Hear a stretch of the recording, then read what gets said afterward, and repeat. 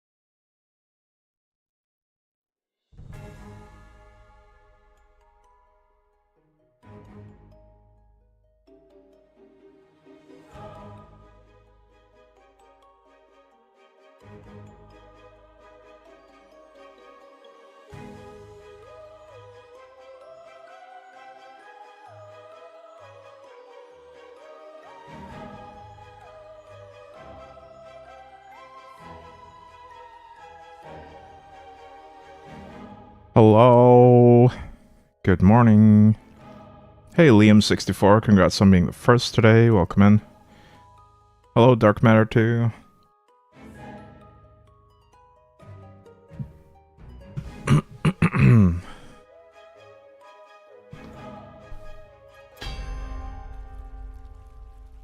Alright, so here's the deal. I've been playing offline for bits. I redid my Huntress gear and build. And it's now completely unstoppable. We are stacking evasion. We're turning the evasion into mana.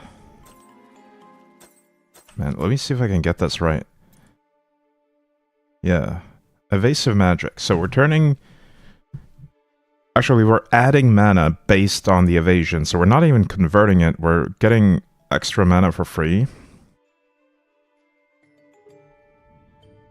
But the thing is... Energy overflowing turns max mana modifiers into max life.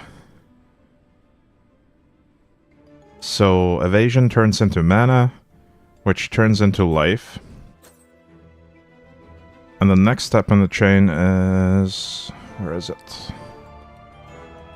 You get evasion based on how much life is missing. So if you reserve a bunch of life with auras, you get more evasion, which in turn turns into mana, which turns into life, which turns into more missing life, which turns into evasion, and so on and so forth. There is a cap. I don't know how the cap works, but it's not an infinitely scaling build.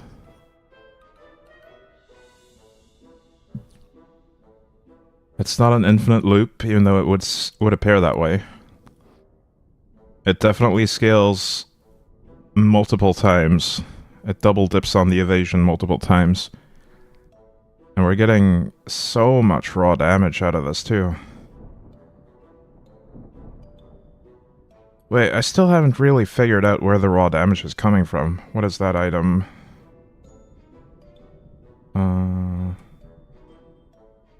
Surely there's a unique effect or something that turns all this into raw damage.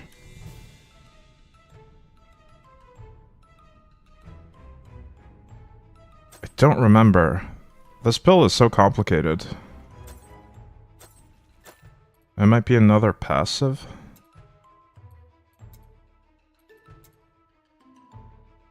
Oh, this one turns elemental damage into elemental resist, so that's another way to stack defense. Yeah, I'm currently not seeing the thing that turns all this into raw damage. I might just be fried. Maybe it's on the ancestral tree. Oh, there's some more elemental damage. Based on my max life. That's something. Oh, I know where it is. It's in the savagery tree.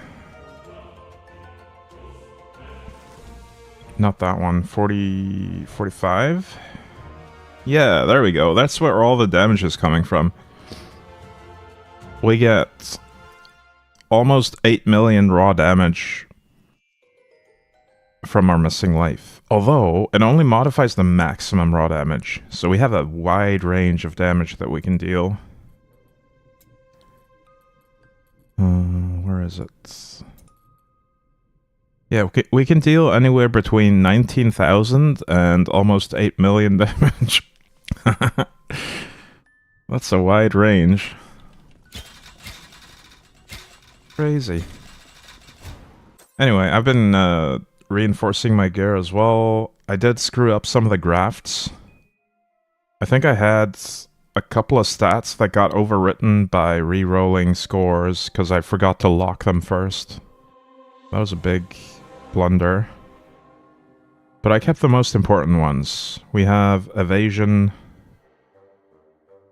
on every single item. Most items actually have flat evasion and percentage evasion, but not all of them are pure stats.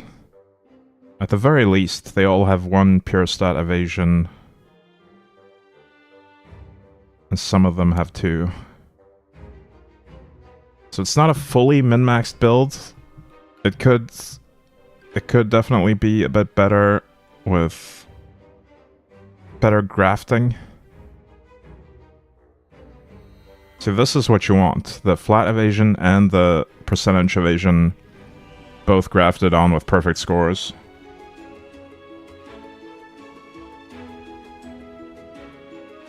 If I had that on every item, I could probably push it even higher. Well, I could definitely push it even higher, but yeah. Let's warm up with a Great Forge.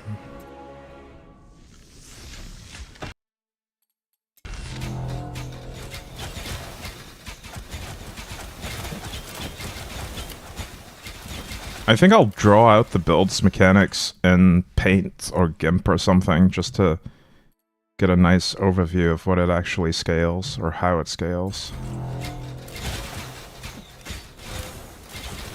I need to do that if I'm gonna do a build video for this. Because there's too much to bear in mind at once.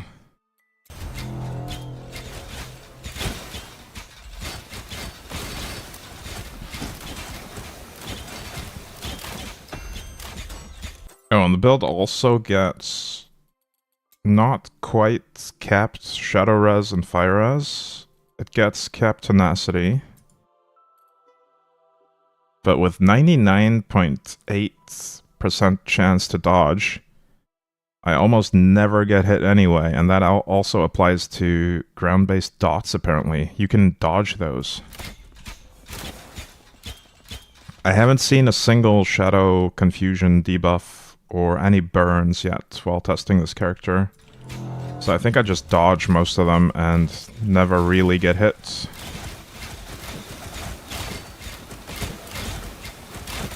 I also didn't even take a hit. I didn't see my life go down at all while playing this for several hours.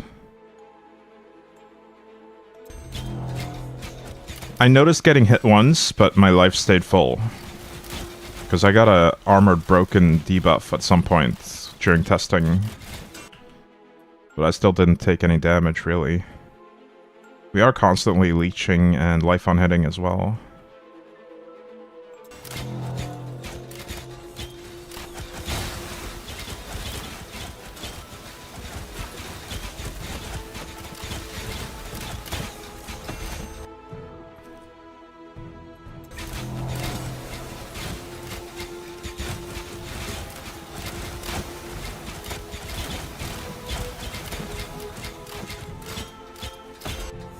But this is pretty much as broken as the Inner Fire Knight that I made, and then some. This is way tankier than the Inner Fire Knight. I don't think this character can even die. I would have to really try to die on this.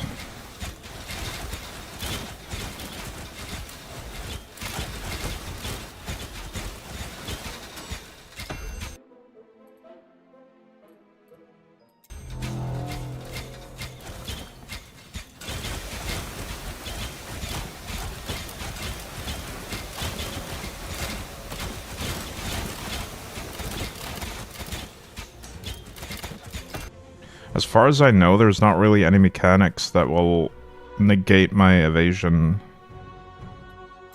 Like, there's no evasion reduction in cataclysms or anything like that.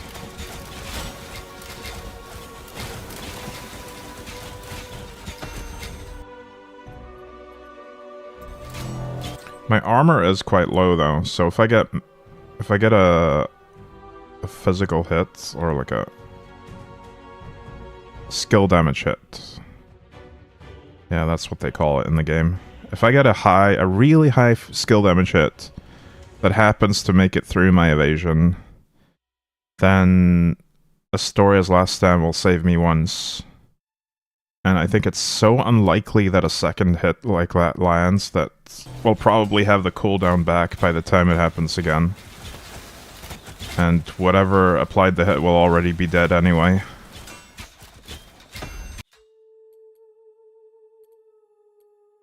Ooh, let's put the build to the test here.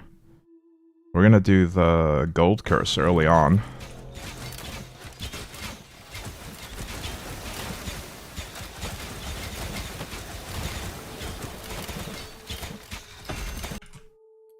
Gonna give the monsters billions of life so we can deal billions of DPS.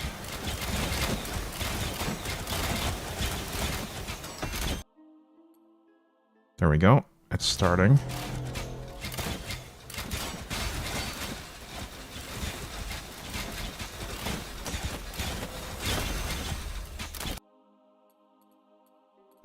Damage over time, sure. I don't think there's any mod I could take in the Forge that would pose any kind of danger to the character. The main thing I'm thinking about when picking these is what reward I'm getting.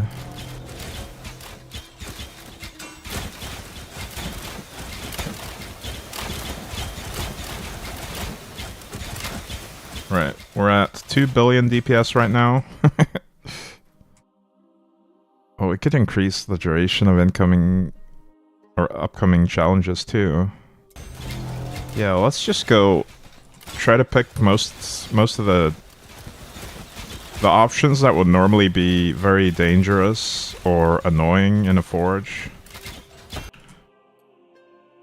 As long as they have good rewards, we'll pick them. We'll reduce their damage taken by a massive amount as well. That's temporary.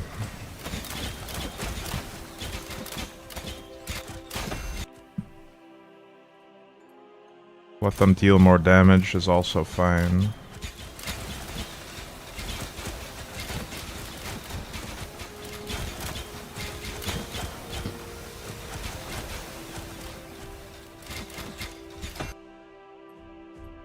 I'm not getting a lot of gold modifiers, which is unfortunate because we're doing the curse in order to scale the gold modifier into monster health. Oh, there we go. The game heard me.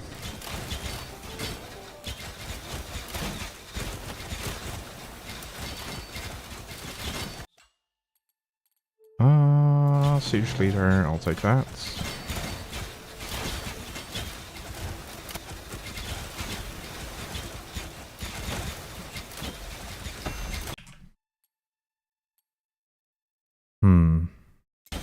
Yeah, I'll try to focus on one Reapersmith Spirit, because there's a chance we can get the mod that gives me the same amount that I have on the highest one for all of them.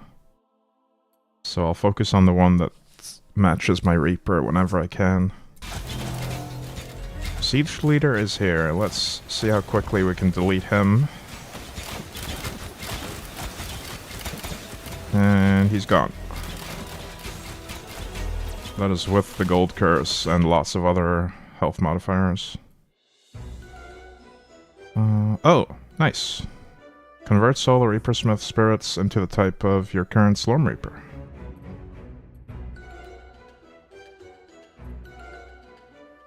Yeah, let's do that. Wait, no, that's not the one I wanted. Well, it's fine.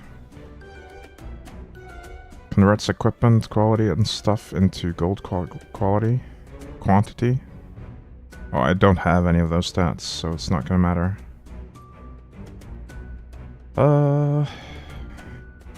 Slormites.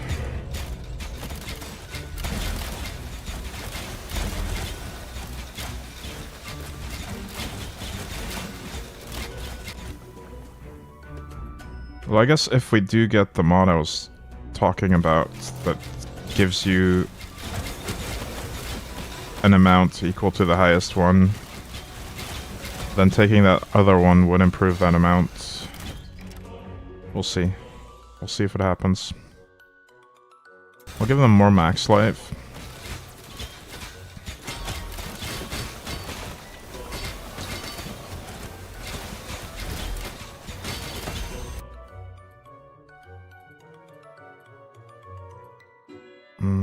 Invincible enemy, sure.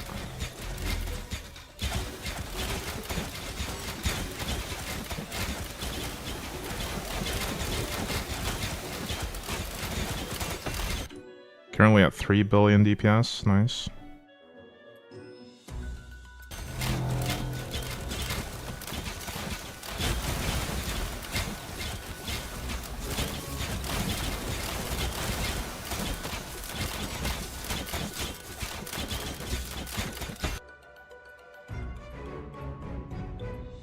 Let's give them some shield as well.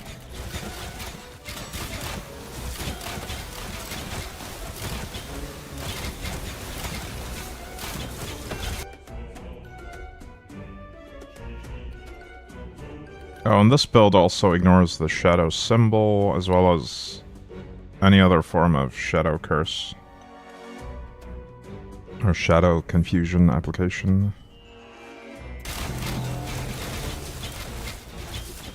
I can just stand on it and we'll evade it every time, I think.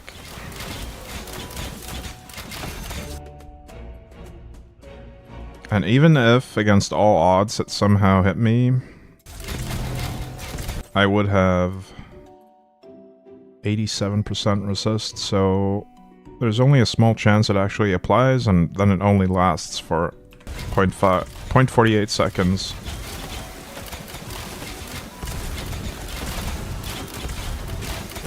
Which is not enough time for me to be in trouble.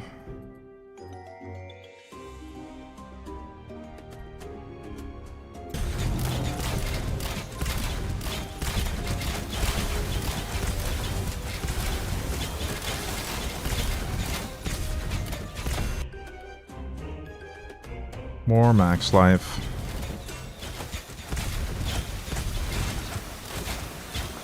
I'm really hoping to get more gold modifiers, but they're not showing up.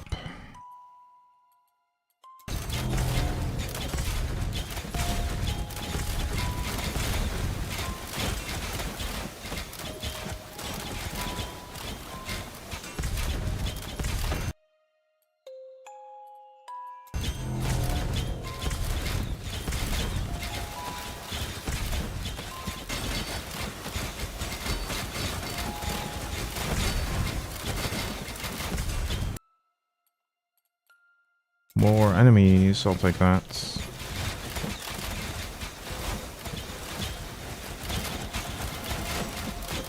Oh, on the secondary skill, we are simply leveling another skill. We're not using it. This is an arrow shot only build. So I'm currently just going through the list and getting them to 15, slowly but surely.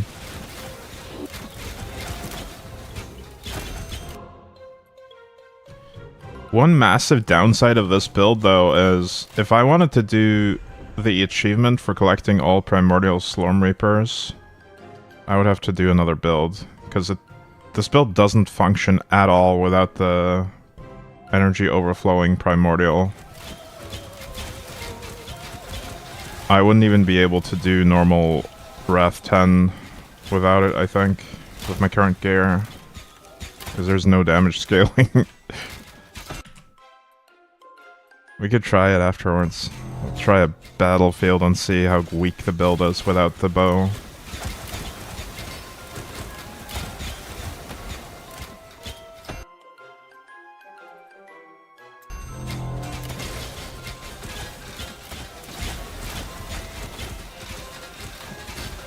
I mean, would still get a lot of extra mana. So maybe there's something we can do with the mana. I could do a different type of mana scaling bow. I don't remember the details of those.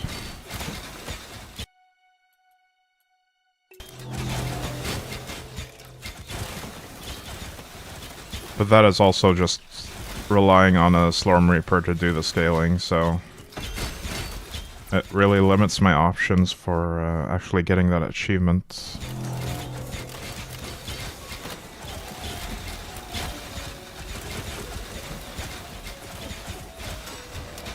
What I might do at some point is I might make a generic raw damage set of gear that is interchangeable between all three characters for simple raw damage builds. That way I can use that to do achievements.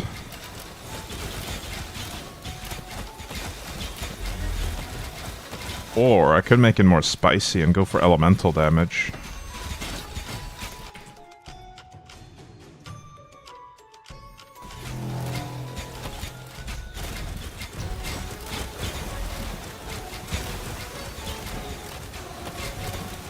That's probably going to be a bit into the future, though. Because my current next goal after this character is a mage. A mage that stacks life the old-fashioned way, just through actually stacking the life stats.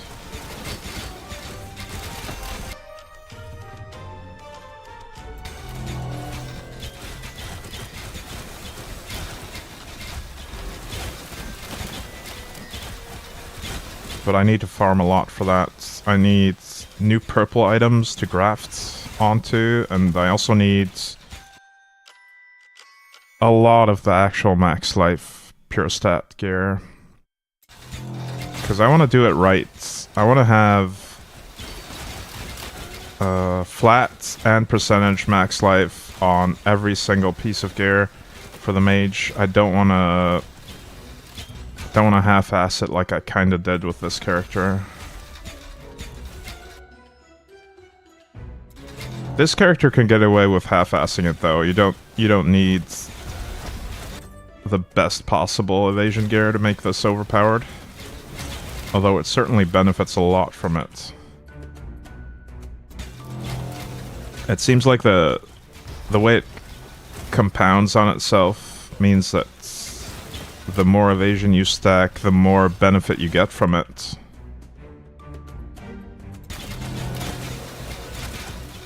So every time I've reinforced my gear, making it give more evasion, I've gotten exponentially stronger. When I was still in the early stages of gearing it up, I had less than 1 million hit points with all purple gear. It just needed a bunch of reinforcements to get 8 times stronger. More than 8 times stronger.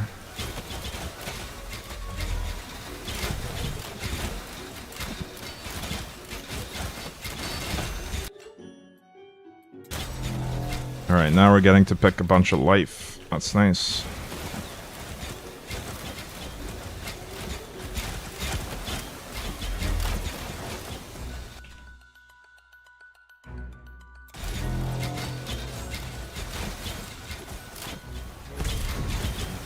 And by life, I mean gold, because we have the curse.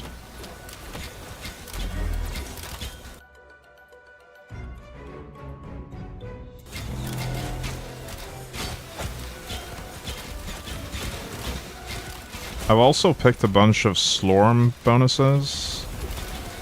I'm kind of hoping that we get the opportunity to turn Slorm into gold. If we get lucky.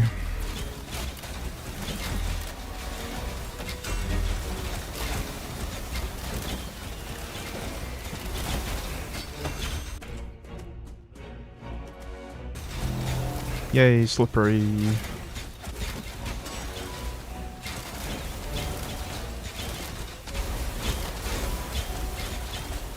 I'm pretty sure I could stand in every single corpse explosion and be just fine, actually.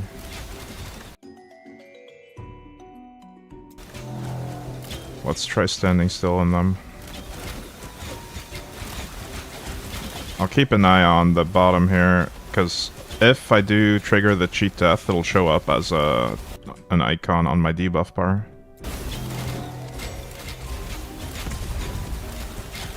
I don't think it will happen, though.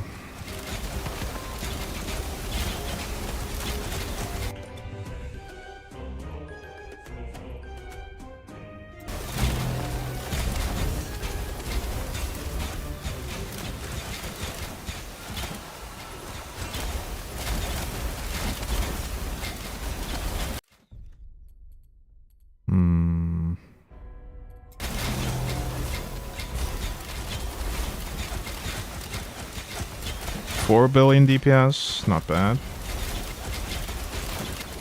Can we get to 5?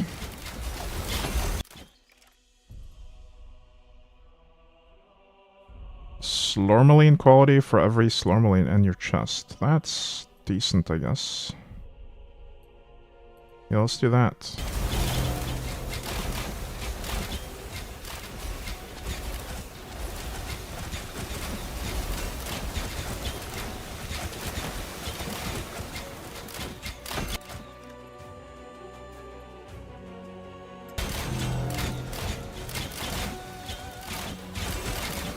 Hey, Joan Gamer.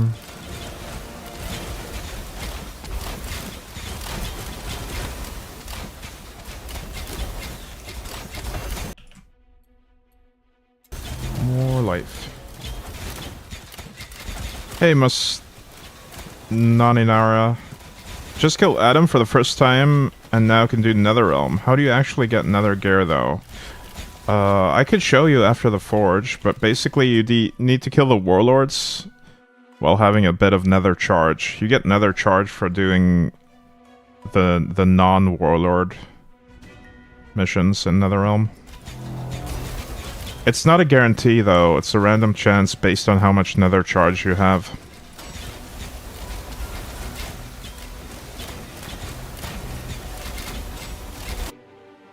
But I actually need to farm some Nether Gear for my next character, so I'll do that after the Forge, maybe. If you're just now getting access to Nether, I would probably recommend just trying to clear every single Nether map once. Like, progressing through the Nether. That is, if your character can handle all the extra cataclysms that you get and stuff. It's kind of rough. It depends on your build, though.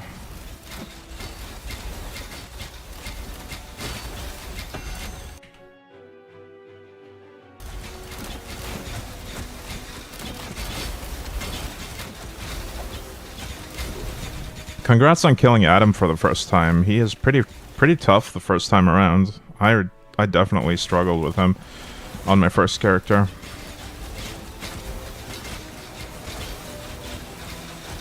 Not an easy fight at all.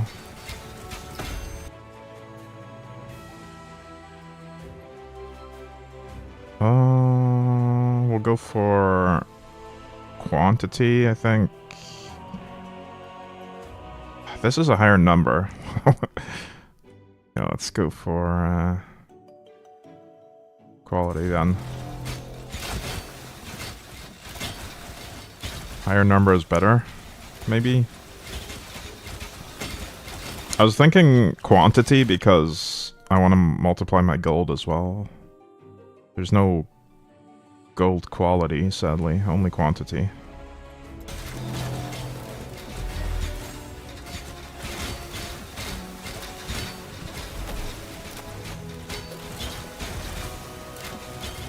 Alright, we now breached 5 billion DPS at some point. Hey Lariel, welcome in.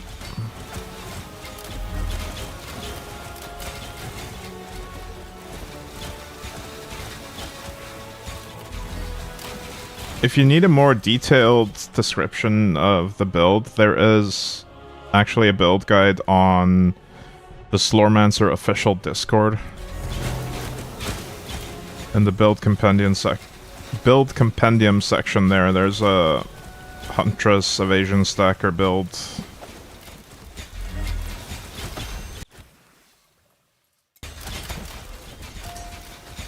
This was not discovered or created by me, it was someone else.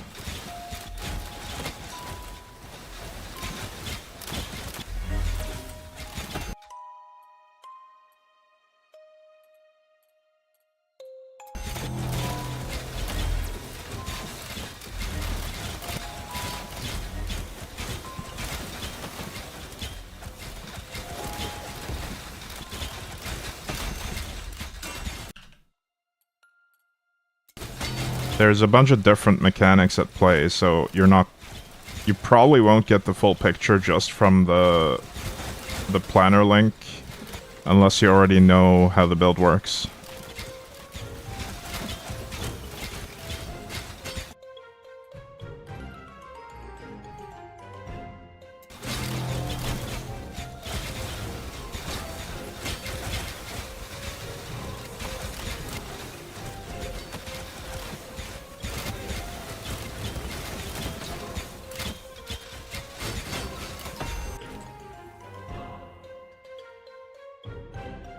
Sure, I'll give them more life. The chest content on the right, is that on by default? What, this stuff? Yeah, I'm pretty sure that's always been there for me. I don't think there's any options to turn it on or off.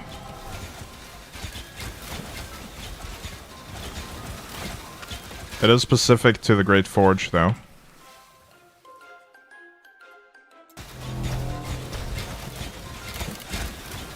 I mean, it is pretty far to the right side of the screen. Maybe you just never looked there. That's certainly possible.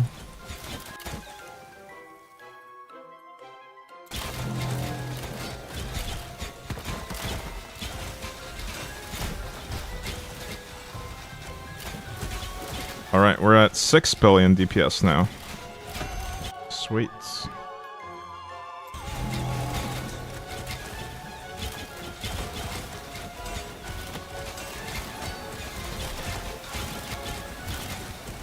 They are tanky at this point. We're not one-shotting the elites anymore. So let's double their life even further with a shield.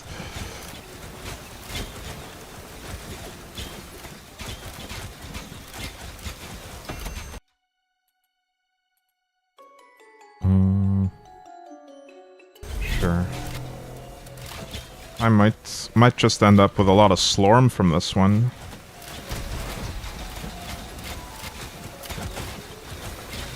Not that I really need it anymore.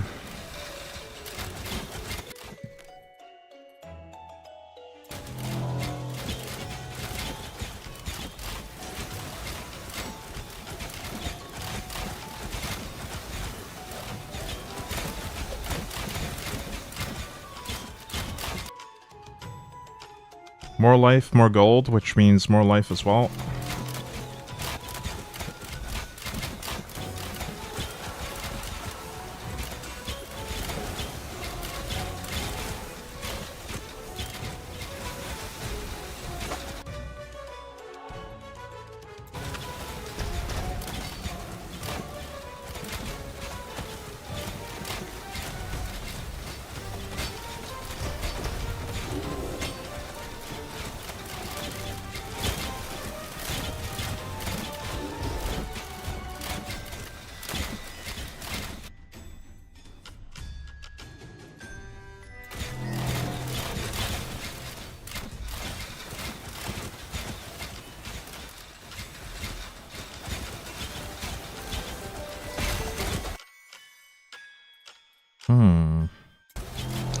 Man, I'm really disappointed in the lack of gold modifiers on this one after getting the curse. We could have gotten so much more gold and so much more life on the enemy. It's just not happening.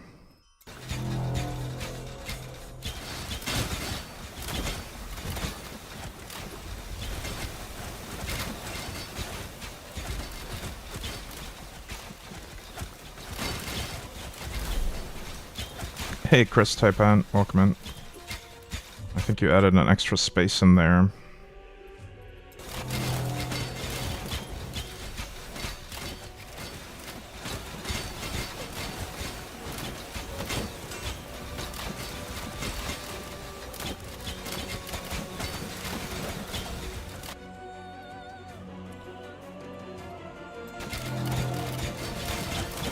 I recommend checking the official Slormancer Discord for a more detailed guide. The planner is just a snapshot of my gear.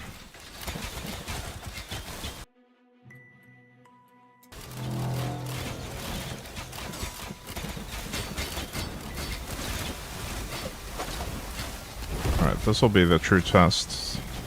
Can I tank all of this? I don't know if the corpse explosions get scaled by the modifiers to max life. I believe it says base max life. Yeah. Enemies explode upon dying, dealing 20% of their base max life as skill damage. So I don't actually know if increasing that max life will scale this. Probably not, judging by the wording on this. Where's the goldest one? Okay, they have plus 1263% max life right now. We'll try to get even more gold in the last 3 waves if possible.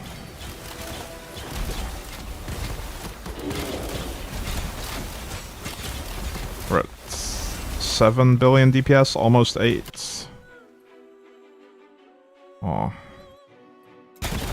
No life modifiers there.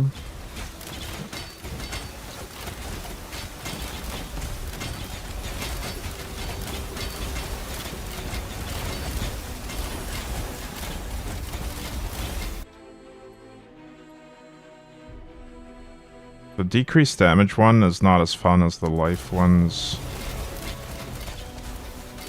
It just means the enemies have to get closer to me before I can maximize DPS. Oh, we did breach 8 billion there. I saw it. Oh, more life. That's the final wave, though.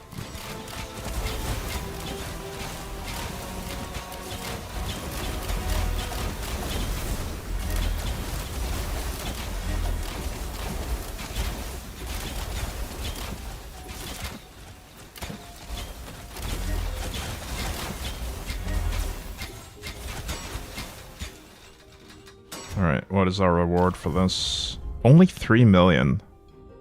I got extremely unlucky with the gold curse. I just never got any strong gold modifiers on top.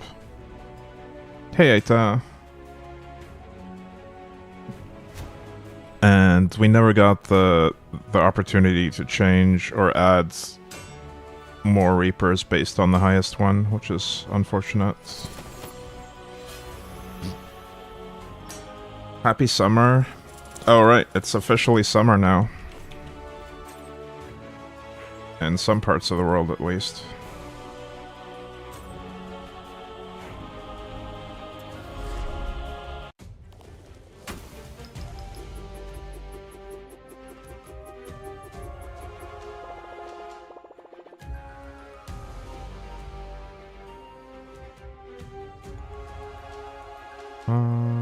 Highest ancestral damage, only 933 million. Unfortunate. I've seen some screenshots of people doing like billions of damage in a single hit with this build.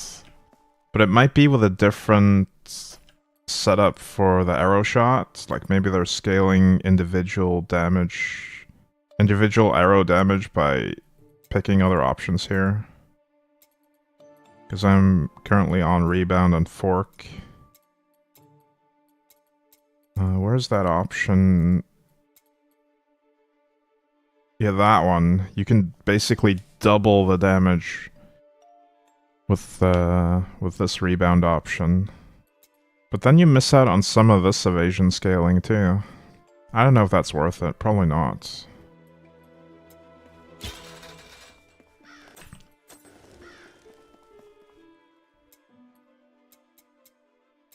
Any bit of evasion scaling seems really broken for this build.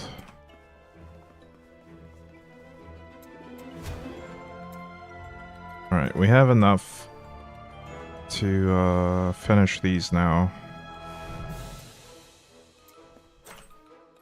I'm just gonna prepare some of these harmonies ahead of time because they're so annoying to manually click in.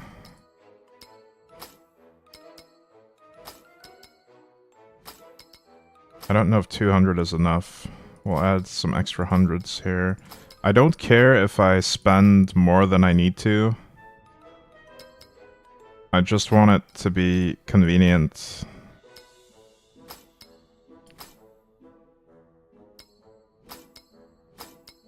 I know these should be 8 and not 10, but I don't care. I have too many of them to care. Alright, so the 14s need to be upgraded. And we do have this, but I think I'm going to try to use the lower tier one and just brute force it with Harmony.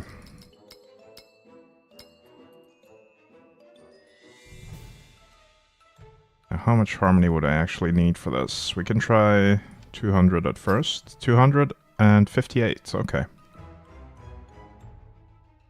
I guess I'll just add 58 manually now. But for the next crafts, I will prepare those 258 ahead of time. I guess I did kind of care about wasting these after all. Because I feel compelled to do this properly. 258. Oh, there's some 15s as well, though. So we need some 50s to add to those.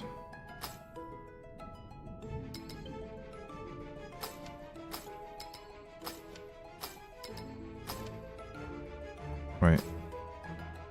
50... I'm making this really confusing for myself, aren't I?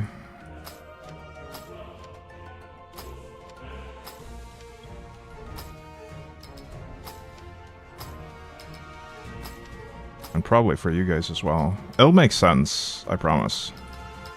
It will make sense once I'm actually crafting. The thing is, you can only move these in increments of 10 or 100 in your normal inventory, so you kind of need to prepare them ahead of time like this. Is this enough? We have 1, 2, 3, 4, 5, 6. This is 5. No, this is 6. I can count, I swear.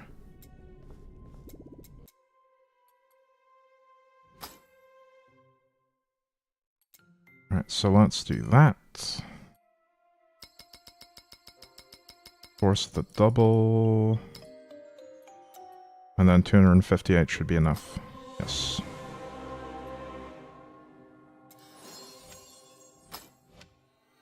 Another 14, so 258 should be enough again.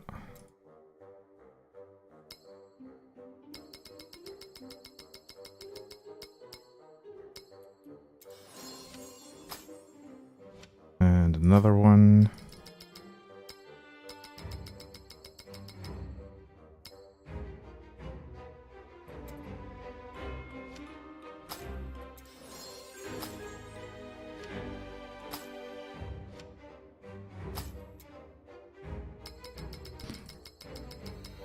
Oh, I should put that in as well so I can see.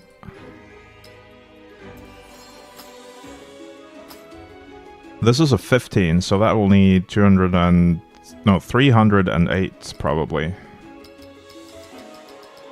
Let's see if that's correct. Yep.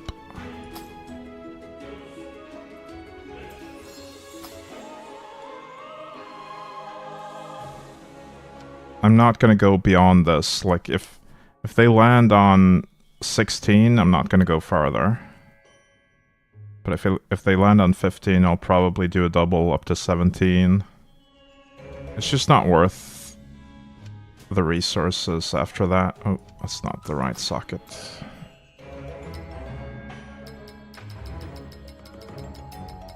Apparently the legendary effects cap out at 15 reinforcement anyway. And those are the main things we care about.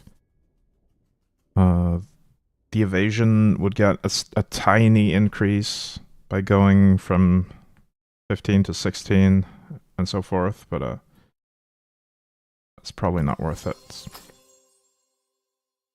Unless you're just trying to min-max the absolute crap out of something. I'd probably only do that if I had perfectly rolled gear in every slot. Because then that would be the only way to improve. Since we took off our... Where is it? Or belt. I have to recast my aura. Right, let's give it a sec to actually calculate.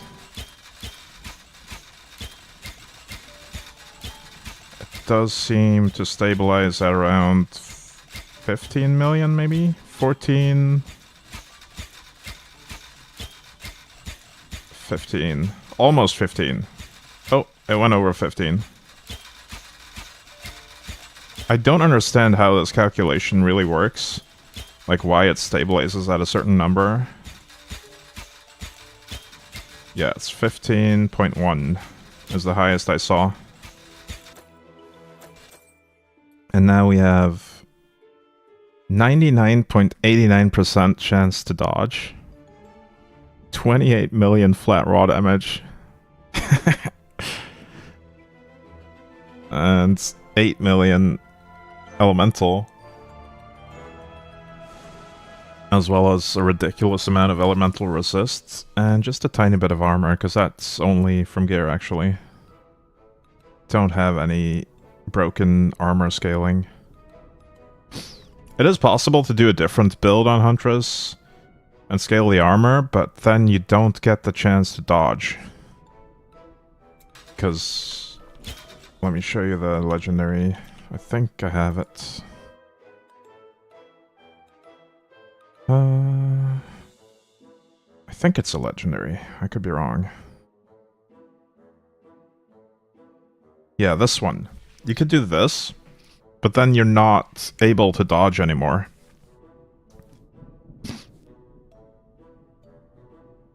It could be worth it still, like... the amount of damage mitigation we have... we could have pretty much the same amount on armor as elemental resist. But we wouldn't be able to dodge, which is a big no-no, or a big downside, rather. I think I prefer being able to dodge. If we were not able to dodge, I would have to cap my shadow resist and fire resist at 100 each. Because then those debuffs would start becoming a problem again. Also, I don't really have a spare slot for another legendary effect. I like all the ones I'm using.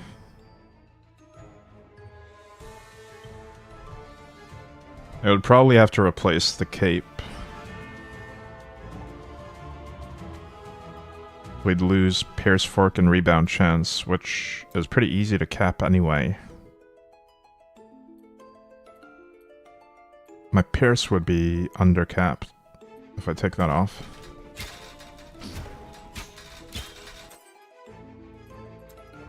Anyway, let's destroy the Primordial Nether. Do I have charge? I do have some charge, but I think I need more.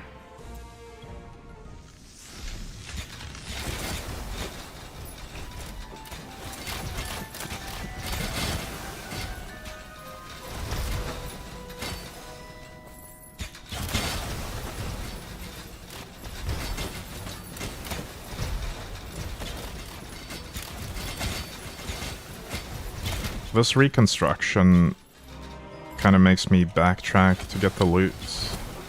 It's probably not really worth backtracking, even though there is loot back there. Because I could just kill more enemies faster instead of backtracking.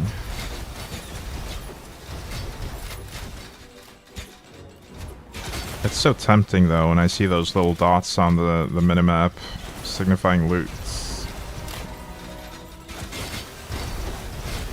I always feel like I want to go back there and grab it.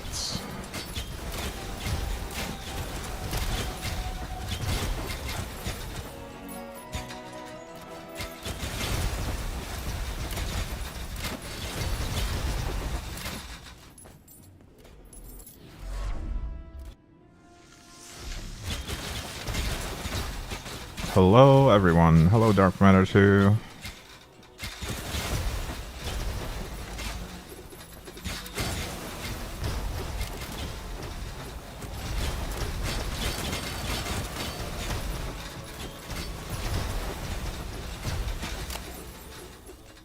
The floor is delicious lava,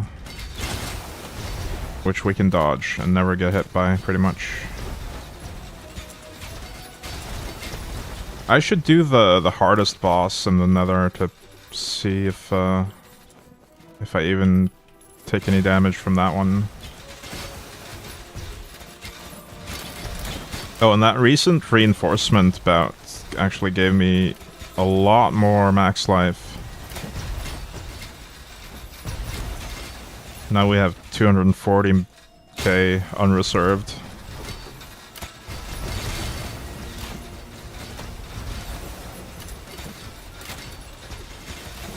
And that's while reserving most of it.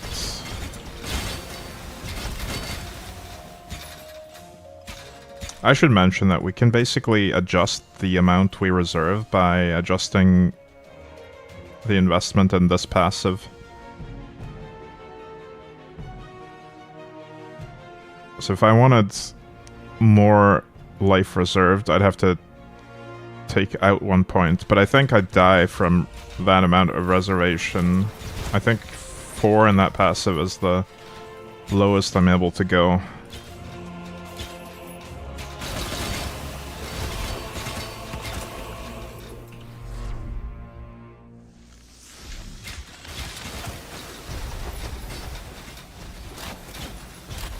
With my current auras, anyway. There's not that many auras that reserve life, so there's not a ton of options for that. But I think there's at least one alternate setup that is a little different to the one I'm using. Might be able to reserve a tiny bit more life with that. Or maybe this one was the highest one, I don't remember.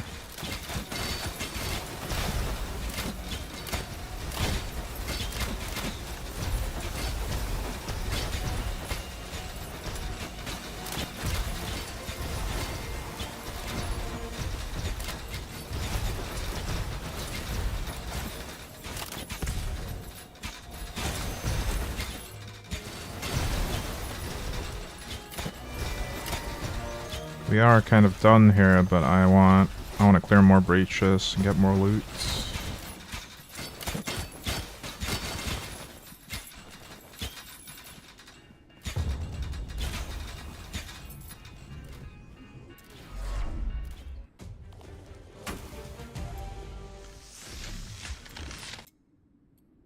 Alright, we have 58 charge. It might not be enough, but we can at least try to get a legendary or another item.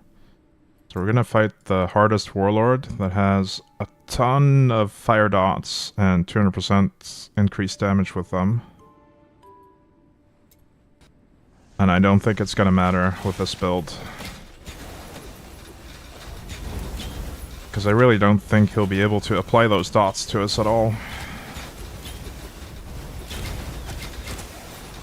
I'm gonna navigate using the minimap. Seems easier to do on the graveyard.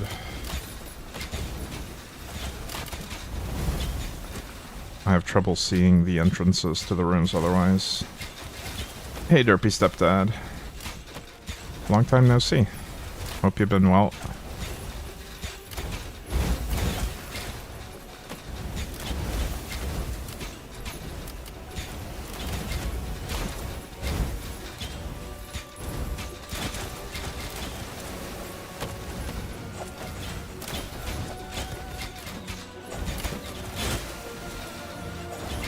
Shadow clones, oh no.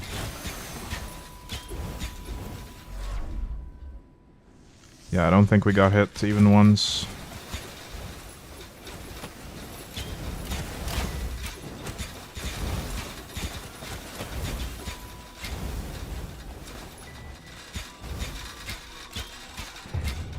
Change my sleep schedule around, so I'm sleeping at night.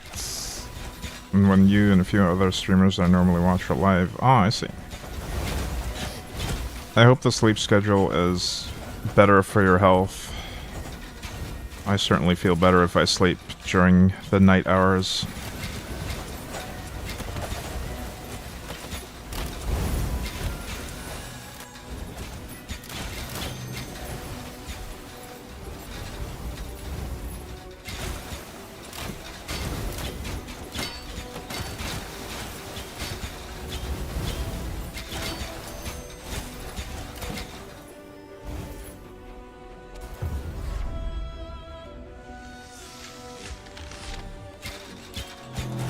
Alright, we're at the boss, and he is pretty much already dead, but he's shielded again. As soon as his shield fades, we kill him. There we go.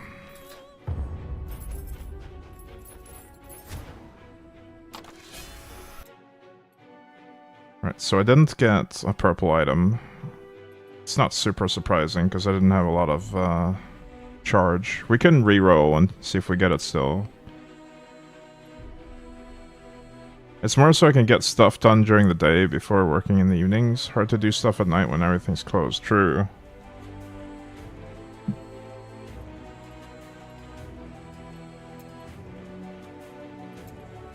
Yeah, we didn't get a thing. That's fine. None of those items make it past my filter even, because they didn't have triple exclamation mark pure stats. Total damage taken, 77. I took one hit. One hit of 77 damage. That's pretty much a mosquito bite for this character.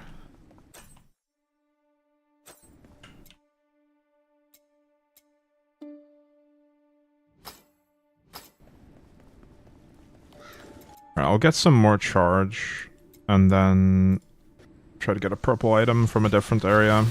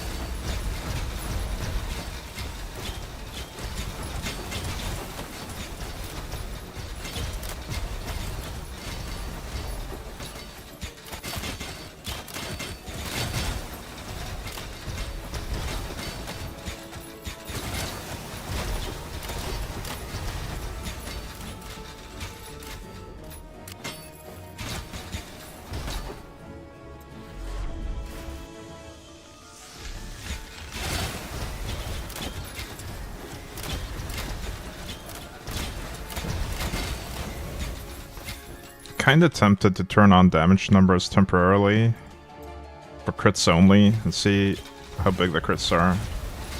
Okay, never mind. I think we'll turn it off. I can't see anything even with just crits on. There's just numbers everywhere. Oh no! Help! Yeah, it's unplayable. Let's turn those off. I don't understand how people can play like that. Like, how can you see what's going on with the damage numbers on in this game?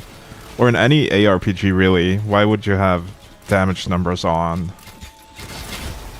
It's not helpful information in the moment, because you can't really process all of the numbers that quickly.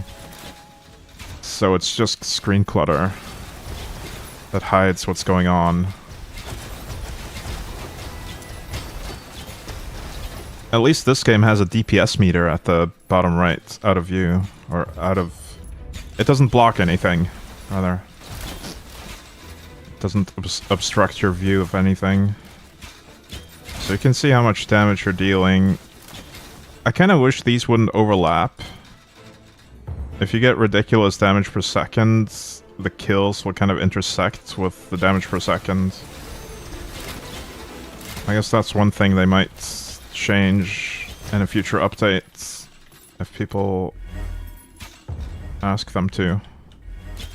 I think the devs have been pretty receptive to suggestions and feedback regarding quality of life and stuff.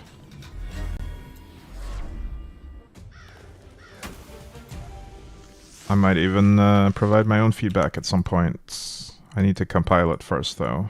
Just get a bunch of little points together so I can send them to the devs in one big message somewhere. I like to see the crits if they appear above the head in kind of a small text. Over the shoulder shooters? Oh, and over the shoulder shooters, it's very different though.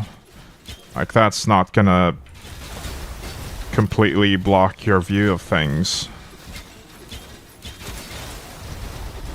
But in a game like this, where you're hitting literally hundreds of times per second, it's just too many numbers to be worth seeing. And they'll just block your view of where you need to stand in order to not get hit. Although with this character, it doesn't matter. This character can stand in everything without getting hit. Because it's ridiculously broken.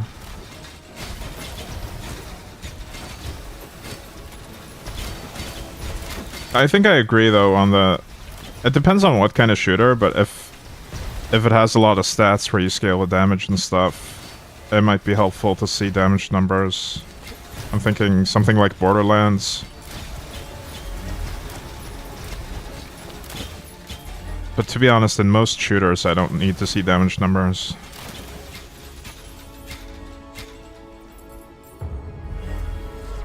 This game reminds me of Enter the Gungeon. I haven't played that. It does... Like, visually, it reminds a lot of people of, this type of roguelite game. Roguelite bullet hell games, and Vampire Survivors as well. But mechanically, it's very different. And, like, the way the gear works and stuff is... The way builds work are, I mean, it's an ARPG. Like Diablo. Or Path of Exile.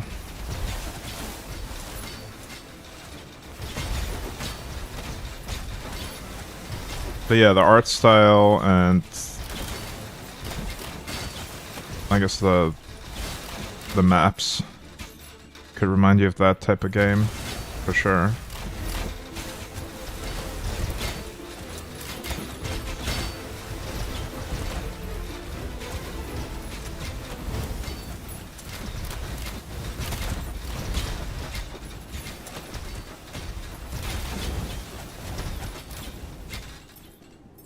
I'm outrunning my loots.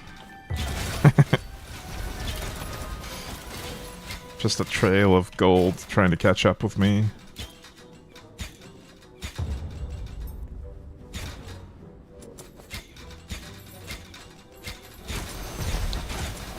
We should have enough charge now to get a purple.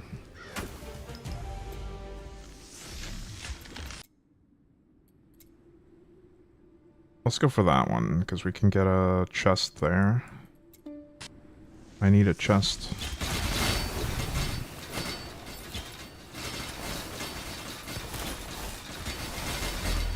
And by chest, I mean body armor. Chest piece.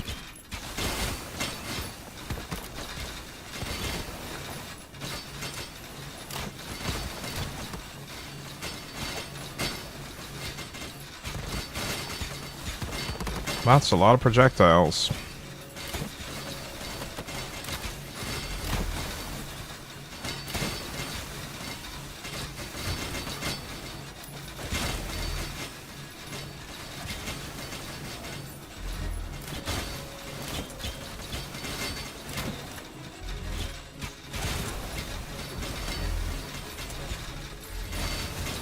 The permanent cataclysms on this area basically just make the monsters really tanky.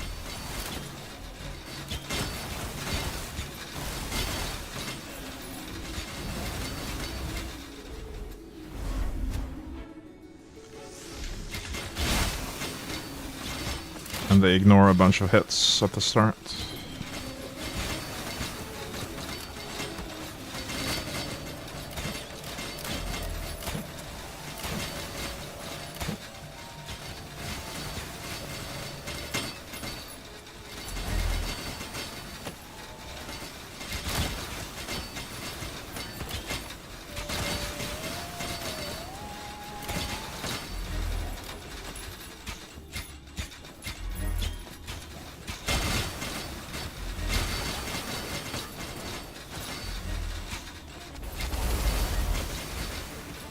I wonder how my armor penetration is. Oh, it's not completely capped. I don't know if I'll bother fixing it, though. Maybe... What's the item that has it on my gear? I have a vague memory of grafting armor pen, but maybe that's wrong. Maybe I didn't do that. I don't think there's any grafted armor pen here. Where is it? There's one. Rare stat armor pen. We could try upgrading this to 17, and maybe that'll give us just enough to be over the cap.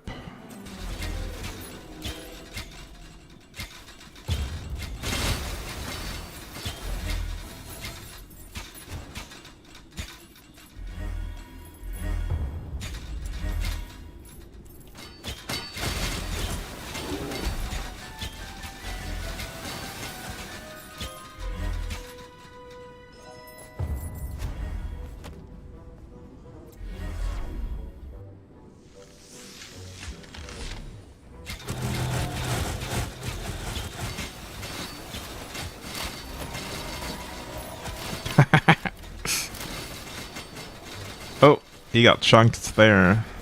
Big hits. Yeah, he's just dead as soon as his shield is gone here.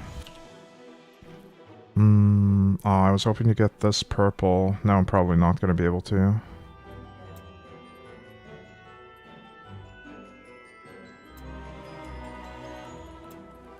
Okay, we got gloves.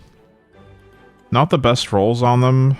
Like, ideally, I'd want 3 exclamation marks already on there so we can graft on 3 more.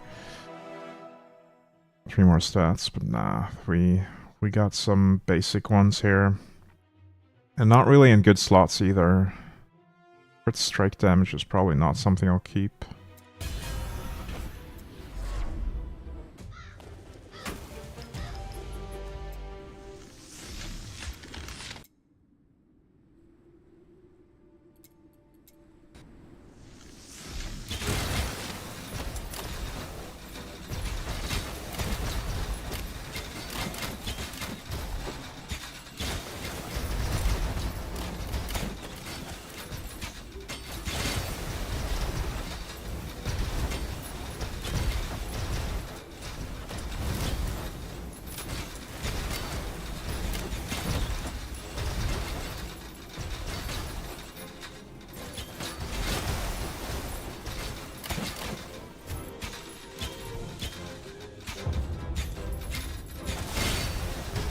One thing I'd really like to see in the future for this game is just more different types of content to do. Because I feel like there's not really that many bosses or that many different layouts. They could add a few more biomes, I think. And different ways to engage with the content. The forge is really nice, but I'd like to see an endless forge option.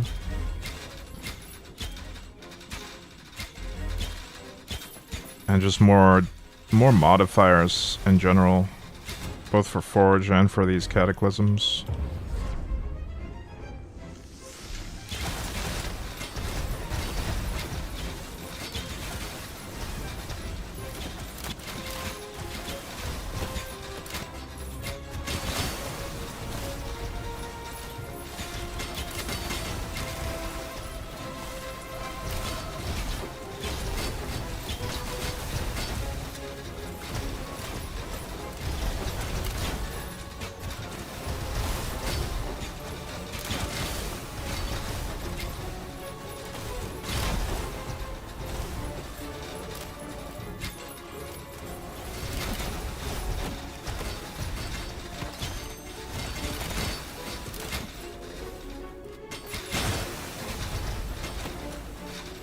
Hello, Reality 5. Welcome.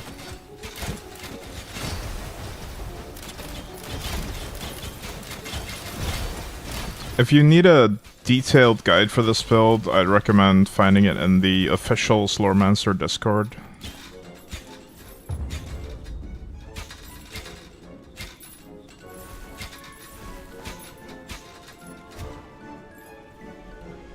can find a link to that Discord server on the main menu of the game.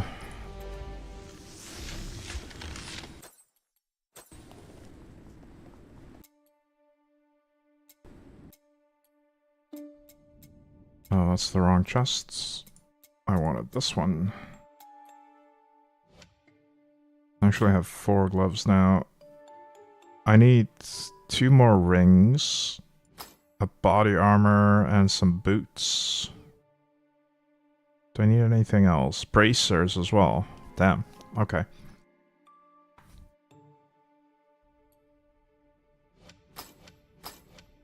Oh, these are ready to go now. 15 plus. There's so many builds on there. Never really checked it out. Yeah, there's a lot. There's a lot of build options in this game. A lot of stuff you can do with this game.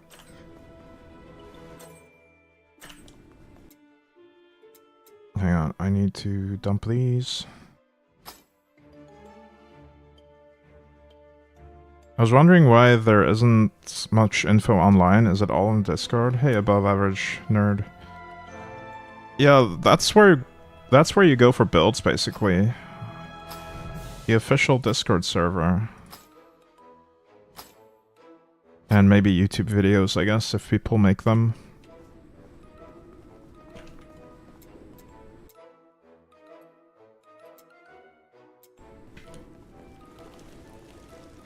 I'm not gonna promise anything, but I am planning to make proper build videos on my knight and this character as well.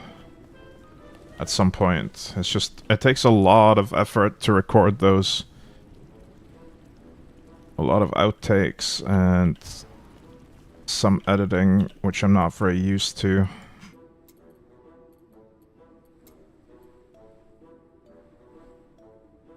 Let's go Forge. I want to do the Forge again.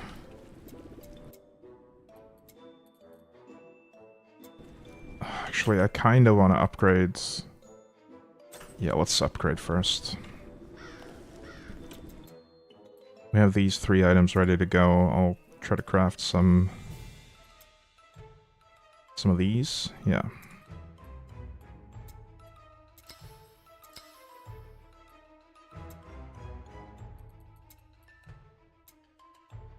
And then we'll prepare... I think it's 250. 252, I mean.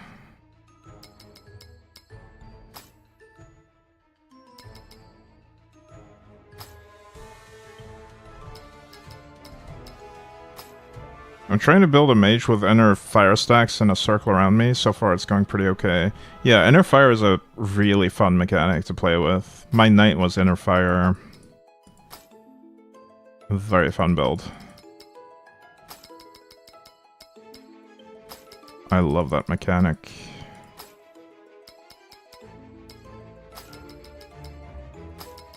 I'll do a couple more 50s here in case I've messed up. That should be enough to get me over.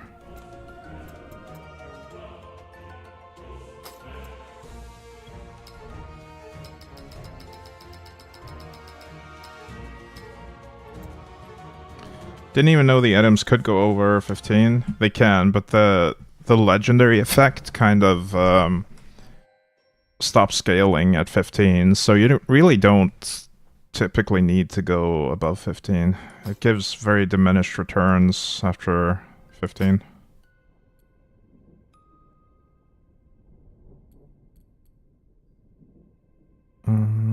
Yeah, as you can see, it'll give me 0.1% shadow resistance. It'll give me plus 42 evasion on the defense stat on the ring. So it's not a huge increase or anything.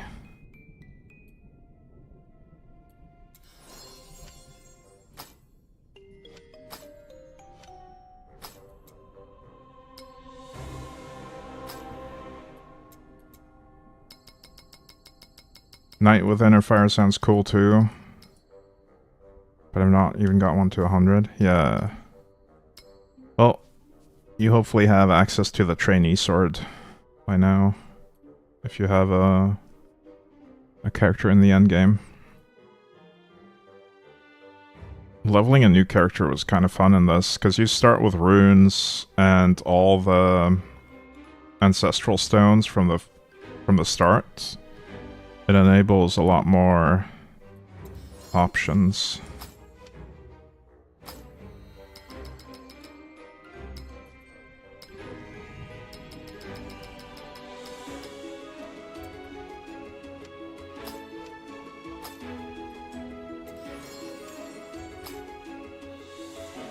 All right.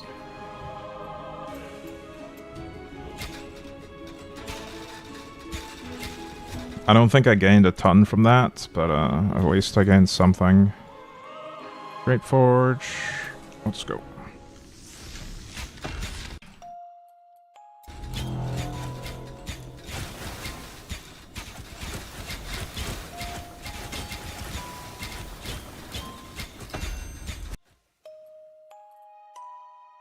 Ooh, we could do duration of challenges right away. Sure.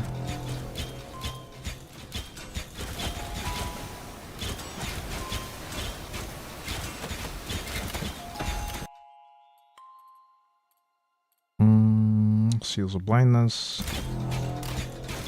I don't know why the life total isn't stabilizing properly right now.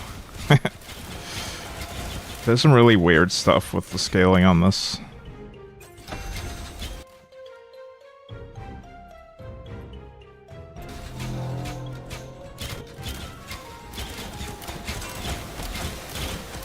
How's my fist level? 14 out of 15, okay.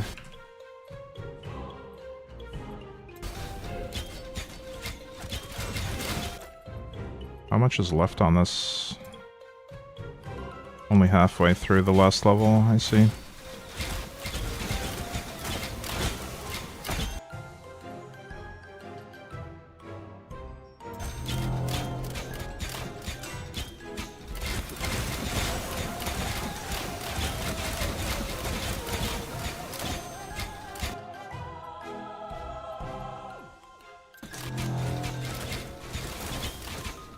Hey, upbeaty one.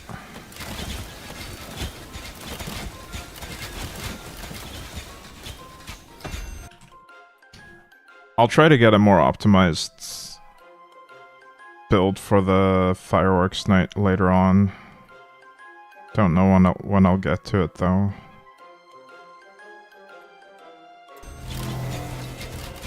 I know there's at least one simple optimization on the ancestral legacy tree for that character that I was kind of kicking myself for not seeing it sooner.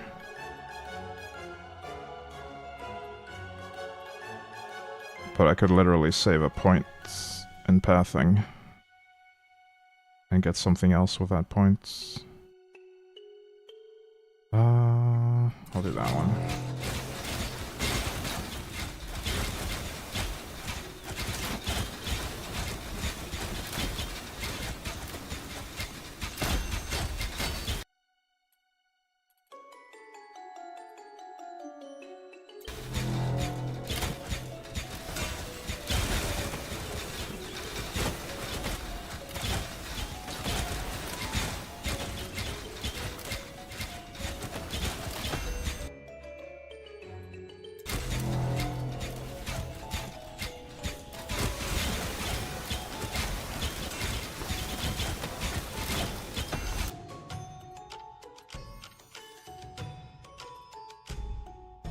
I don't want this curse. Let's do that. Also, I don't remember which benefit I was getting from this obelisk. Oh well. Can I see that anywhere? No, I don't think I can.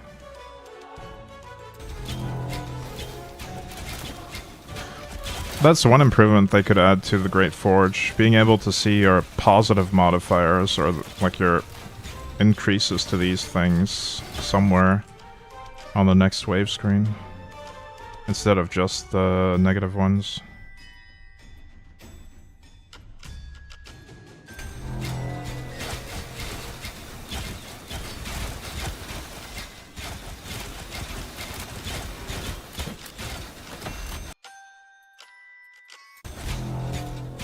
The siege leader is here.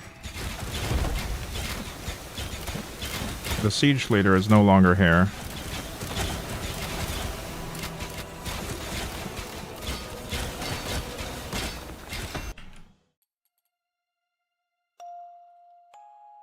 Add 10 Slorm for every Reapersmith spirit.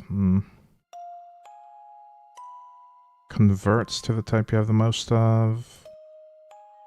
Oh, every obelisk left alive. This is gonna stack up quite a bit of my obelisk already being on the field.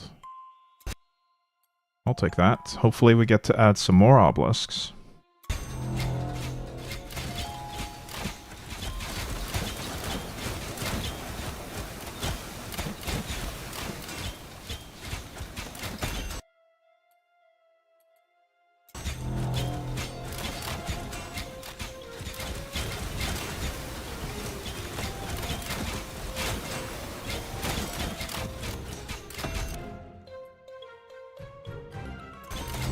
And I'll try to stack gold bonuses as well. I think I go through about 30 to 40 million gold when crafting a full set of purple gear for a new character. Something like that, at least.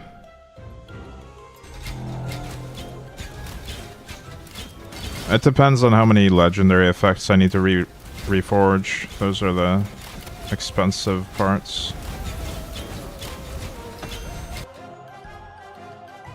I guess the reinforcements also do get expensive at the end.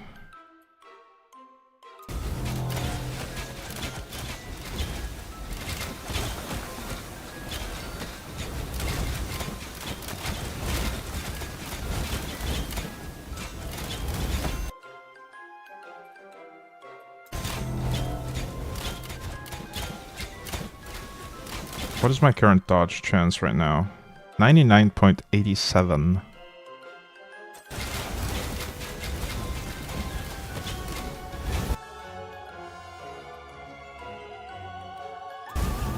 We're not quite at 99.9 yet. Don't know if it's going to be reachable without crafting a few new items.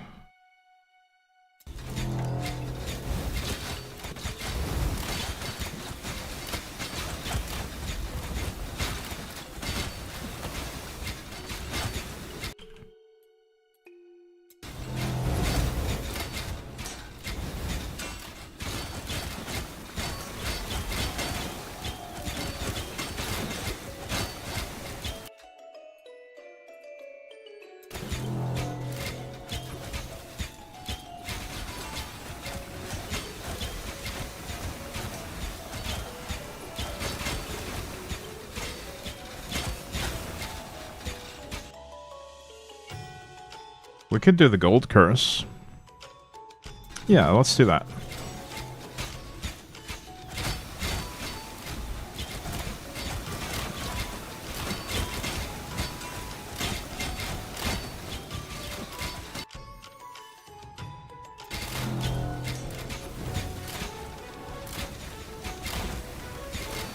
Maximizing the gold curse is probably one of the best benchmarks for a character's DPS in this game currently.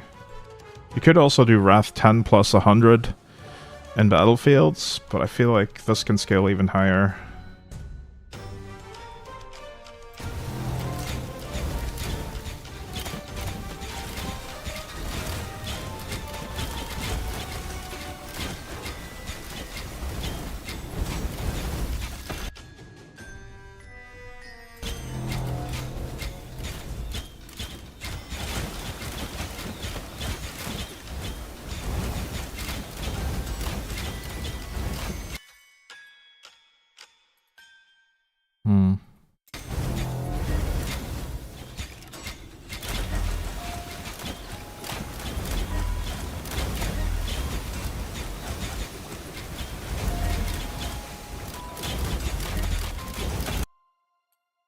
There we go. Gold Curse is active.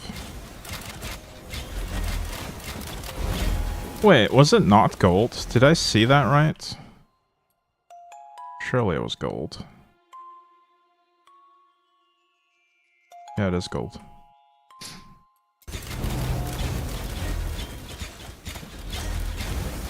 Does evasion count towards any form of damage? Not just like skills?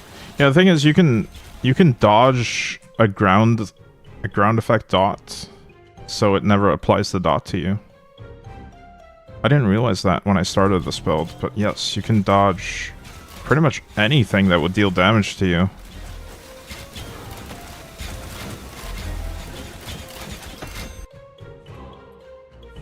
So the dots never get applied at all.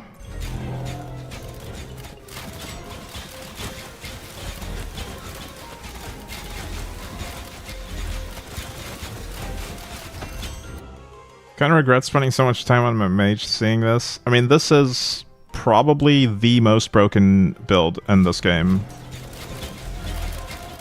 Just due to the nature of the scaling just compounding on itself.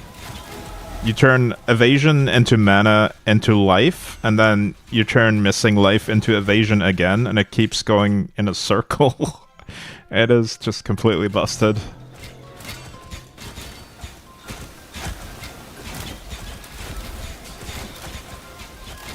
At some point it stops, so it's not infinite, but it's still really, really double dipping on itself in multiple ways.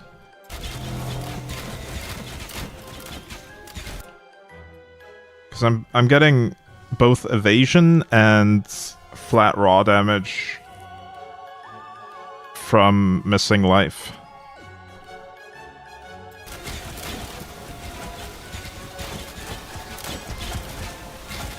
And I'm also getting elemental resistance and elemental damage. That number was huge, yeah. It is a combination of this node, evasive magic, which turns... well, gives me a ton of max mana from my evasion. And then we also have this that gives elemental resistance from my elemental damage. I don't remember how we get elemental damage in the first place from this, but we do somehow. And then this turns missing life into evasion. So missing life is the core thing here. Since we're reserving life, we have a lot of missing life. And that gets turned into both evasion and raw damage. And the evasion then gets converted again. And this bow converts the mana modifier into life modifiers. That's why we have so much life.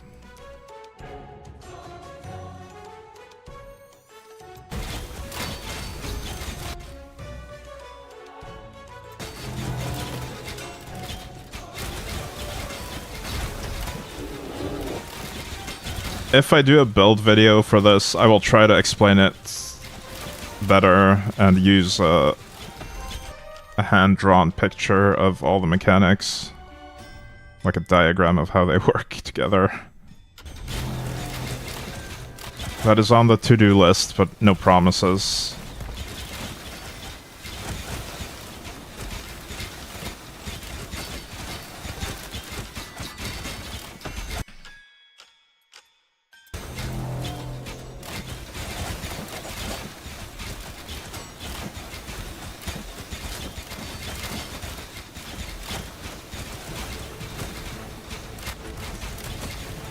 I love slipping around the map. Whee!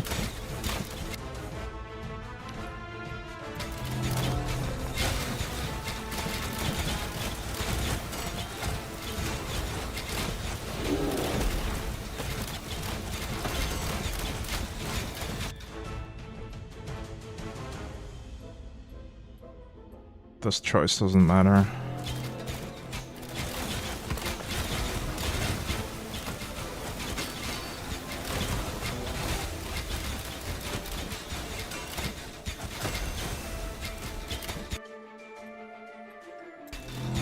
More gold.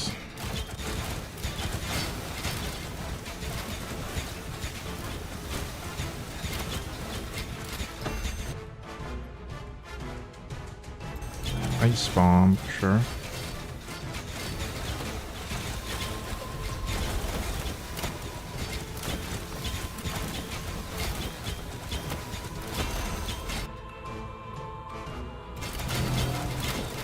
So much gold. So much life. Oh, they froze my obelisk. Oh no.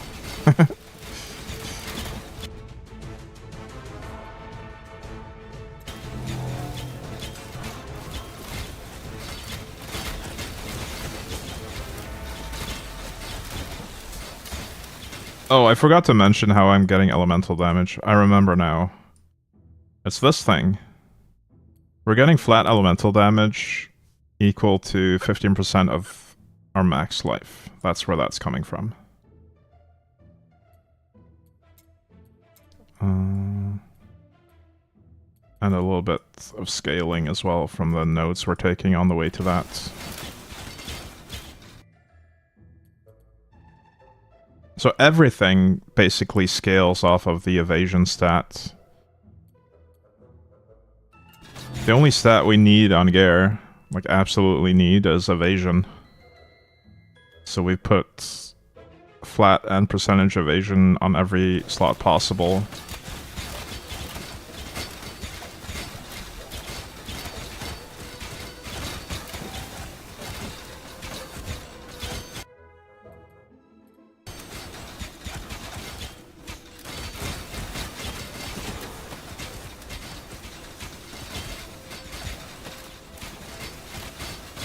I wish this build was doable on the other classes as well. But I believe it really, really needs this particular passive. So I can't really do this on Mage.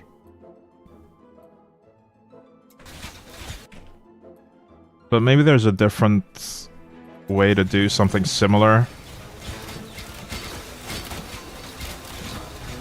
on the other classes as well.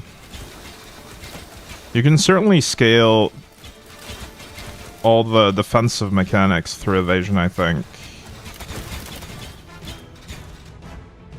Because there's a unique item that lets you use evasion for armor, I think.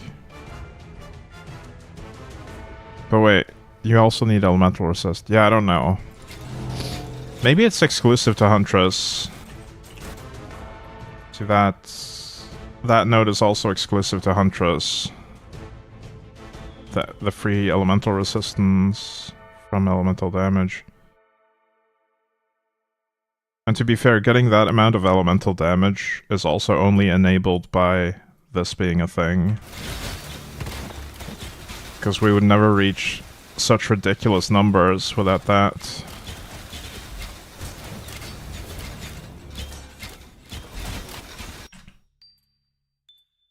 I do hope that there's a massive stat stacking build for the mage as well. It'll probably not be as overpowered as this, but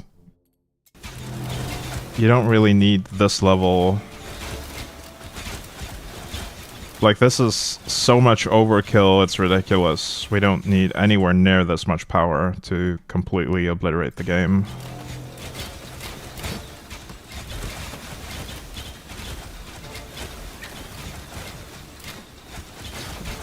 Mostly the tankiness part, the damage is super good as well. Nice.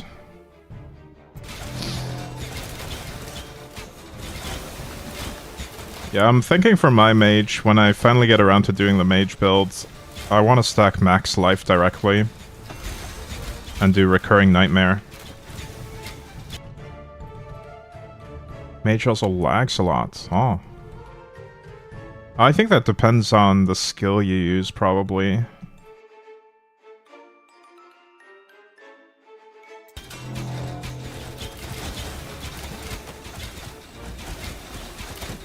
I don't think I want projectiles on my mage build. I'm thinking Rift Nova clones. And just big AoE. So it will be a lot fewer hits, but they'll be bigger hits. Or at least kind of big hits.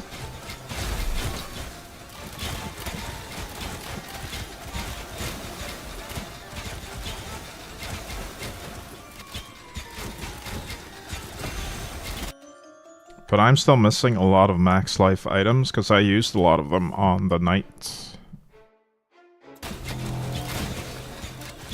So, in order to craft my mage, I need a few more purple items to graft onto, and then also a lot of perfect pure stat max life modifiers to put on them. As well as a few area of effect ones.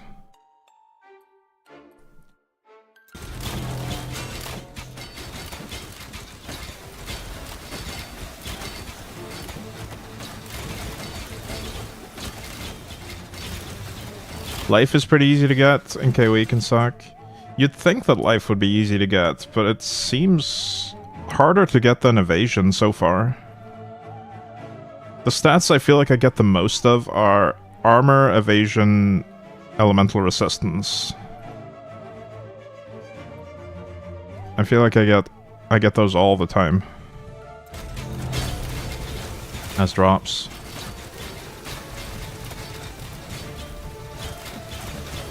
Life is not exceedingly rare, but it's also not super common.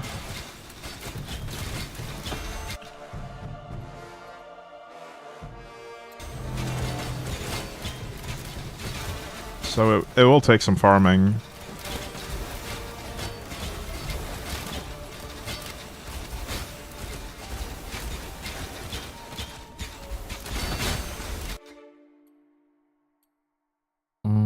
What I could do, though, is just craft the gear without all the grafts at first. Just have purple gear at level 120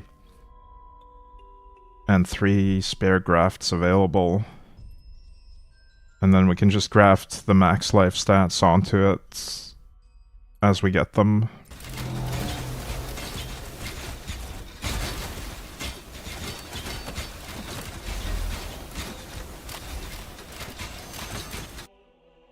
We'll just craft normal max life stats instead, that don't require grafting.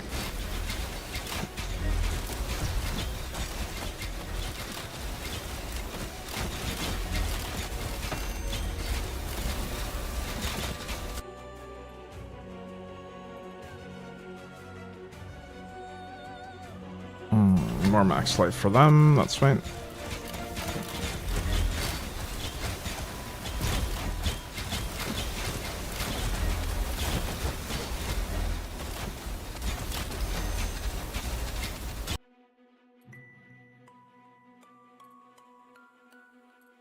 I hope I have NKoE highlighted on this character too.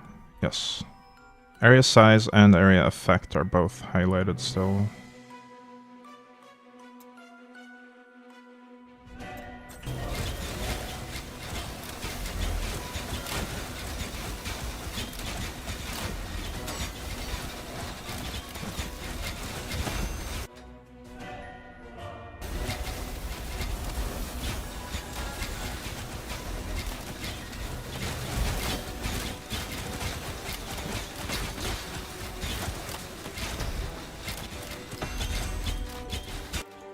It's wild, you have more LE damage than me without even having to scale it, yeah. I don't think I do anything that does make LE damage either. I don't have like any ancestral effects, or ancestral strike effects, or ancestral skills that can do LE damage, I don't think.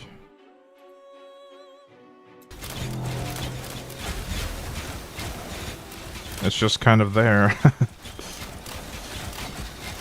We're mostly doing the raw damage.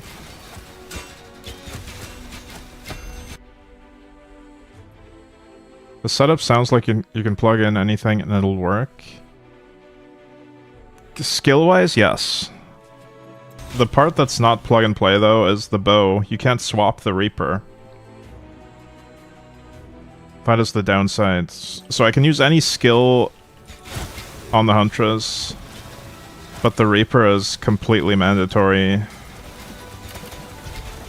because that's how I'm getting max life from the conversion instead of mana.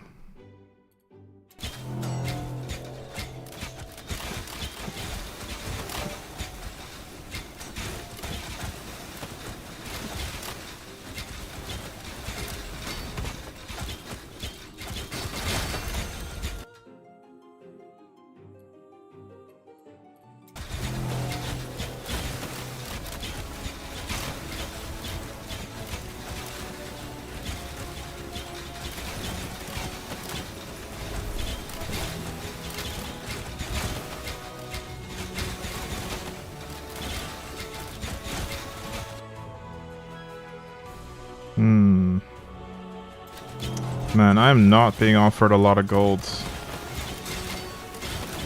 after having taken the curse.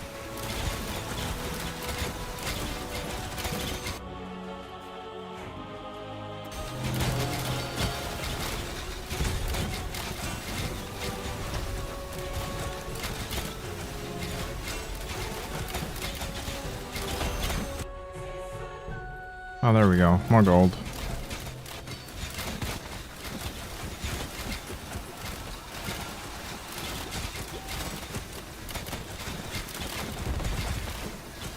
Alright, let's turn on damage numbers and forge for a sec. We'll do crit only.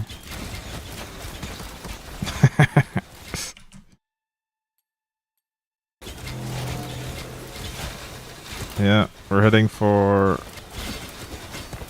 hundreds of millions. I think we could probably hit for 1 billion, but the damage range is pretty wide. Let's see.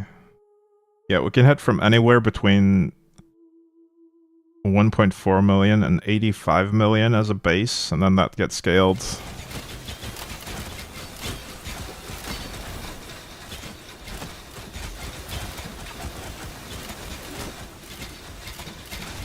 This is definitely getting changed in the future.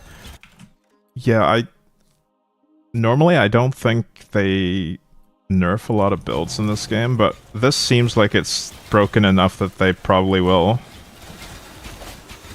Like the whole double dipping aspect of it. Hey Jake the Snake, welcome.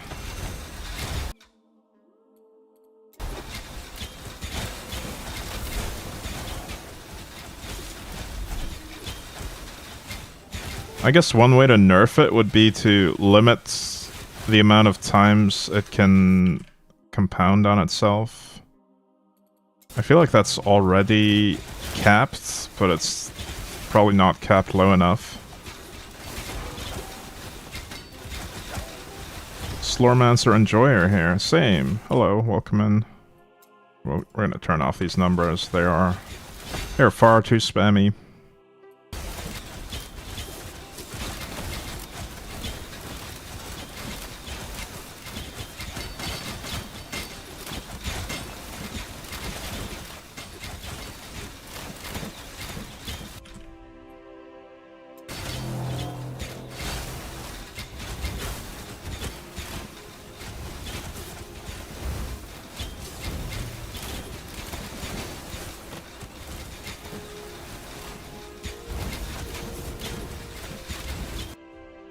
Man, there are so many builds I want to try out, but I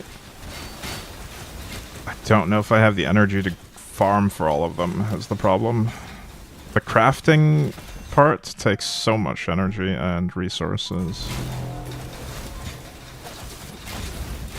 I want to see if I can make the fish weapon work as well, with the 3 unique items that enable it.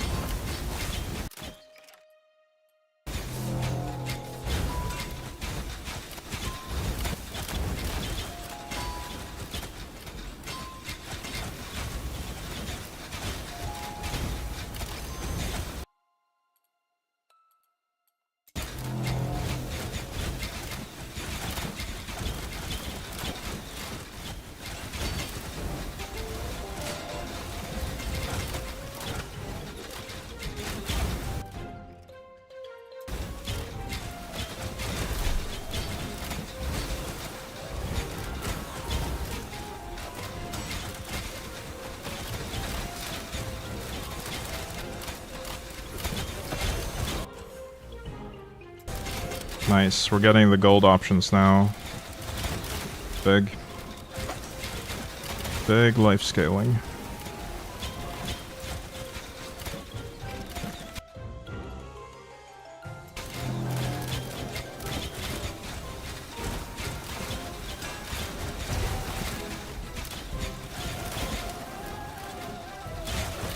Hey Dark Evil, welcome in. I feel like playing this and trying to do any other build will feel horrible. That's what I thought after playing my Inner Fire Knight.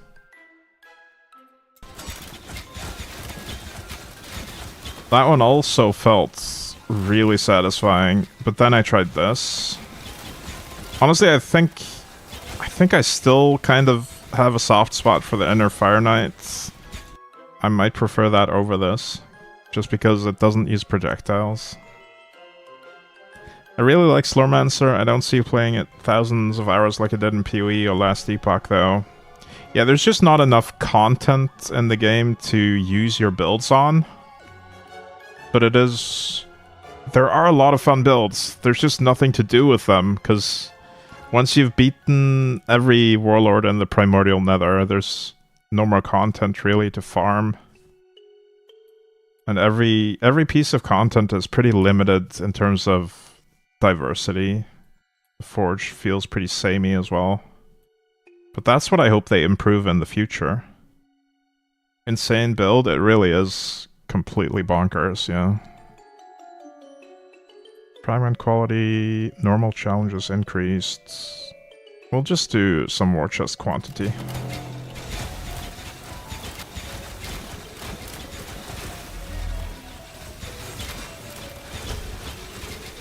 Forge could be a lot more fun with an endless mode and more different modifiers to choose from.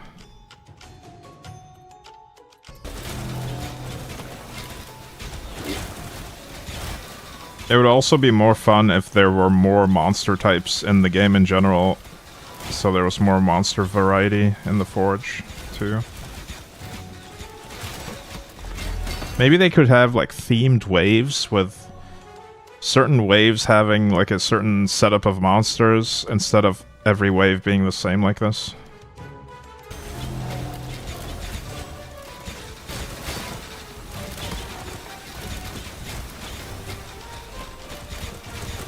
But that also requires there to just be more monster types in general.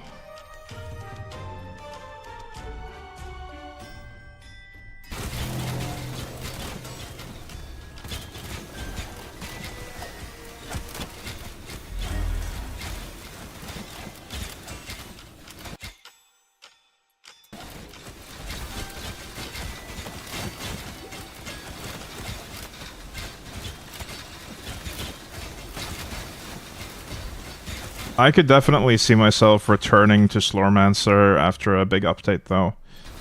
And playing it again. Once I'm... I mean, I'll still do one more build right now, or in, like, this time around playing Slormancer, but I think after I've crafted my mage build properly and completed all the achievements and stuff, I'll probably take a break from it until they update it.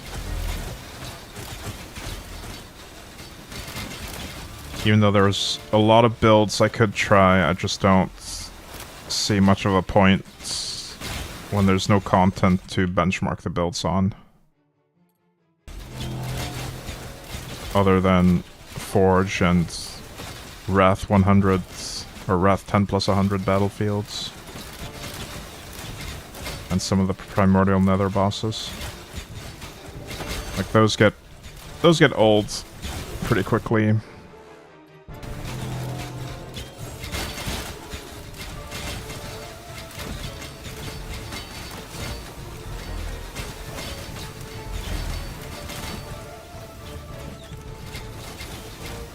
Played Huntress a lot, close to level 90, going for Mage now, then the melee dude still lots to do for me. Yeah. I feel like there's still lots to do for me as well. It's just... I'll probably do more of after a patch. Because I still have other games on my to-do list as well that I need to get to.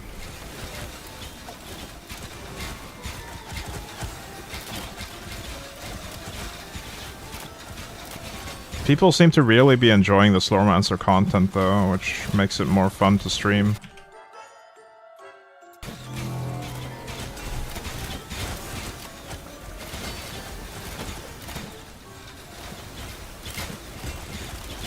Oh, wave 100, I see.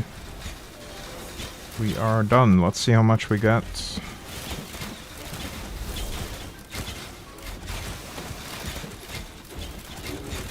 I want to remember to look at the stats for this one as well, see what my highest hit was.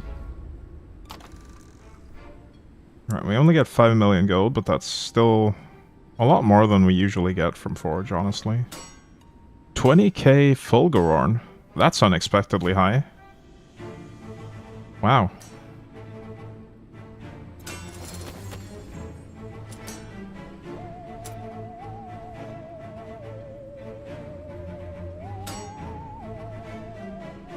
Wait, we didn't get a single piece of gear that made it through the filter. Rip. Wait, what? Huh? I wonder if I missed out on gear previously by having to open it twice. I've never done that before. Weird. Maybe there was just too much in it for everything to get through on the first opening. Right, our highest damage hit there was 1.4 billion in a single arrow shot. My total damage taken from that entire forge was 29. That was one hit. I got hit once. Hey, Kadank. Quack, morning. I got hit one single time in the entire forge, and it did 29 damage to me. Amazing.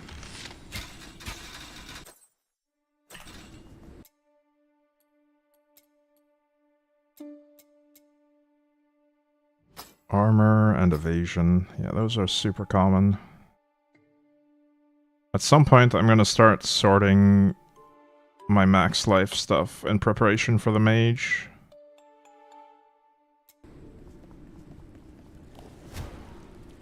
I don't know what you mean by KK. Thousand?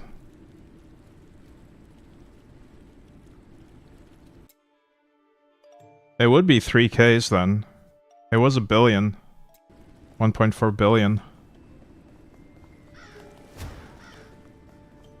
1,000,000,000s.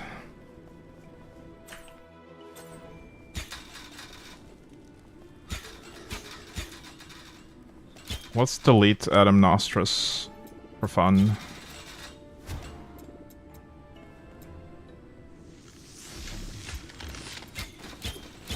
He may have two hats, but he does not have what it takes to contend with this build. He definitely is taking a capped amount of damage, though. He has some kind of damage reduction on him. He would be dead so long ago otherwise. Okay, now he's dead.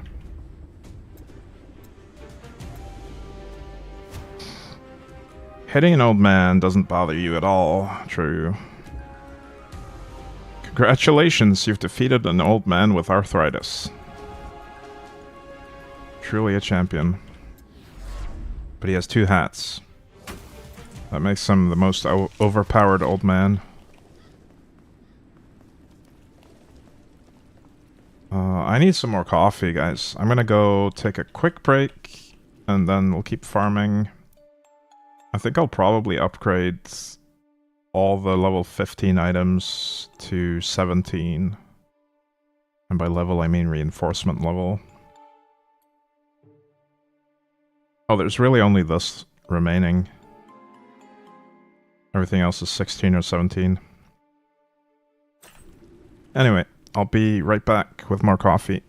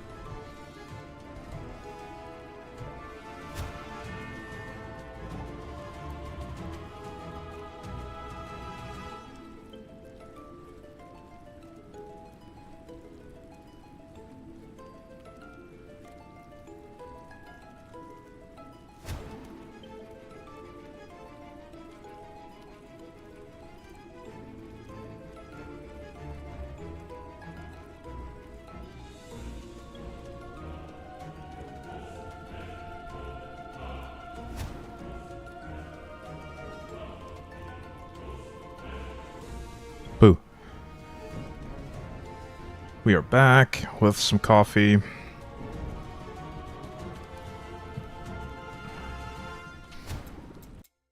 Alright, let's do some nether and get some of those purple items for the mage.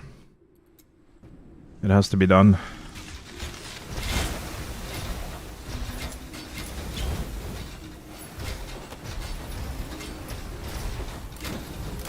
I'll try to force myself to not backtrack too much for loot, I think.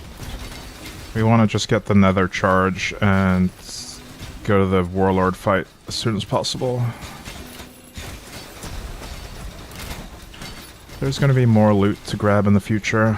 We don't have to look backwards for it.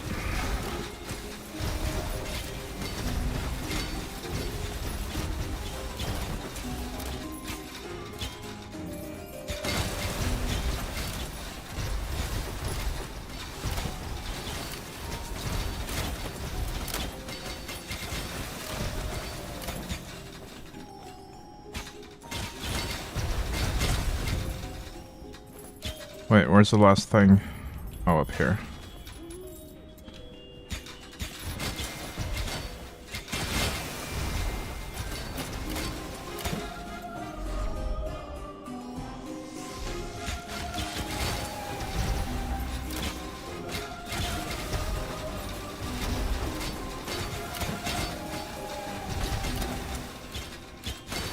Is there a benefit to clearing out the entire floor?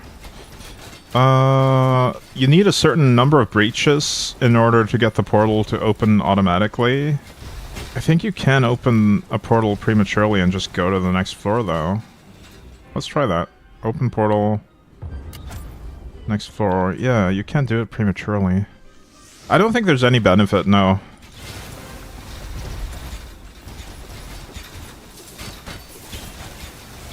Like, if you're on a more complicated layout, like the gardens, you might want to just open the portal prematurely. Hey, you there. Yeah, you, fishy fella. Hey, Ebola. If you realize that clearing the rest of the floor would take a long time because you had to backtrack through a maze, for instance. I don't know. That being said, there's not really that many map layouts in this. They're not super complicated. You can probably just memorize them all if you play enough. And then clear them efficiently.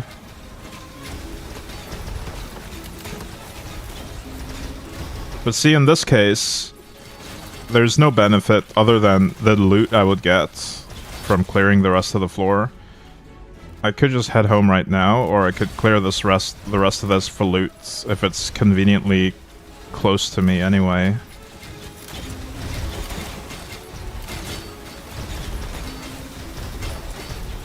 And I think I will do that in this case.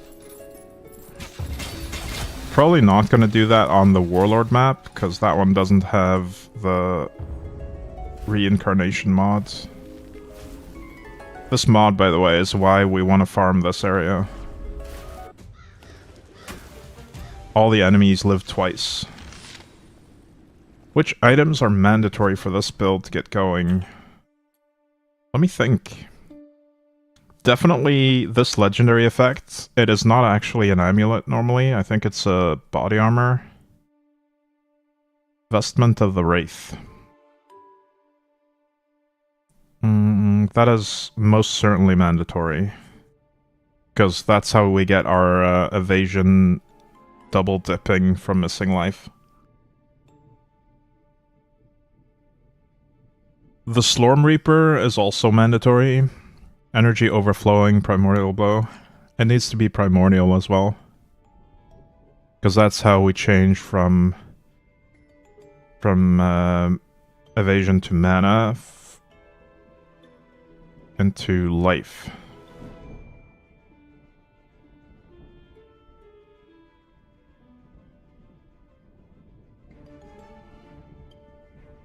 Let me have another look at the gear real quick. Oh, this ring.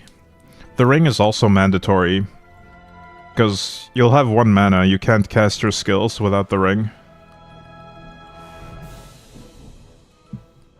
But in terms of just uniques, I think it's only gonna be this legendary chest armor effect. Vestment of the Wraith. And Crimson Pact Ring. Now there's a lot more you can get for quality of life and better scaling, but I do believe that's the only mandatory ones.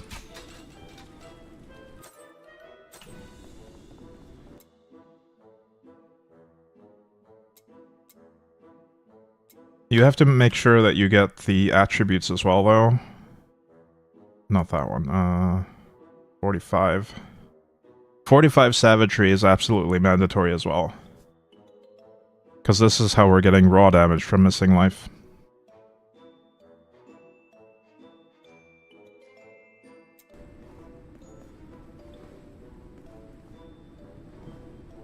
And I guess Immense Vitality is one of the easier ways to reserve a lot of life, but there are other options on the Ancestral Legacy tree. So you don't technically need that, it's just really helpful in order to get good life restoration.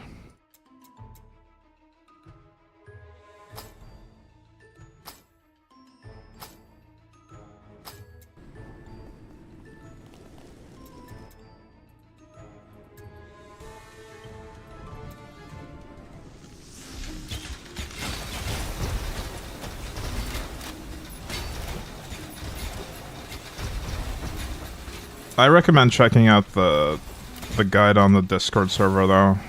The official Slormancer Discord.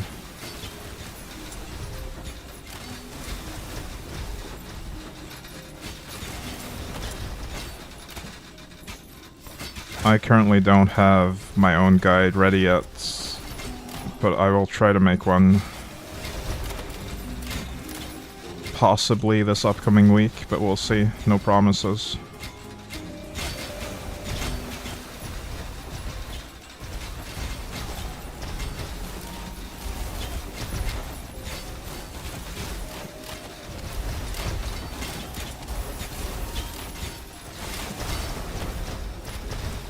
The gear is pretty much done at least.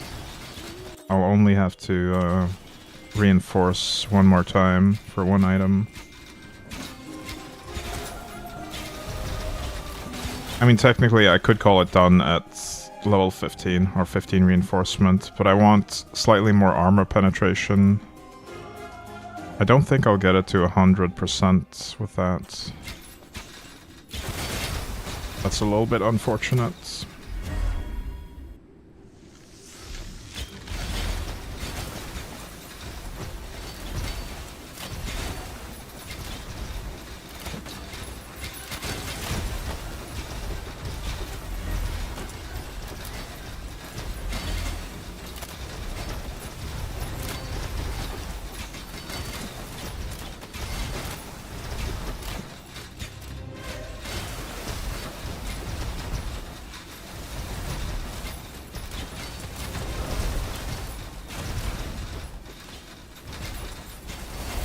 Alright, I'm gonna backtrack.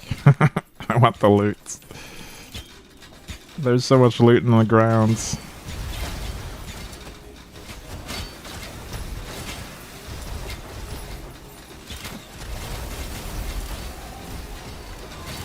Nice, our fists have leveled. Let's switch to Void Arrow.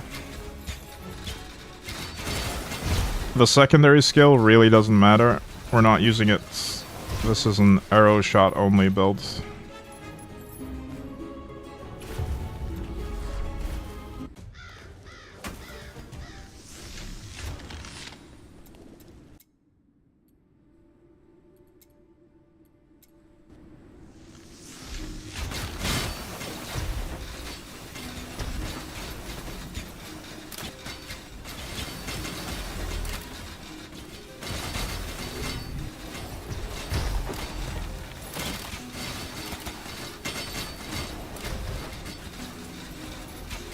Oh, I forgot to mention earlier that there's another kind of broken mechanic we're using in this. If we look at the rune setup.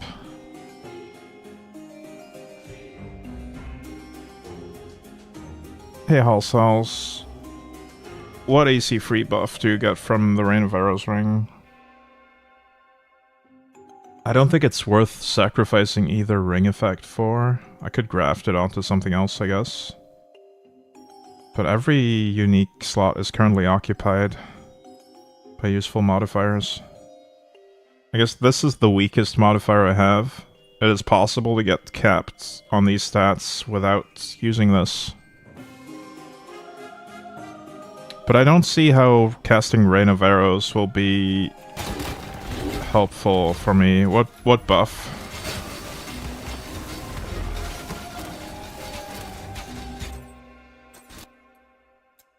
I don't remember what the buff was. Is there something in the Rain of Arrows tree?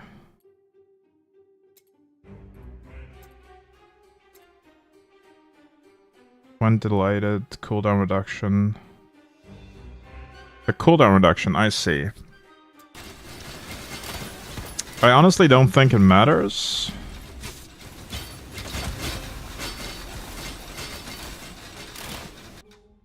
I mean, it would replace this mod, though. If I can get my Pierce chance to 100% without this... Yeah, it's a good idea, I guess. Rebound is already way above 100. Fork can easily be pushed by swapping my arrow shot specialization from rebound to fork.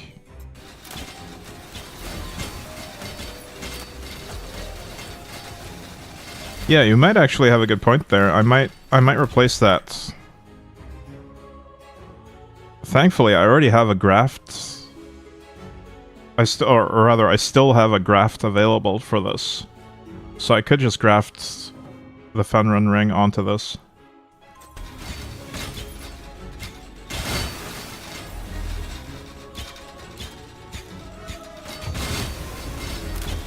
I think we'll try that. But I do need to increase my Pierce chance as well.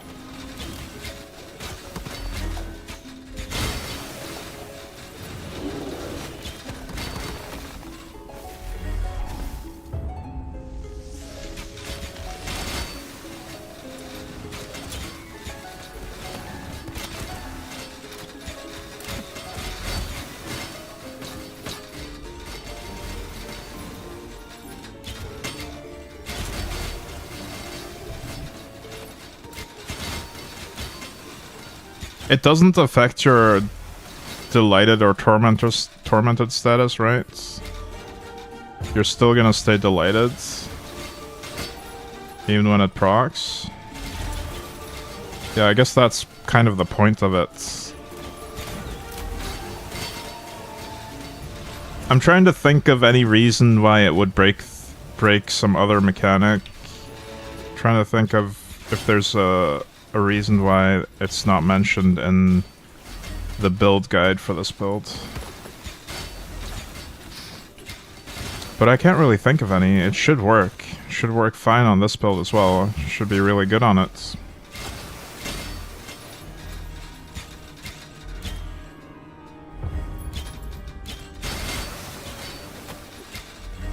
And that'll also just insta-kill monsters with the Rain of Arrows as well, whenever it procs. Which is nice.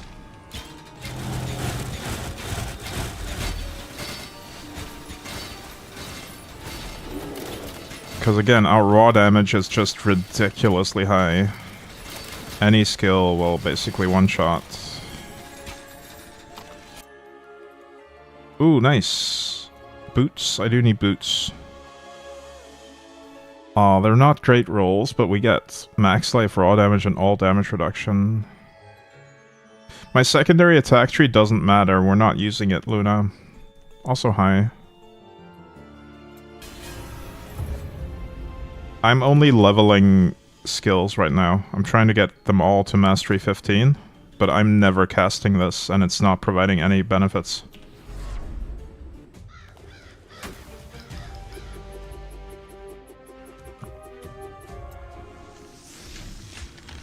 This is an arrow shot only build. Although you could use any skill, really. Towers...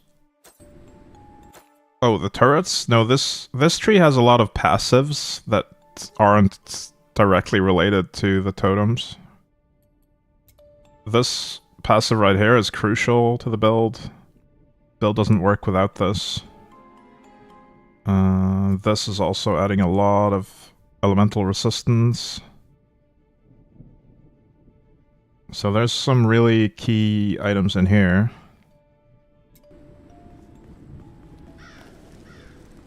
But I'm not manually casting this. It is getting triggered sometimes from arrow shots. Where's that mod? Whenever you kill an enemy with your primary or secondary, you have a 5% chance to create a light ballista at this position. That's the only way I'm getting totems. We're not manually casting it ever.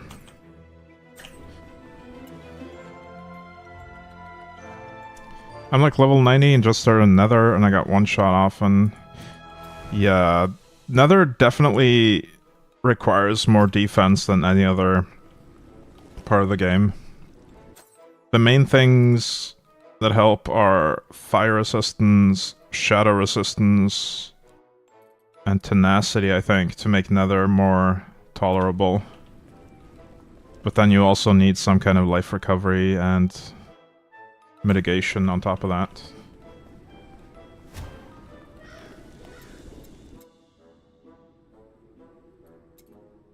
On this build, though, we just simply dodge every single attack. We never get hit, basically.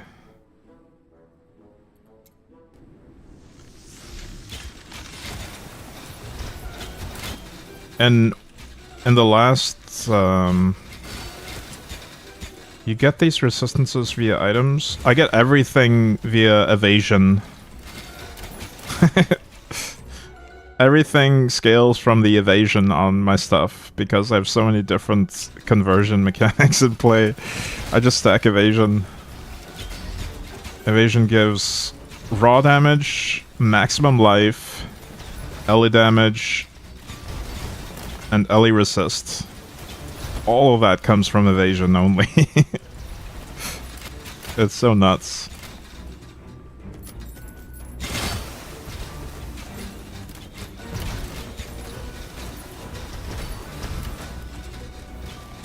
And then maximum life and and then having life reserved so it's missing, that scales back into evasion. So it double dips on itself.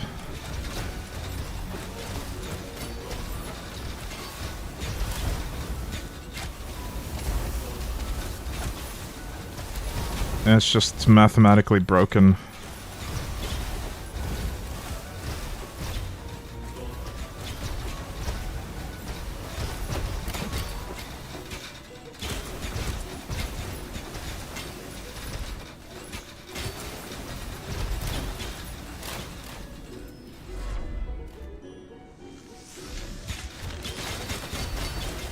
Oh, if you meant the specific resistances, fire resist and shadow resist, that is not scaled from evasion, my bad.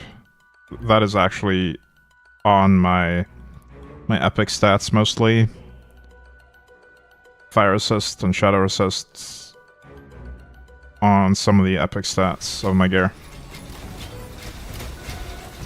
I might have misunderstood your question.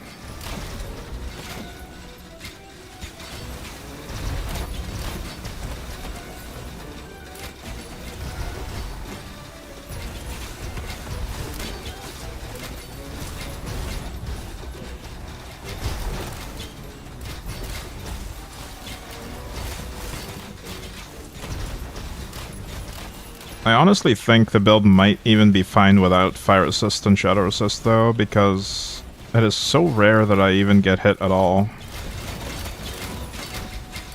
And if I don't get hit, those debuffs don't get applied in the first place. Should farm items again to try some other stats on items. Don't want to ruin my current builds. Yeah, that's a good idea. Keep your existing set of gear before trying something else. Could also do it on a different character. That makes it easier to keep track of the gear.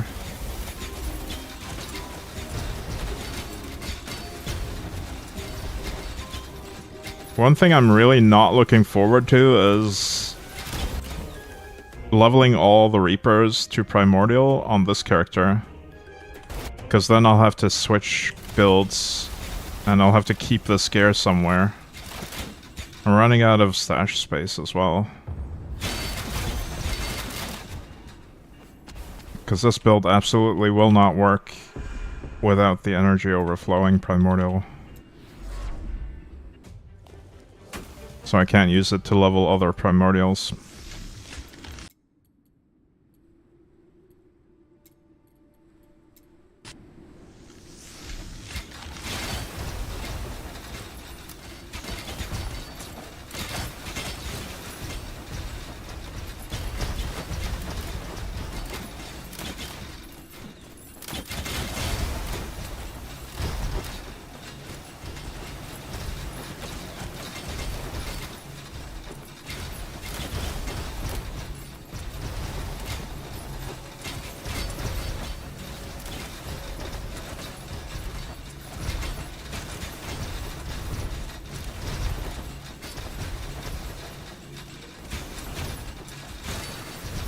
Do you have the legendary effect to shoot the arrows all around you? I do, yeah. I'm mostly getting projectiles from this as well. I don't really have a lot of additional projectiles other than this. So that's the main reason for it.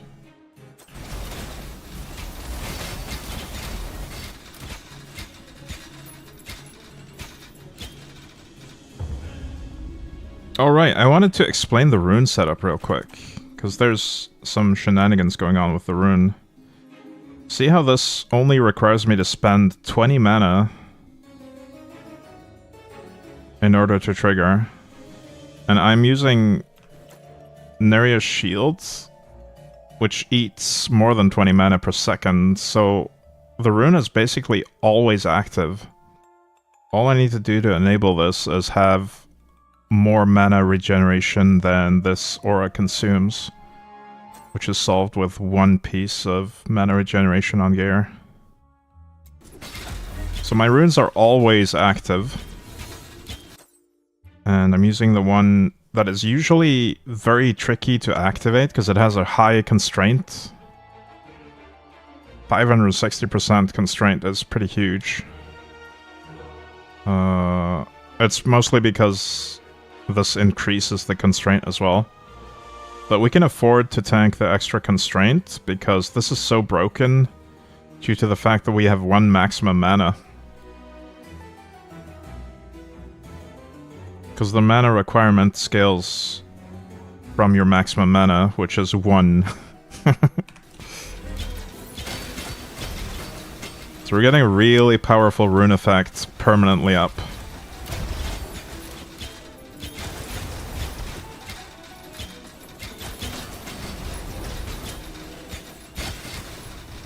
And that can be done with pretty much any energy overflowing build, I think. All you need is this bow and some flat mana regen to do that trick with the runes.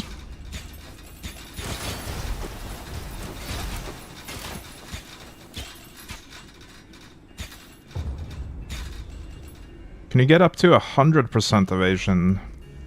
I don't think 100% is reachable, but we've been at 99%, I think. Hang on, my life is fluctuating wildly while it does the calculations. It's pretty strange sometimes. Yeah, we got to 99.8%, almost 99.9. 99.9 is probably doable with better gear.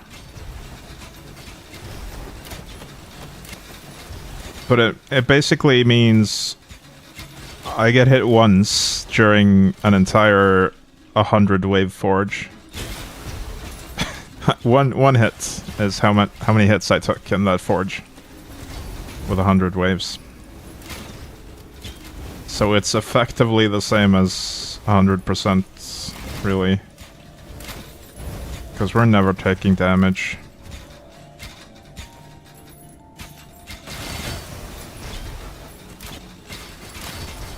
If we did get exceedingly unlucky and take a massive hit from a strong enemy, we would still have this,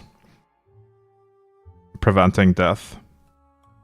And then we would probably not take another hit for the 60 seconds on which this is on cooldown.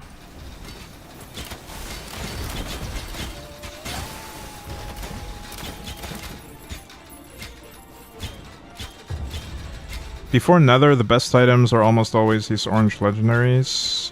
It's not that simple. You can actually get most of the stats on magic and rare stats. Those, like the base stats, defense stats, magic stats, and rare stats, those are the highest values. You don't really need epic stats even. So the best gear is basically well-crafted gear with good rolls on the magic, rare, defense, and base stats. Now getting some extra epic stats on top of that, or a legendary effect that you need, can be really good, but it's not really necessary. Unless your build needs something really specific.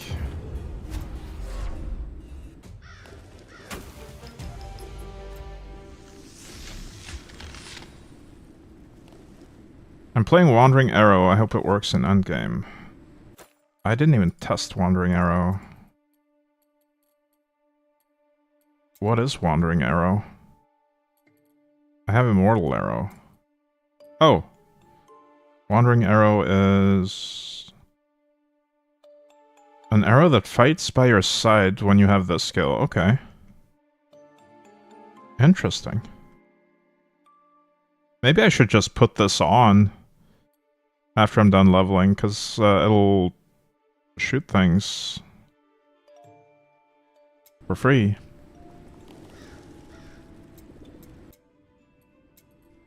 I was not even aware.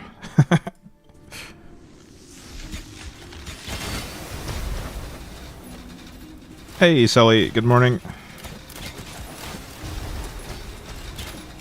Also playing Wandering Arrow only for testing. Nice. I wonder if there's uniques. I think there might be a unique that affects it, but I don't remember what it does. I mean legendary effects. I keep calling them uniques because that's what I'm used to those items being called. Plus 8 more arrows. Oh, okay. That sounds pretty big.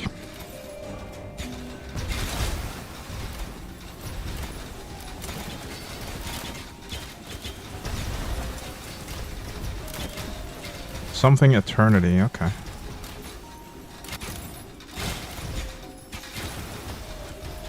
Is there some stats category that have better stats range? Some items gives me more raw damage percentage than other, like why? Yeah, it's the base stats. I think the base stats one are the highest. Defense is also pretty high, and magic and rare is pretty high. The epic stats, since you have 3 of them, each individual epic stat gives less. Basically, the higher on the list from the top, the highest stats are on the top.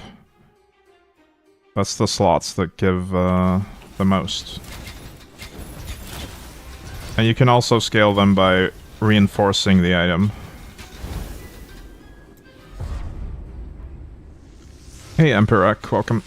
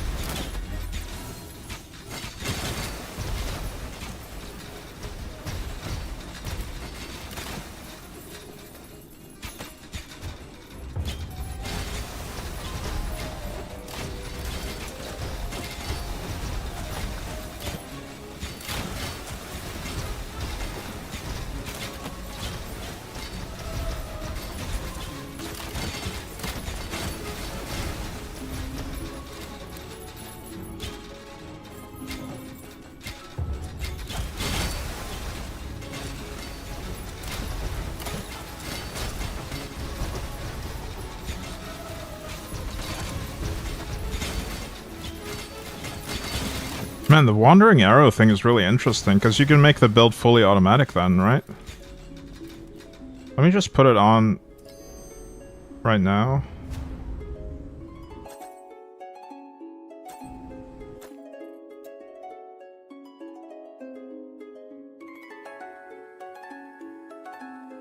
Oh, while it's not being cast. I don't see it though, where is it? Where is the wandering arrow? It's not being cast right now.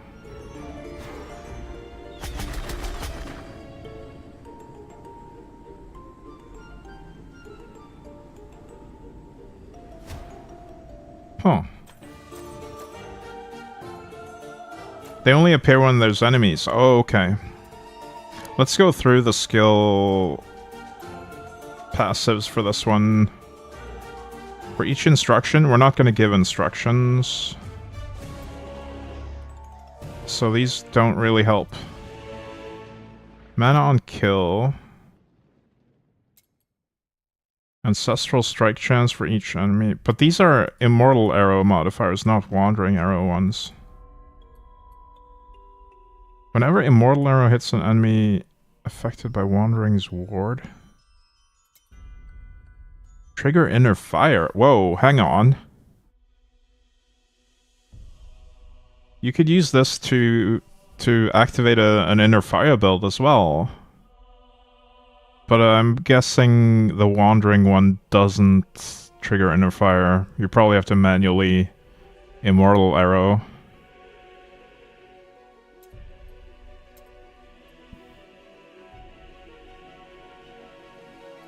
Doesn't have much wandering arrow upgrades, I see. You have an additional wandering, that's one at least.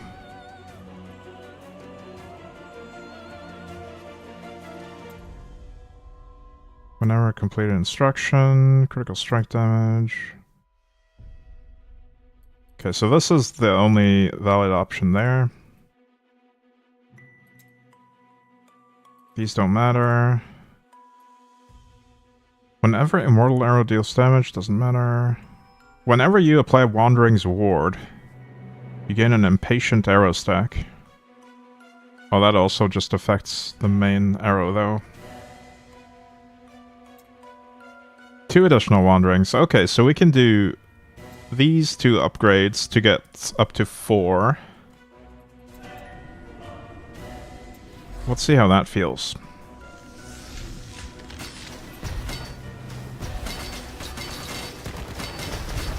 Alright. It is killing enemies, at least. It's not nothing. I'm not pressing any buttons right now. We're just moving. That's all I'm doing right now. Only moving.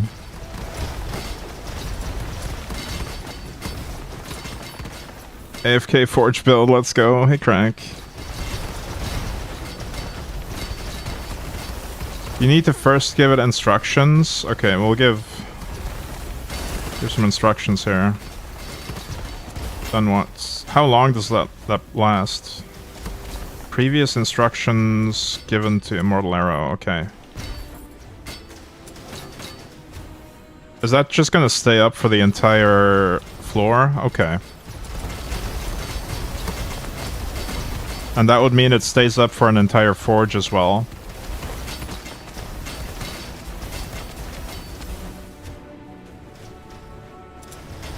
Alright, now we're cooking. So let me find the unique item, or the legendary rather, that affects Immortal or Wandering. Squad of Eternity.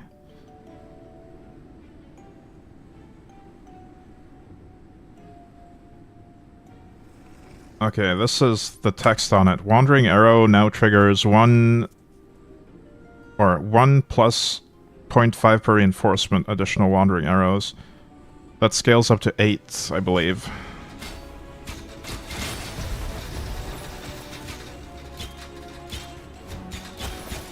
Use a transference bow. I can't do that on this build. This build does not scale any damage without the overflowing primordial. on the bright side, with this bow, it gets absolutely ridiculous numbers of defense and offense.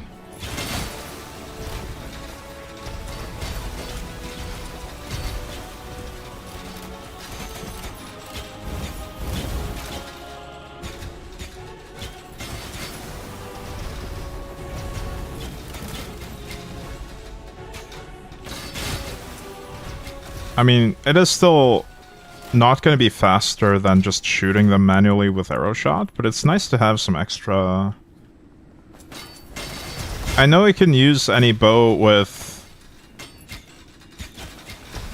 I know you can use any bow with Wandering Arrow, but you can't use any bow with evasion stacking and compounding scaling, because this is what turns it into max life.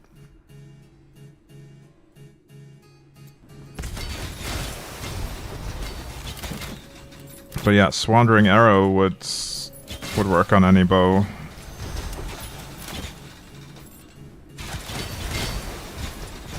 Any kind of scaling that could affect it, I guess.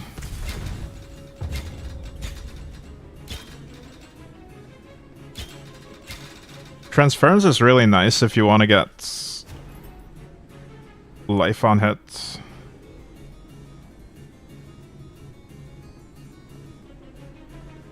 While not casting anything. Or leech.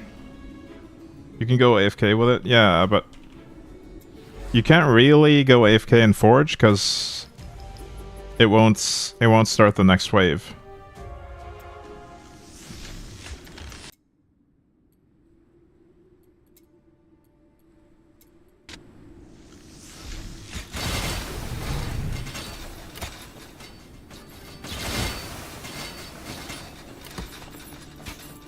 It's certainly interesting, though. I might...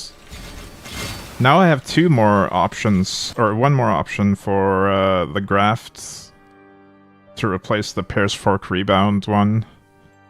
We could do the Wandering Arrow one. Or we could do the Rain of Arrows one. To get auto-casting Rain of Arrows. I think the Rain of Arrows one is more powerful. Because we can still have 4 wanderings. Hey Brisik, why does the character look like they're on drugs? Because they're delighted. They're only casting one ability, which makes them really happy. Because a one-button build is more comfy to play.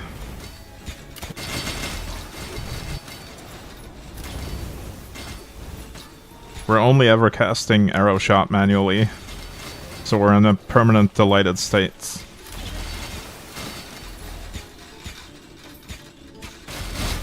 Try it out. The other thing is, if I try it out, there's no turning back. I've effectively broken that cape if I don't like it. I have to recraft another one then.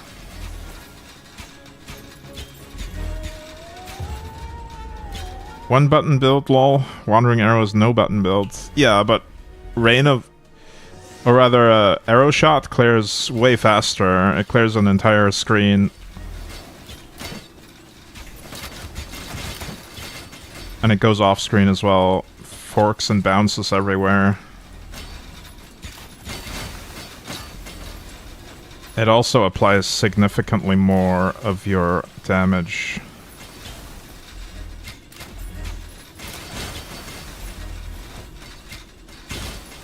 Pixel art games and their nice details. Yeah, I think the art is really well done in this. There's really not many pixels to work with, but they do a really good job of showing the detail anyway.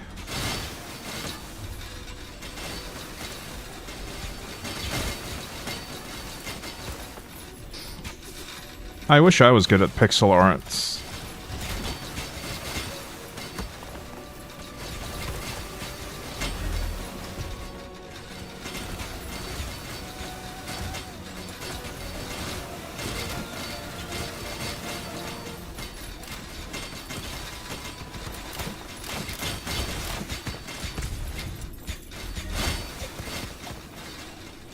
True, it's not too late, but I do have a lot of things to spend energy on and not a ton of energy. So I'll have to prioritize.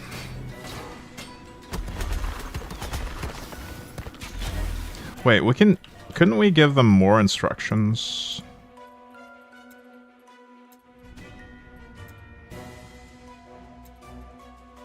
+5 instructions. Yeah, let's do that one. Oh, wait. No. It doesn't... It needs this one. Never mind. Wandering Arrow is considered a minion? Really?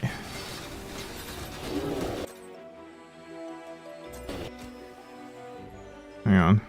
But it does scale from skill damage, which is nice. So that gets my raw damage benefits. It scales off of this insane number that we're getting from the evasion stacking. But we could scale the damage further by adding some increased minion damage as well, I guess. That would be a different type of multiplier, I think.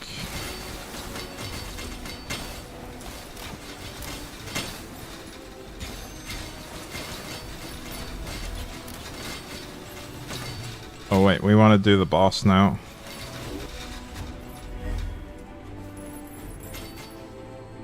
Where is the portal? Over here.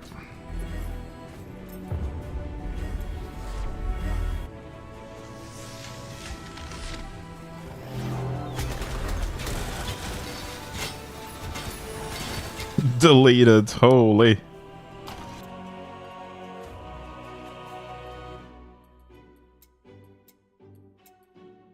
No purples this time. And no max roll pure stats either.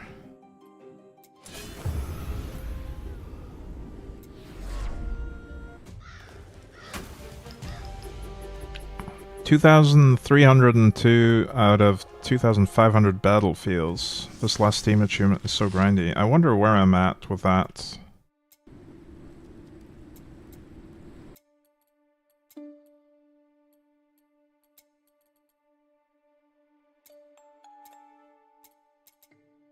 Wait, where is it? Expeditions, obviously. 1,000 floors. 2,500 floors. Yikes. Okay, we're not even close. We're not even halfway at this.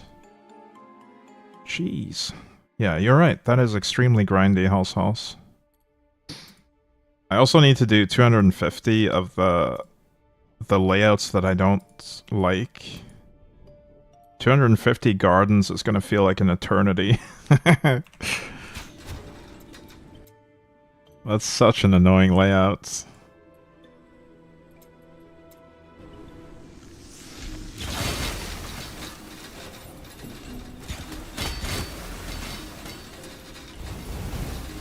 I have a question about Netherrealm. Shoot. What is the question?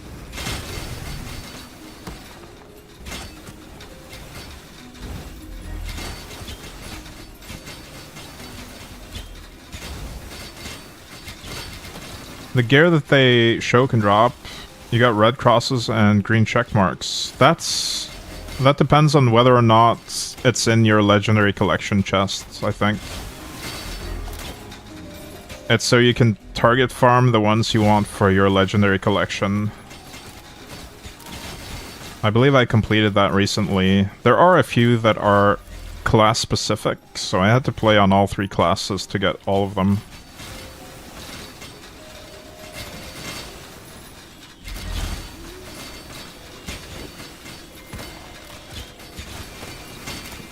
Hey 4TZE, welcome.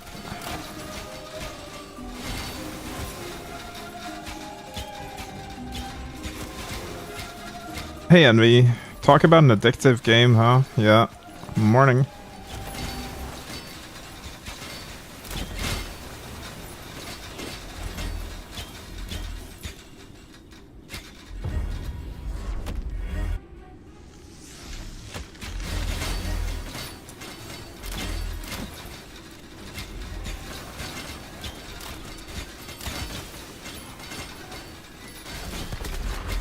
I'll probably forget to give the wandering arrow instructions, usually.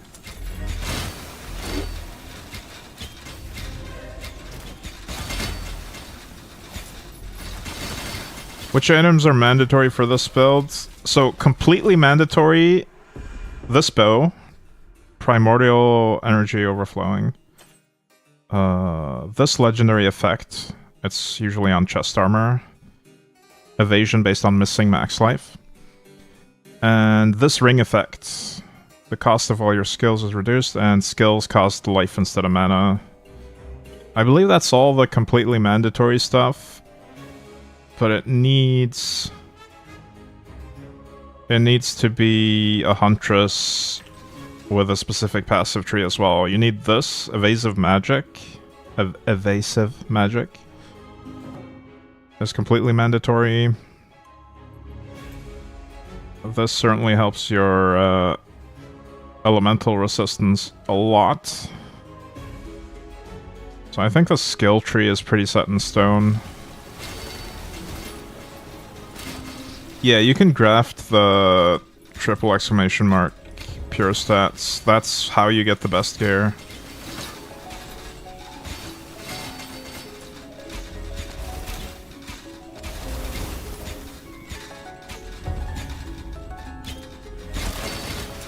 But if you want more information about the build, I recommend joining the official Slormancer Discord and checking out the build compendium.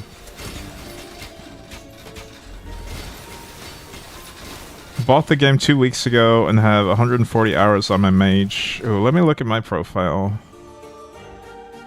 96 on Huntress, 52 on Knight, 18 on Mage. I have fewer hours than you, I think. Okay, a little bit more if we combine them all. Fewer per character, at least.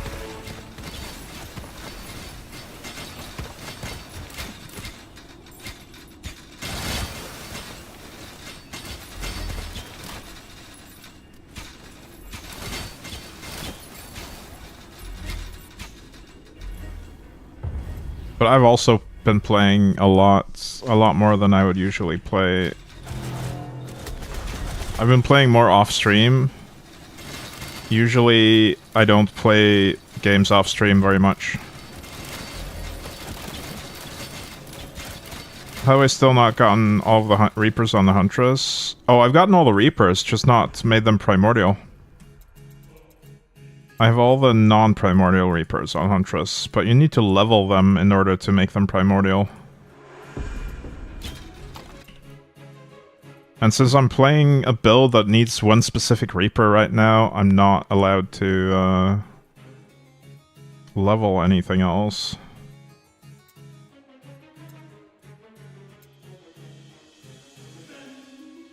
Okay, we got garbage from this. Okay.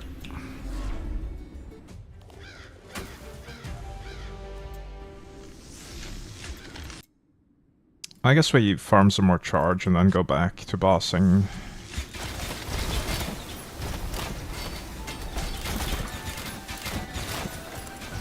Consider Wandering Arrow for leveling other Reapers. Like, the skill doesn't matter. The issue is how we're gonna scale damage. The problem is I would have to change the gear.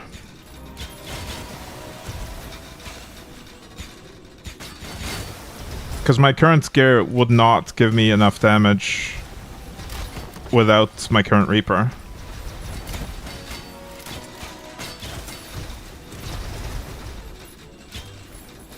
So I'd have to do a full gear replacement. Every single piece of gear would have to be something else.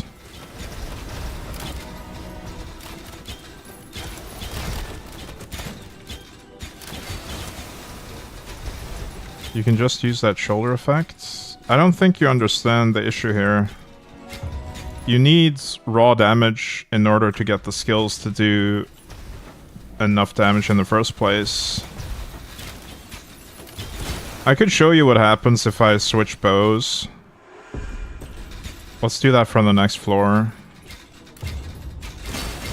I'll be completely helpless. I'll still dodge everything, but I won't deal any damage. So let's say I wanted to switch to the transference. Where's transference? Well, these are swords. Do I even have transference primordial on this? I might not. I think it's on this side somewhere. There it is. Look at my damage. From 23 million to 100k. And we have 13k life. 262 unreserved. I still have 97% chance to dodge. But, yeah, I'm not liking my chances of surviving this. Okay, technically I am dealing enough damage to barely scrape by. So I guess I could play like this to level other Reapers. Probably not in the Nether, though.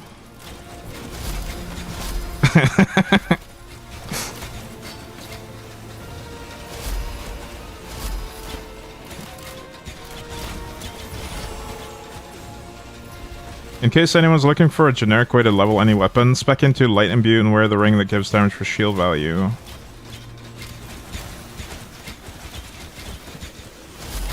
Yeah, that's one option, but that ring is also so much better with the actual Aeondi Reaper.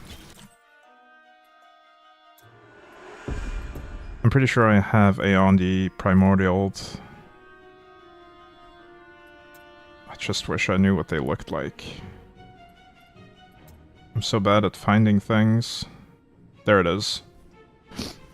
If you use what you just said, like Light Imbue and Aeondi and that ring, that is another really broken scaling mechanic.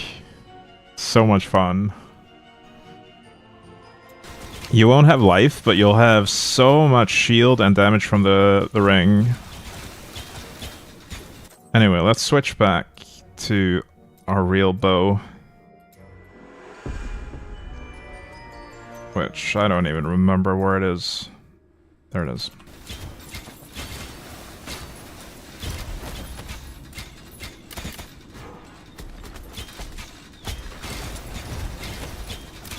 Do you only have 75% life lock?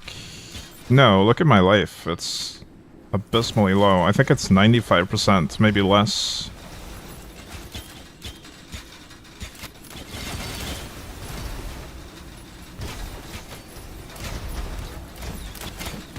We're scaling the life lock by adjusting this passive, the Slormancer passive.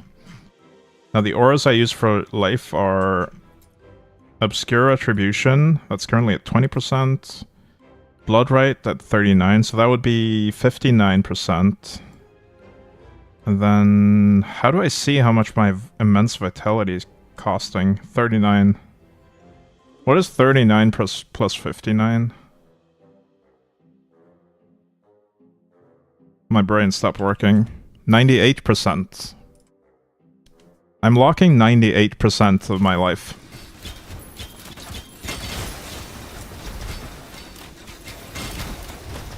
It might be possible to do 99 somehow with some other math or different aura combination. But I don't think I can reduce Slormancer by another point without killing the character when reserving. You can actually die in town by doing that. Hey Petro. Reserve all your life and you just die.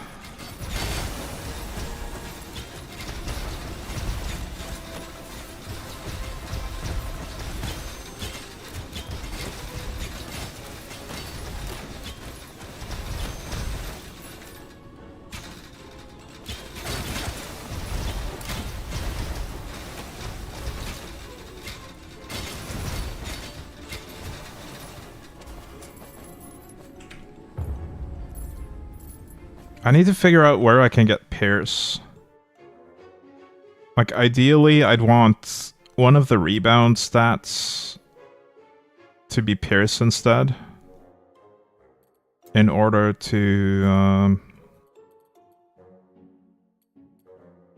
drop this legendary effect and still be capped on Pierce. Then I'd be under on Fork though.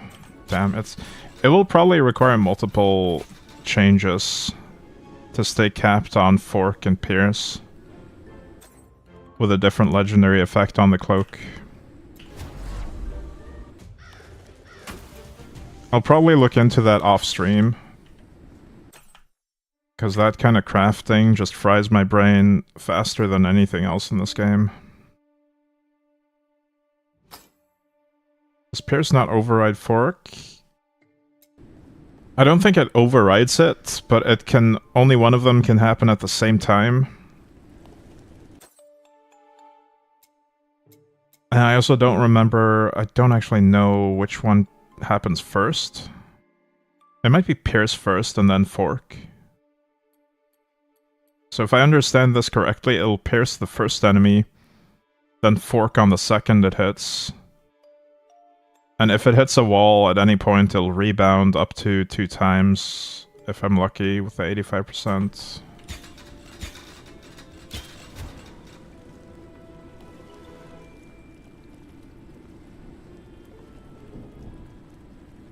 Fork can't be after Pierce?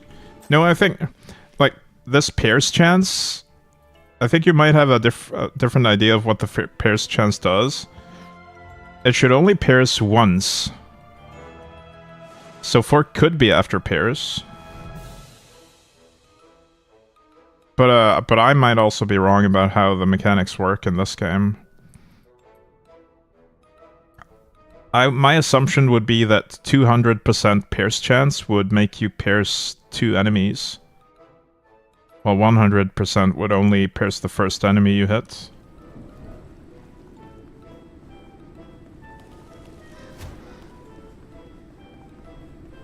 But I could be wrong.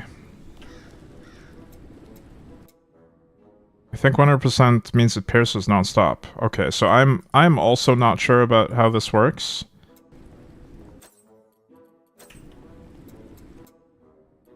So I don't know.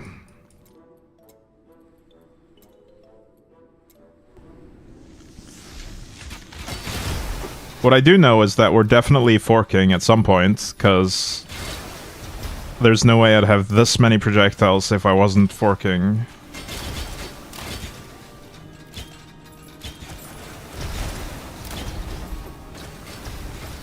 I'm only pressing arrow shot once, and it's filling the room with projectiles way more than the amount I'm shooting. So clearly I'm forking.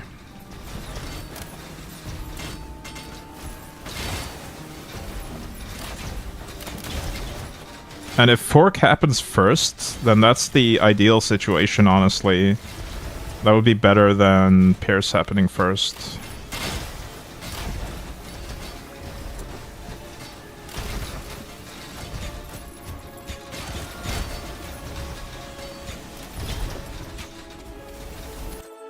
You never used fork because you thought pierce overrode it, yeah. I mean, judging by the order they're listed on the stats list, that would make sense. But it does seem like it happens in the opposite order. It used to work differently, so there's some old information online. Oh, I see.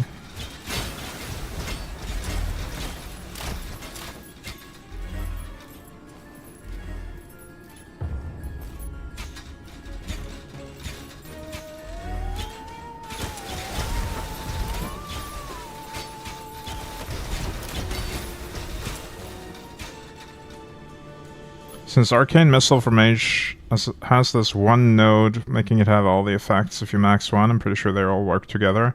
That's another good point. That's how I leveled my Mage to 100 also, using that node. I was just stacking Rebound and getting all 3 stats. 180% Rebound chance, why that much?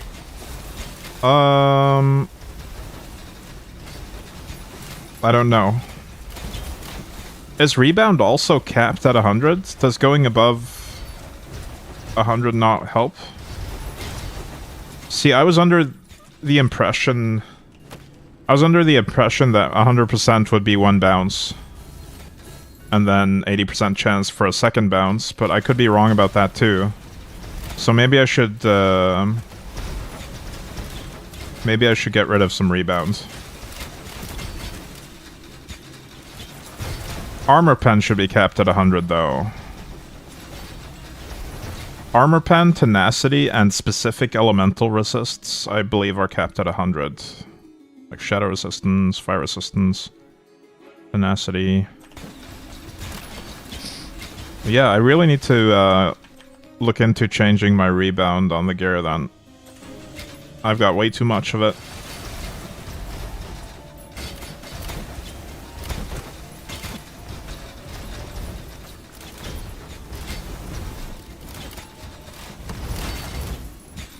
I've already changed some of it to projectile speed, I think.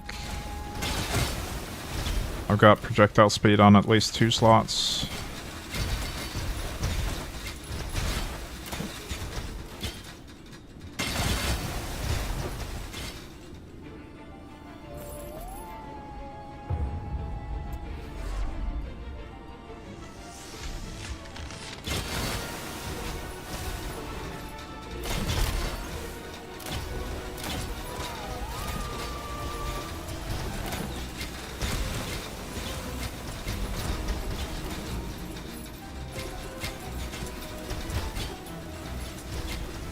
The more projectile speed, the more they bounce around and multi-hit, yeah. The farther they can go in their lifespan. So effectively, yes.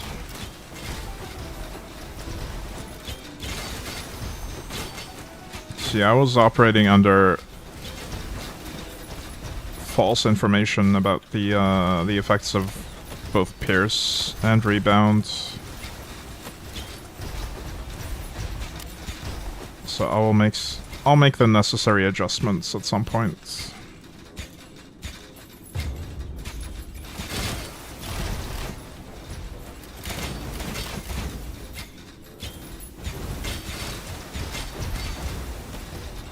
I'm noticing the fork more now. Nice. The clear on this build is so slow, yeah. We have to fix it. It's way too slow.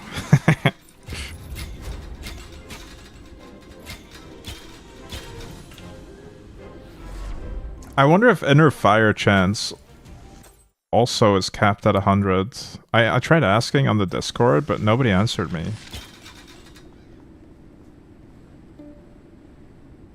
Yeah, 50% on Gare should be enough if you use that passive. This one. You can adjust this based on whether your fork or rebound is higher. But really, it doesn't matter if you're at 100% for both. Yeah, I have a lot of free stats sitting around, apparently.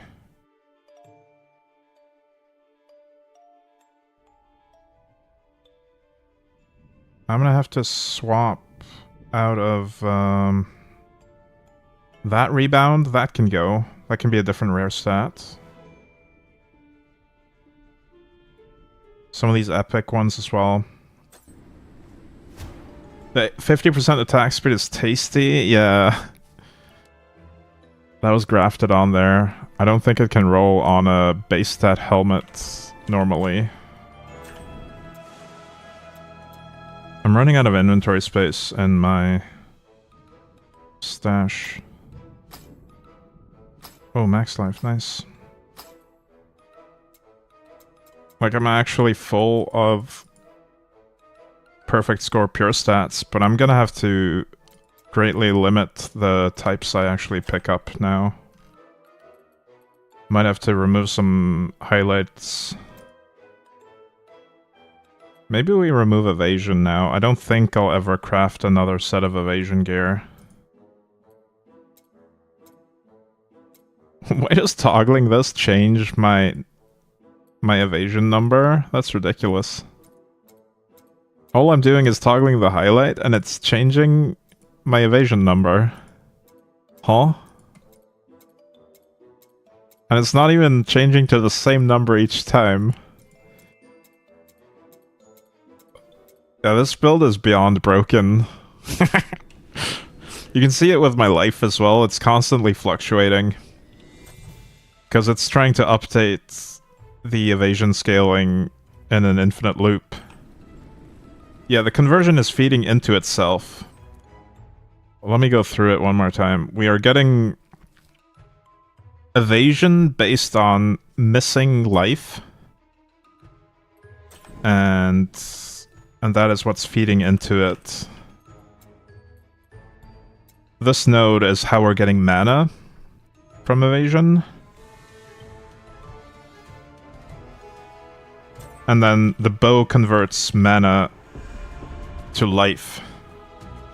So evasion turns into mana, which turns into life. And missing life turns into evasion again. And missing life also turns into raw damage.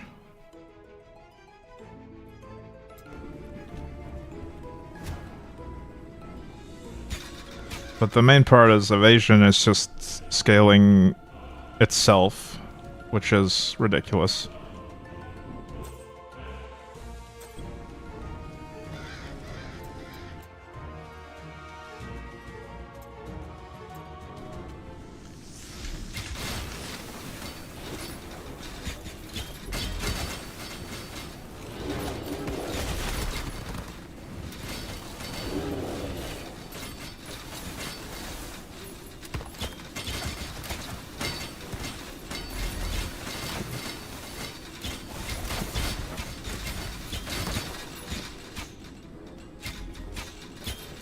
There are no downsides. Well, I can see one downside, and that is not being able to switch Reapers.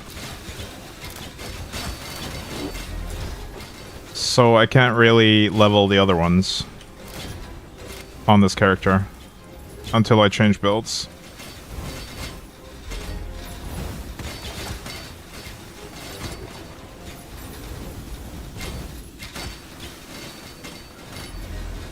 I mean, with good enough gear, I could probably still do Wrath 10, but slowly. So I could level it in the Forge, as long as I don't pick life options. Or I could do lower than Wrath 10, which just feels bad. But at some point, I do want to level all the other Reapers to get them Primordial. The new Reaper from the final boss is the most broken. Yeah, the Vengeance. That is also infinite scaling, but it takes a lot of grinding to get there. I've currently got 369 victims on it, and it's giving plus 40k max life. And like something like 300k raw damage if I build for it. But it does keep going the more you kill with it.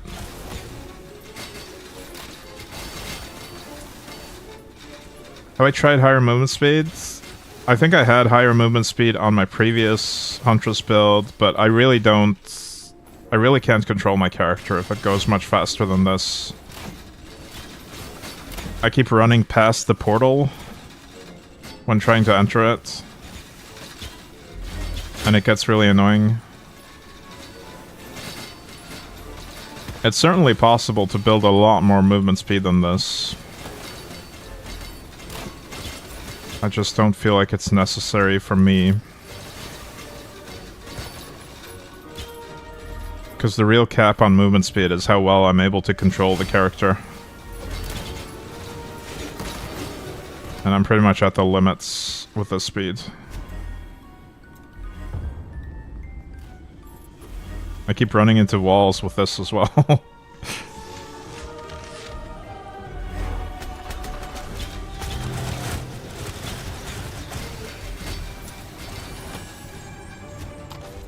Deleted. Ooh, nice. Another chest. I'll take that.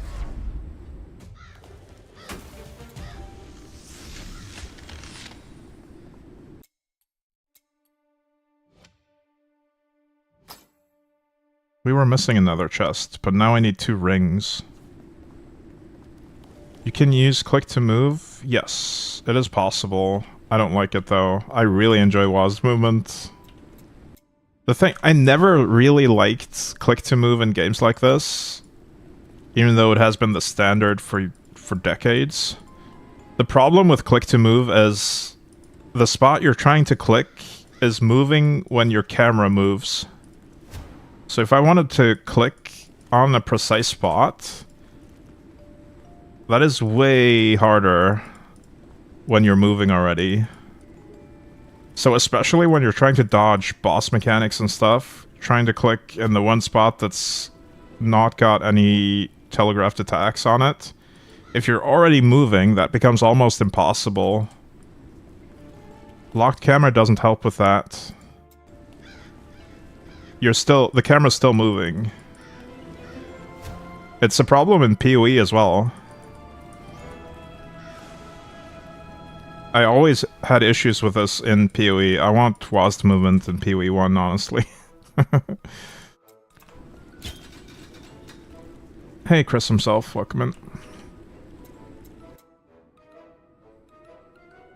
I'm definitely gonna use WASD movement when I try PoE 2.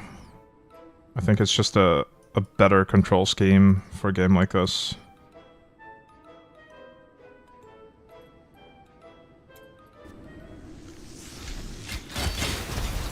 If you had an unlocked camera, like if the camera controls were more like a strategy game, where you have to manually move the camera as well, that would be doable.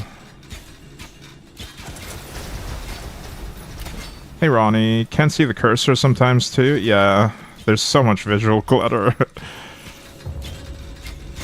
I think they nailed it for PoE 2. I like using both WASD and click to move depending on the build. Yeah. If you have to aim, WASD is clearly superior. Any kind of aiming build where you can walk backwards and shoot behind you, you want WASD for sure.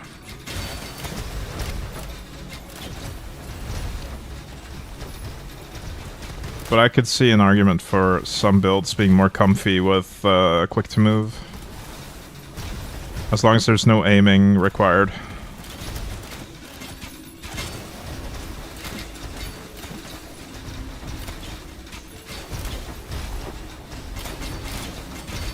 Hey, random, thank you for the raids. Cyclone type builds, for example, just hold down one button, yeah.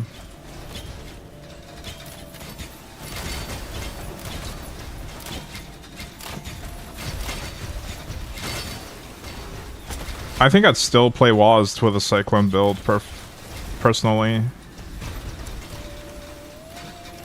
And yeah, controller... again, as long as there's no aiming, I would also probably prefer playing with a controller over WASD. Hardcore perfect run done. Wow, hardcore perfect run? That's insane. And thank you for the resub as well. Congrats.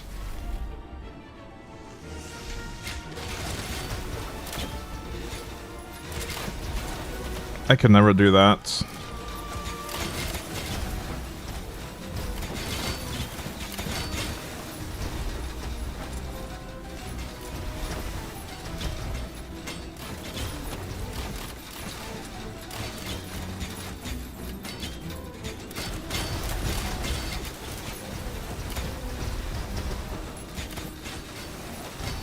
Are you gonna cut it into a single video with all the missions cut together? I think that would be sick.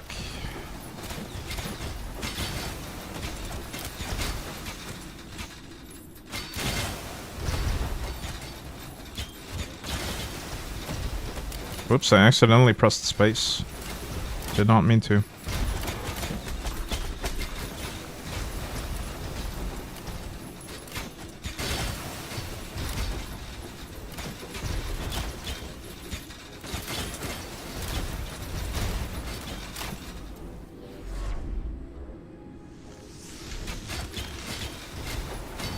But one thing I don't like about playing with a controller in PoE specifically is the inventory management. I don't know how it is in PoE 2, but I tried playing PoE 1 with a controller and I just could not get over how tedious it was to manage all the loot. I guess you could just switch to the mouse when doing that, but I was playing on the Xbox, or trying to, and I just realized I can't do this because there's no mouse for inventory.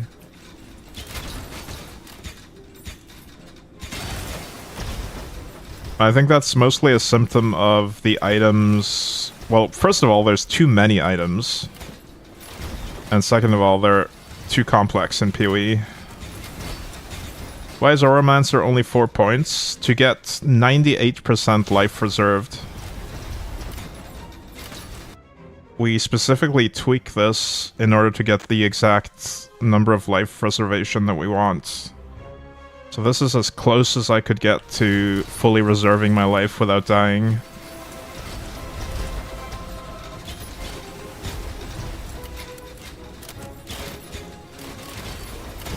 And that improves the scaling.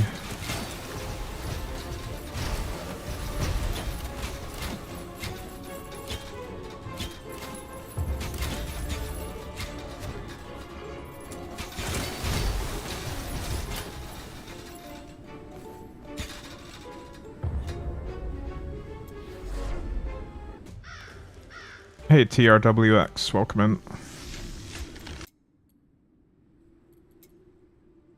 Alright, more nether. Man, I'm almost a little tempted to also make a wandering arrow build. The problem with that is I still need to do my mage.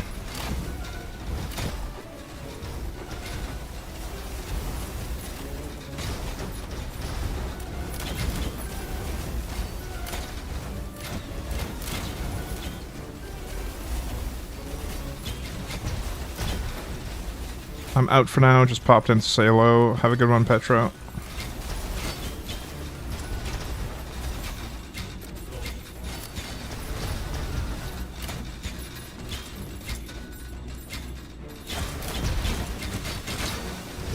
I think I will just make a generic raw damage and life set to level other Reapers with.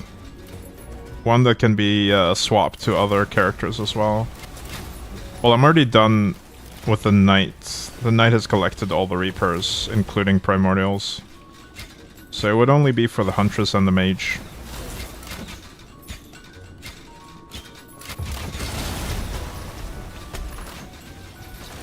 Please YouTube the Wandering Arrow builds. If I do a proper build, I will try. But this build is first anyway.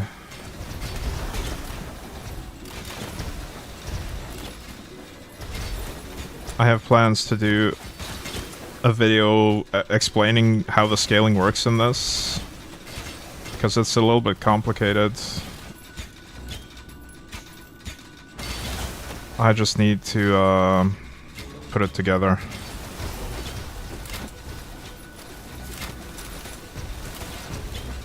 And I'll draw like a diagram of all the different mechanics at play in GIMP or Paint. We get a nice visual explanation of it.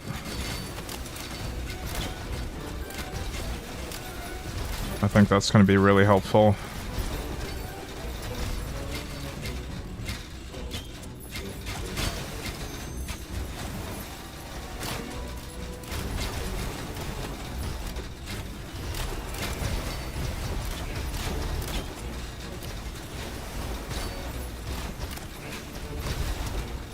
Nice, we can backtrack here and just get all the loot that we left behind in the other rooms.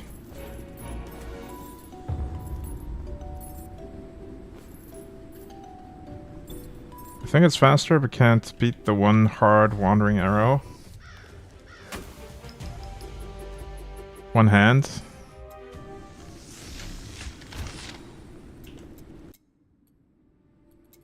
I mean, it does require the occasional mouse click, that is true.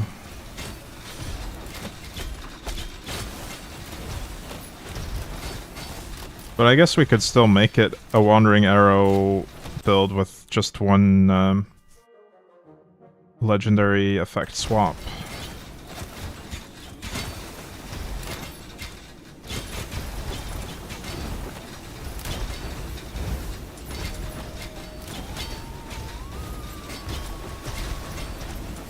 I don't know what the clear speed would be like with that legendary effect. It's probably still not gonna clear off screen. Maybe. I mean, they do go quite far sometimes. I see them going to the bottom of the screen right now.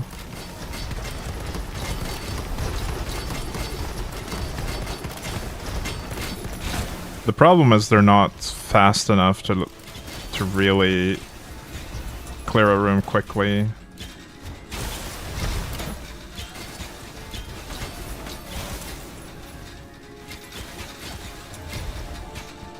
Can you scale Wandering Arrows with projectile speed?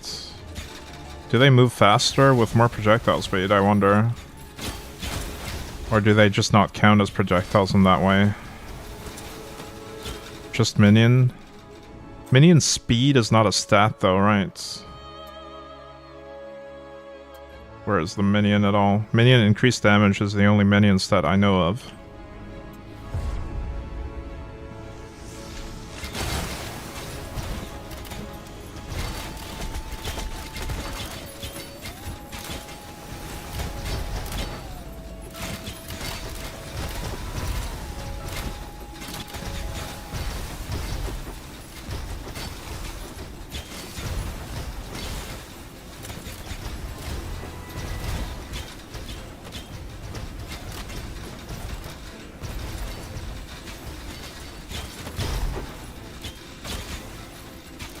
Maybe there's some legendary effects that can affect the clear speed somehow. Dagger also helps. Oh. I see. I guess in essence it's an indirect damage build though, because of the relentless transference.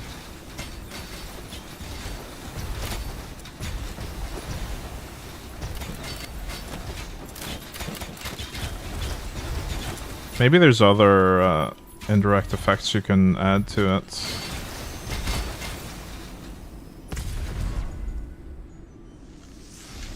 I mean, Inner Fire is an indirect effect. Could you combine it with the Inner Fire node as well? Yes, you could. Okay, there's an idea. Relentless Transference. Immortal Arrow, Inner Fire. And then you have Wandering just as an additional damage dealer on top of that. But I feel like the Inner Fire is just gonna eclipse the Wandering Arrow in that build. The Inner Fire is way too OP. You're not even gonna notice the Wandering Arrow at that point.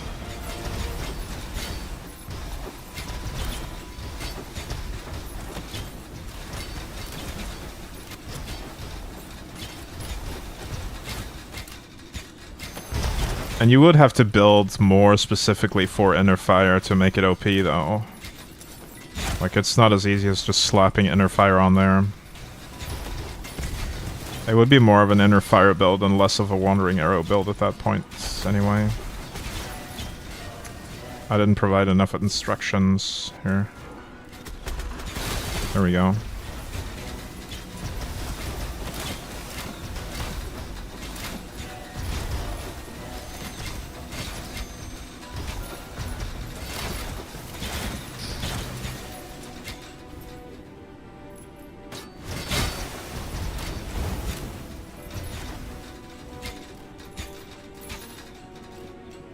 But yeah, I think in this particular build with the Evasion Stacker, I will probably go for that Rain of Arrows ring.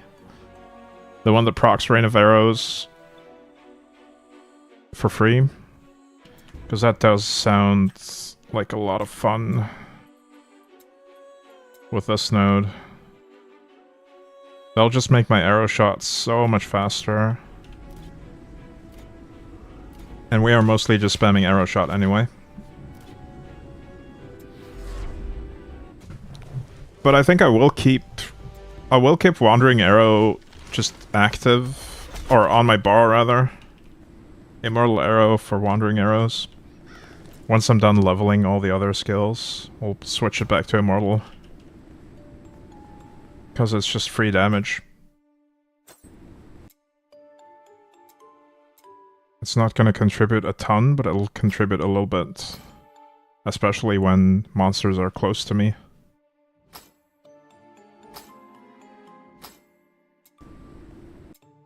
I do have that ring somewhere, right? Fenrir's Desire. I'll probably just craft another one though, because I want to keep my... Oh, never mind. I've already taken stuff from this. RIP. Aw, my collection was full, but I've stolen 2 items to craft this build. The Immense Vitality and the Wraith.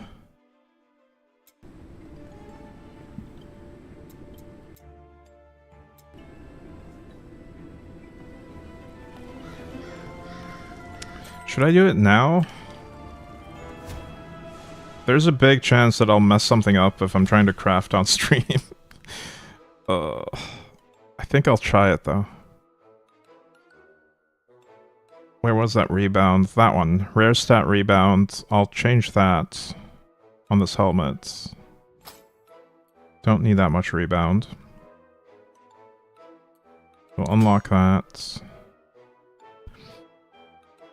The problem is there's no good alternative on the slot. We can't do projectile speed on the helmet, it's rare. We could do elite. No, not elite. All damage reduction, which doesn't really do much in this case. Ancestral strike damage we could do. That's pretty big actually. Yeah, let's do that. We can scale our ancestral strike damage a lot. I mean, we're getting a ton of it from the rune that's always up, but we can definitely scale it even more.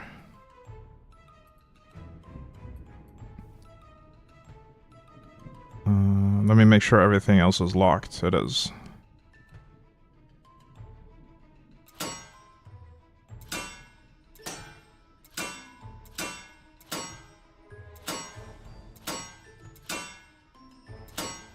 I could also add some more quality of life stuff, like mana regen,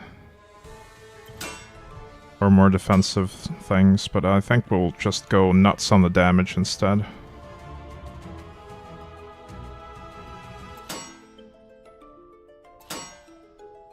There we go, Ancestral Strike damage. Everything is locked, so I can reforge all.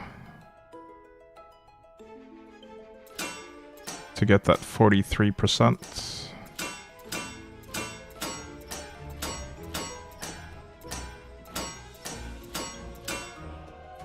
There we go. I'll lock that one too. Now my rebound is 150. Still way too much. Where's another slot where I can get rid of it? This rare stat. Everything else is locked, that's good. On this item we can get... what do we get instead? Crit chance. What is my crit chance currently? 96%, so that'll probably cap it.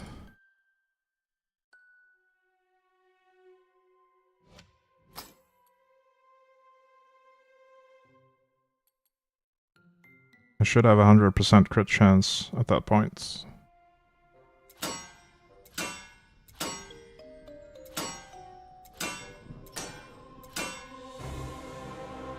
Oh, there's also Ancestral Strike damage on this. 10%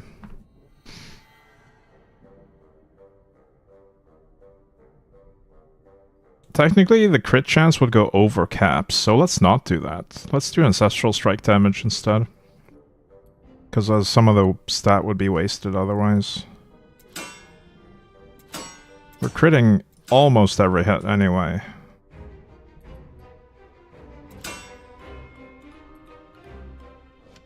Alright, any other slots with rebound? That one.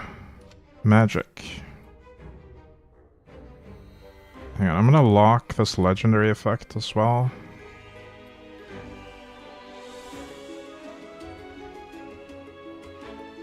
I get so confused when I have 2 rings on when trying to craft them. Let's take one off.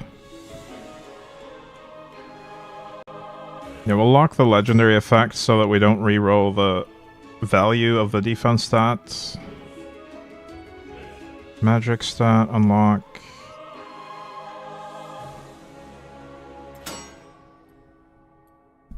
What can we get on this one then? Ancestral Strike damage yet again. But still no Pierce and no... what's the other one I'm looking for? I forgot what I was looking for. We definitely want Pierce at some point. But it seems I can't roll Pierce on most of these slots that have rebound currently.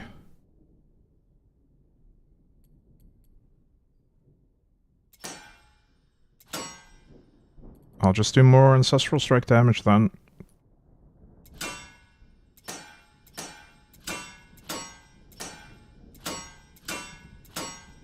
$43.29.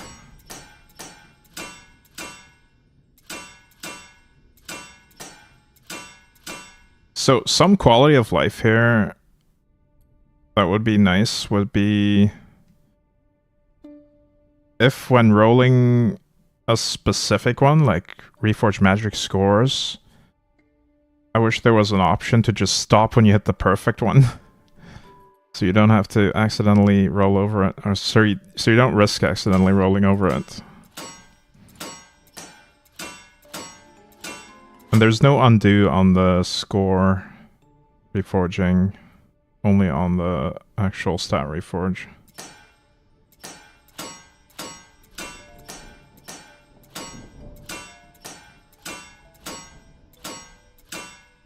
Path of Exile has something like that on sockets. You can't accidentally unlink a 6 link, for instance, with fuses. I don't believe it has it on changing stat values like this, though.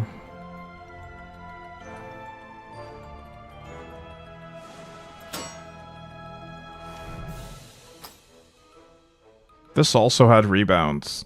Okay, let's have another look at our rebound chance.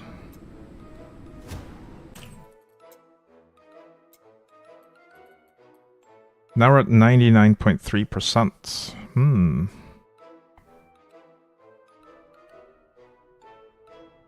But then, if we changed this, we'd be at 75-ish%, just below 75-ish. So we can lose another 20-something stat of that, and then use rebound on this. Surely. The problem is I need to find more Pierce and Fork. And it's not letting me change the rebounds into Pierce and Fork.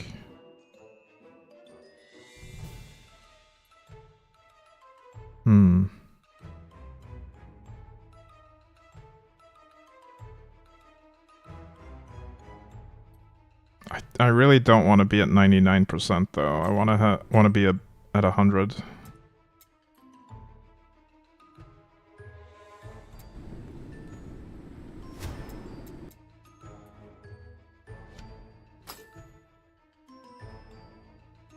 Let's lock the legendary.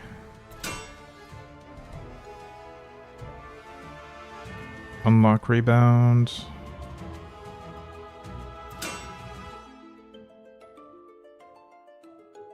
I guess it's gotta be ancestral damage again. If only there was Pierce as an option here. Another point to consider is that I have grafts on both of these rings remaining still. So if I were to find a pure perfect Pierce stat for the rare slot, which is extremely unlikely, but if it happened, I could graft it.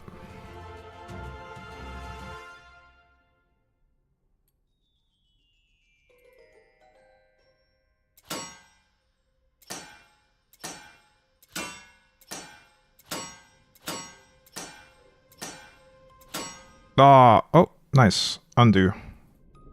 I think that's the first time I've effectively used the undo when rolling over a stat.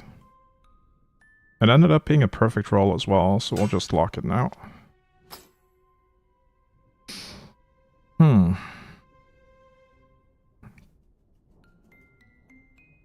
Rebound 17% on that.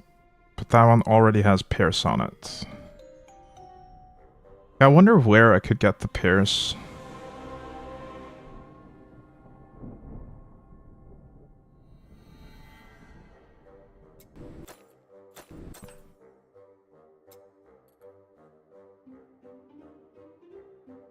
Ancestral strike damage is now 940%. Ooh. I think I might have to keep this legendary cape until I figure something else out. Because otherwise I'm not going to be able to reach 100% Pierce. For the moment. I don't have any Pierce graftable items, I don't think. And I don't currently know where to get Pierce from. Which items can do it. I could check online, I guess. I think that kind of checking and planning is just way easier for me to do off-stream, so I'll do that off-stream. It's only one item that we're gonna upgrade here, so I don't care to prepare it ahead of time.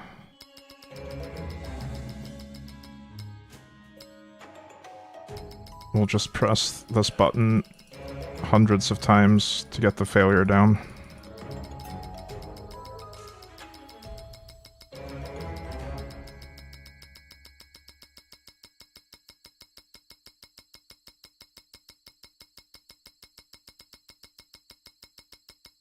Damn, I'm gonna need faster clicking methods for this. There we go.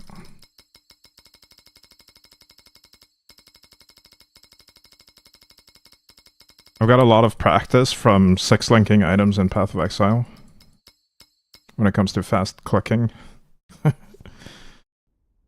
Armor penetration is going up by 0.195.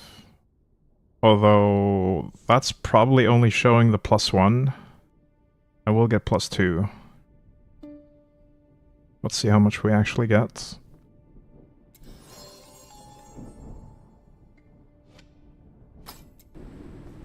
They implemented some quality of life to let you hold down the button for linking and socketing. Really?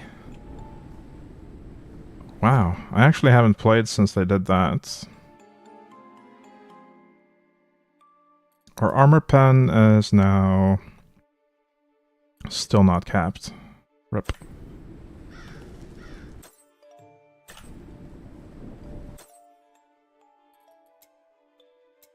But yeah, since we're under 100% rebound, we'll simply have this on rebound. People were rightfully complaining about wrist pain. Yeah, I know. One of my friends that plays Path of Exile was always complaining about wrist pain in that game before. Like, just from playing it in general.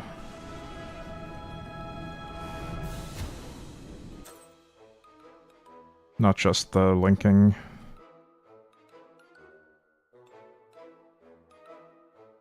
We could do another epic stat away from rebounds. We have about 20% leeway currently. That is if I keep this legendary cape effect, which I think I will keep for now.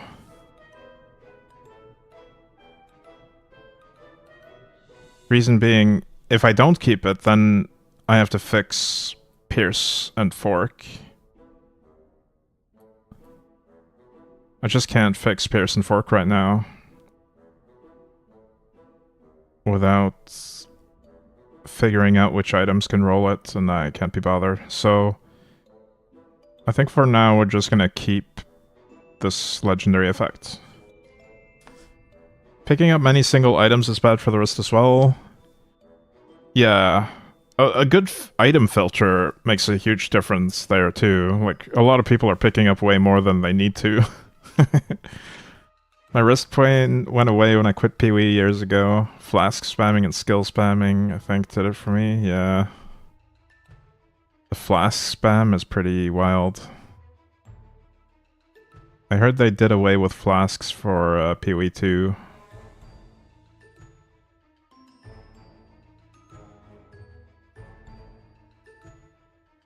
Alright, where's this rebound? This one. This shoulder pad had a rebound on it.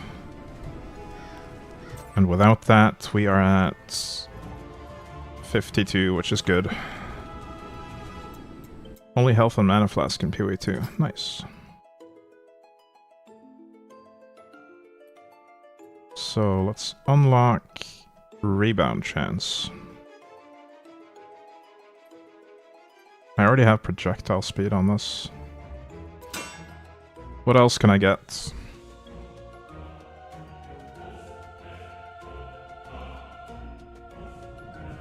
Fork chance. Interesting. So I could move some fork around then. Attack speed is also good though. Maybe I just do attack speed on this.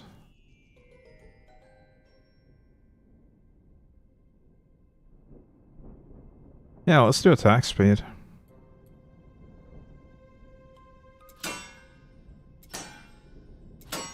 But I'll just bear that slot in mind for, like, as a flexible slot. If I change my gear around in other spots, we can change this attack speed to something else.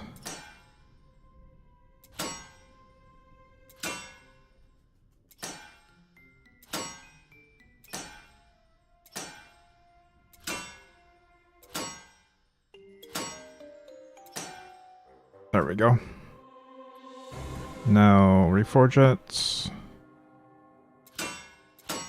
1061.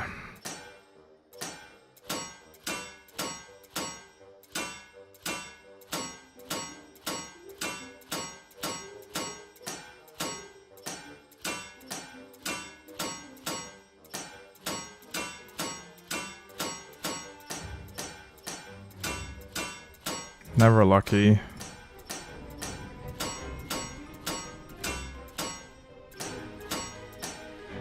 There we go.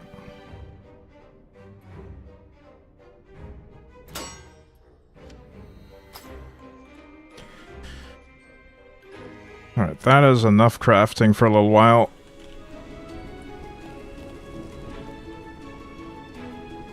Let's do some playing. Some grinding.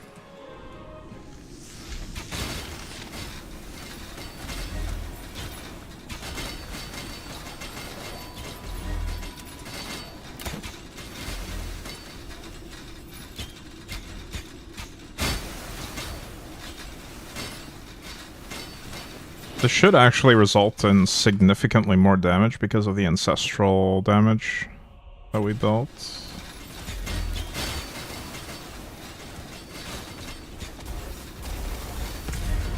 I'll have to benchmark it on a different map though. Forge would be a good place for that.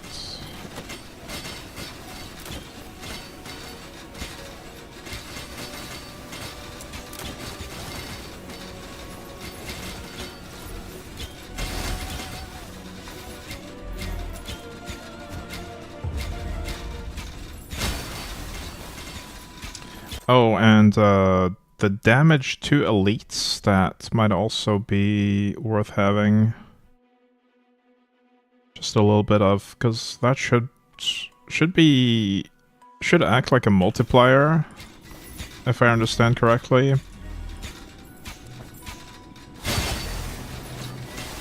And not having any of it is basically leaving free damage on the table.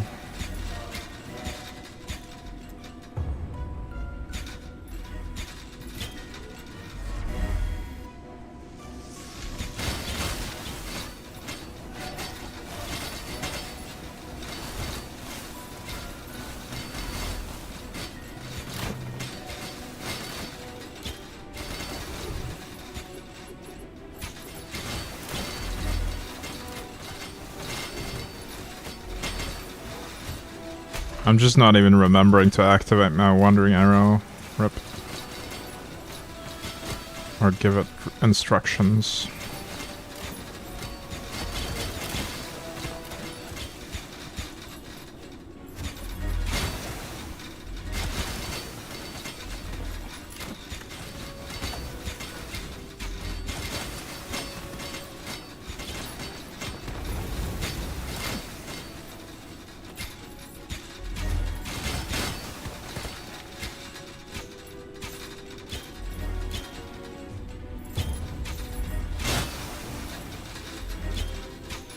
Instructions unclear, Wandering Arrow stuck in fan. Yeah, pretty much.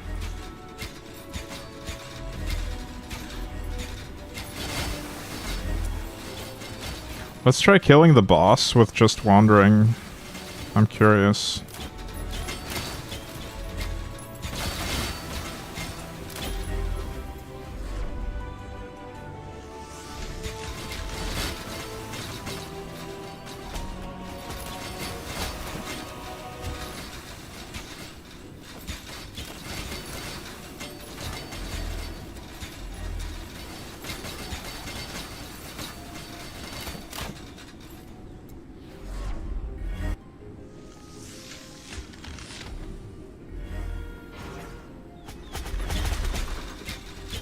I still want to be delighted for the evasion bonus though.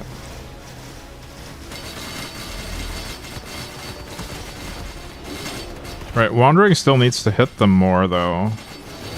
That is kind of an issue. Because they have so many free hits on their shield. Now that the free hit shield is gone... Oh, never mind. Yeah, they just can take so many free hits. So Arrow Shot is just going to be way better in that situation.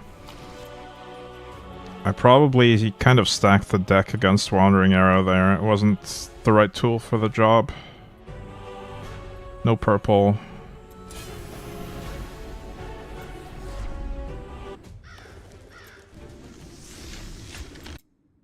Let's do the fire boss. And we can try using Wandering on him.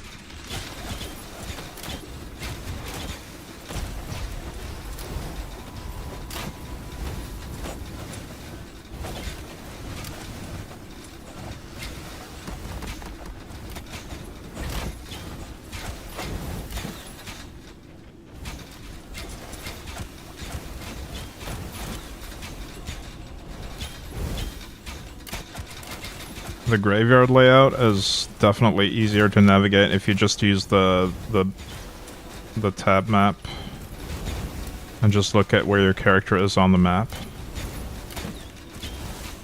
Because there's not a ton of objects other than the ones listed on the map in this one.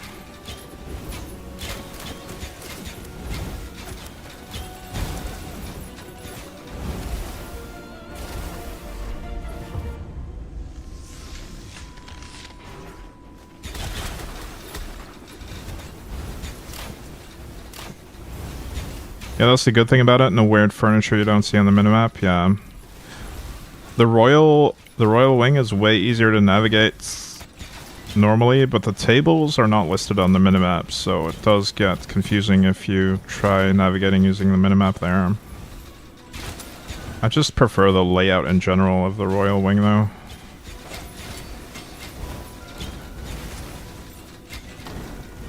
And the rooms are bigger, which means more room to navigate. More space to move around the enemies. And more satisfying bounces off the walls.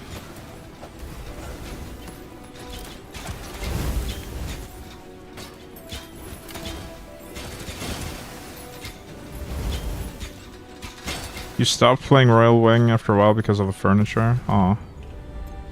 I never stopped. I'm also at...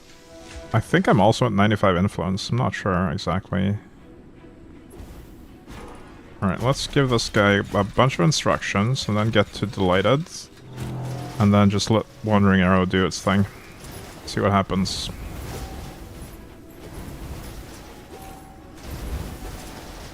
Oh, we no longer have the Delighted evasion buff. We need to shoot one more time. I think I'll just do without it. We'll see if we can kill the boss with just Wandering.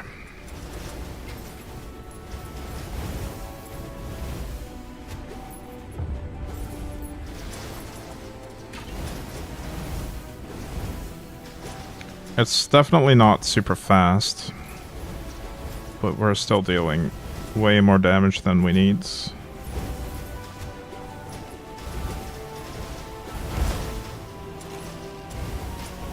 I probably don't need to dodge all these ground effects. Just feels like good practice to do so, though.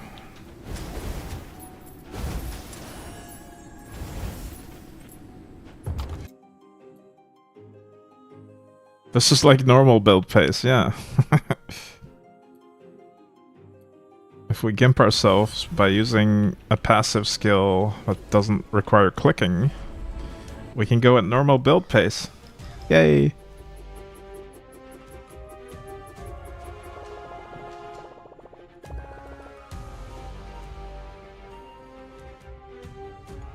Ancestral damage 1.5 bill. Nice. I've seen screenshots going up all the way up to like 36 bill though for a single hit. I wonder what they're doing differently.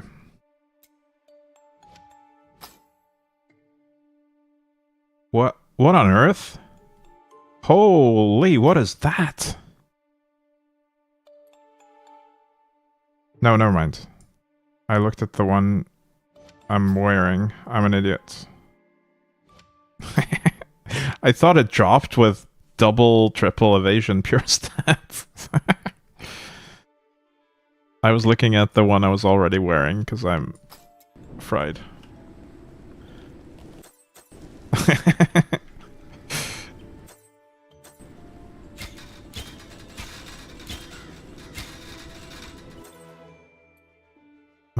Ultimatums. Do I want to swap those actually? Inner fire, fork, crits, damage to elites. Ooh, boosting this would actually make kind of a big difference in damage. Since I don't have any damage to elites on gear. Area damage reduction. I mean, I almost never get hit anyway. I'm just worried that if I take this off, I'm gonna get hit.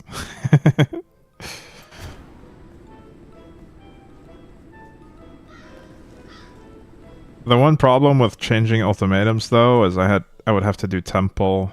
Temple is so boring at this point. We could do a little bit of Temple.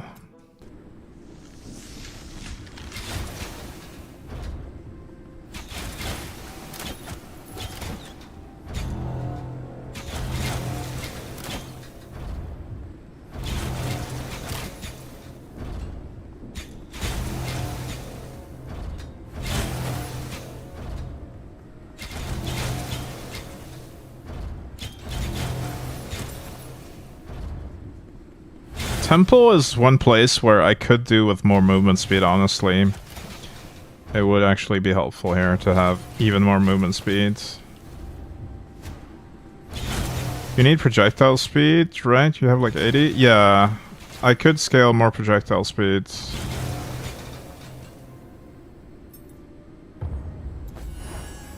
It's not needed, but it's good quality of life.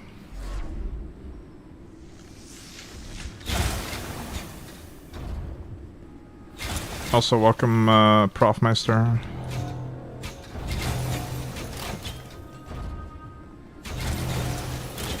You got 340 and it boosts damage a ton. How does it boost damage? I mean, I guess it'll allow the projectiles to hit more times, the passive. But we're not taking that, are we? We're taking evasion scaling instead.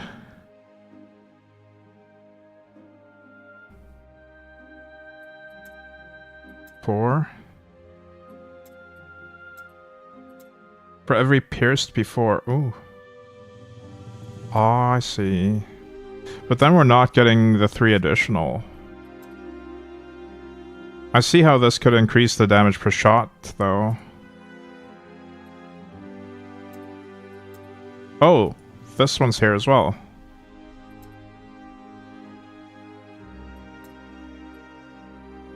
Yeah, you could scale the increased damage with this, and you'd probably have to compensate by adding more projectiles somewhere else. Because without this, it's going to feel pretty lackluster.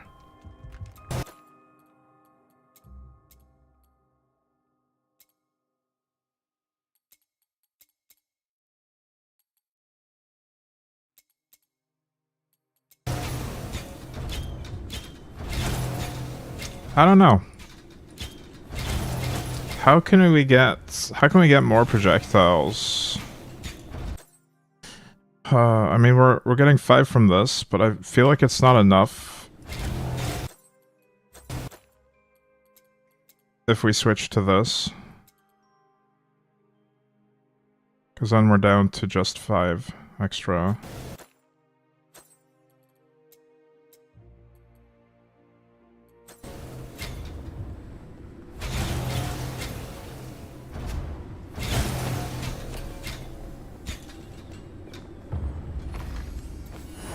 The ultimatum wouldn't stack with anything else.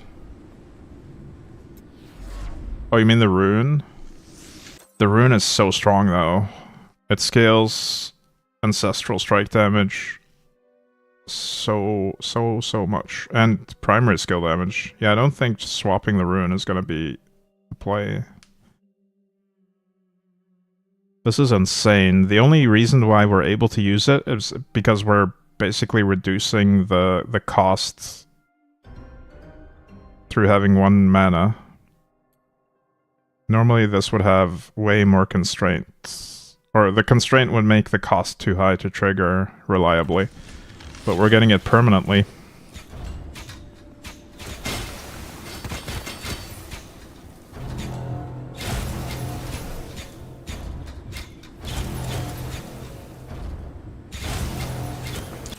I tried to get projectile speed on some pieces, but I think I would have to graft more.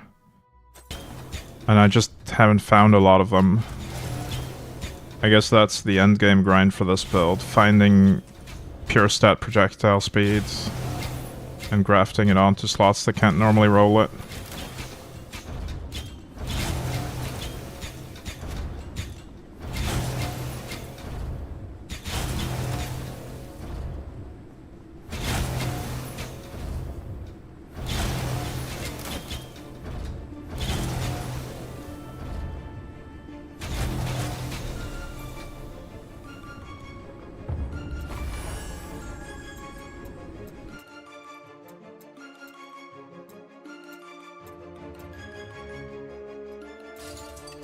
Let's try this. Damage to elites, because I never get hit anyway.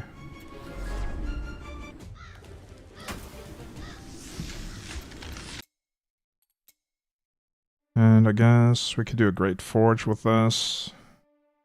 I think we'll take a quick break here, though. Because I need some more coffee and to stretch my legs a bit. I'll be right back.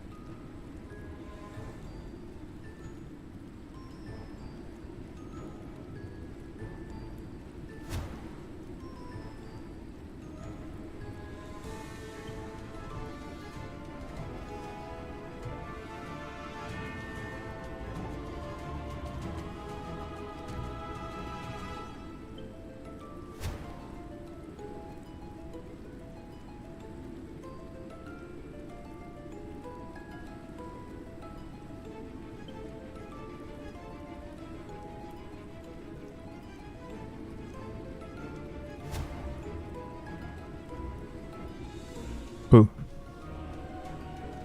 Hey, Azalarius, welcome in. Alright, let's do a forge.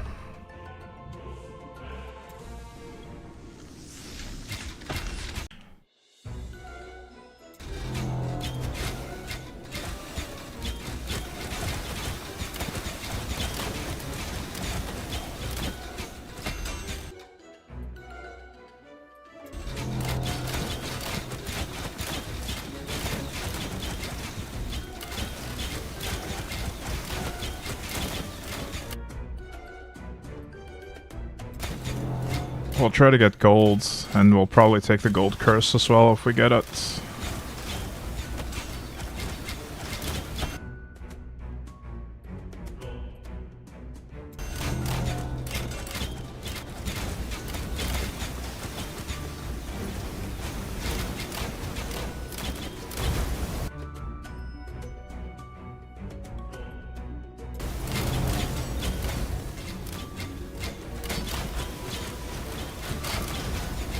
Oh right, Wandering. Let's activate Wandering as well. 7 instructions.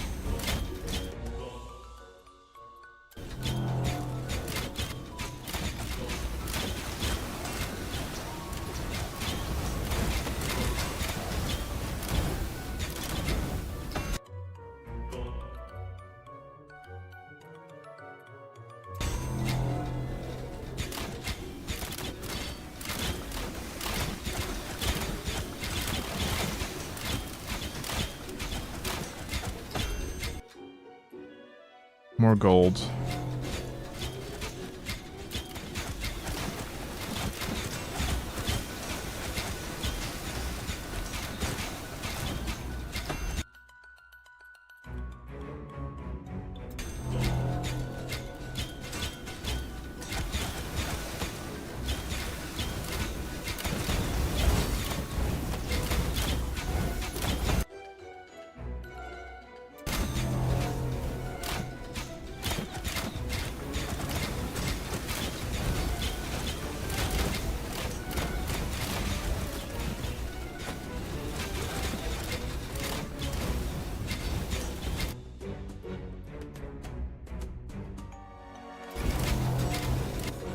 Avenger's not gonna matter here. Never get hit anyway.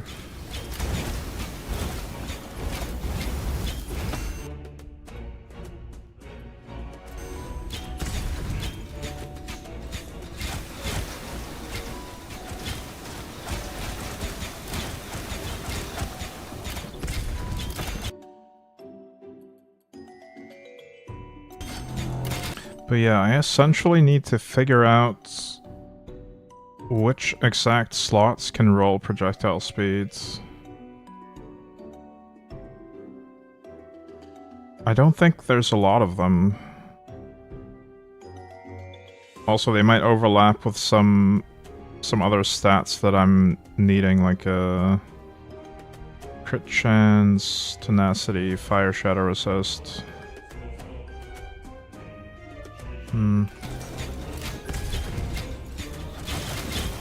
But ideally, I'd want them on rare or magic. And I want to graft them onto... This one has 1 graft remaining, but I was thinking about doing a legendary. For the rings, we could graft over the magic or the rare. Well, magic on this, rare on this. Replace the ancestral strike damage with more projectile speeds. The problem is I'd have to find the graftable item first. Or find the item to graft from. And they seem exceedingly rare. I don't think I've found a single perfect score projectile speed yet.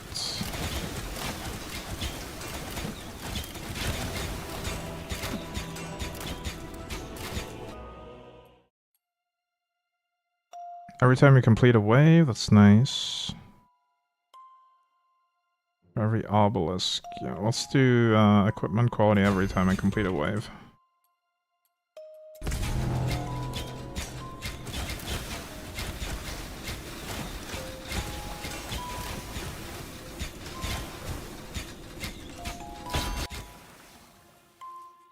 And the gold curse is here, I'll take that.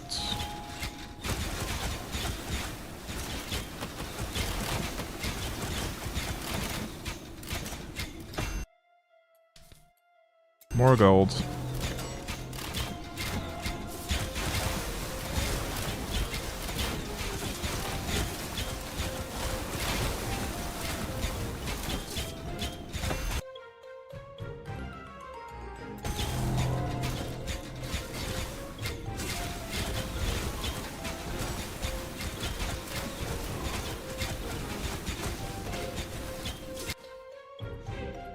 More gold.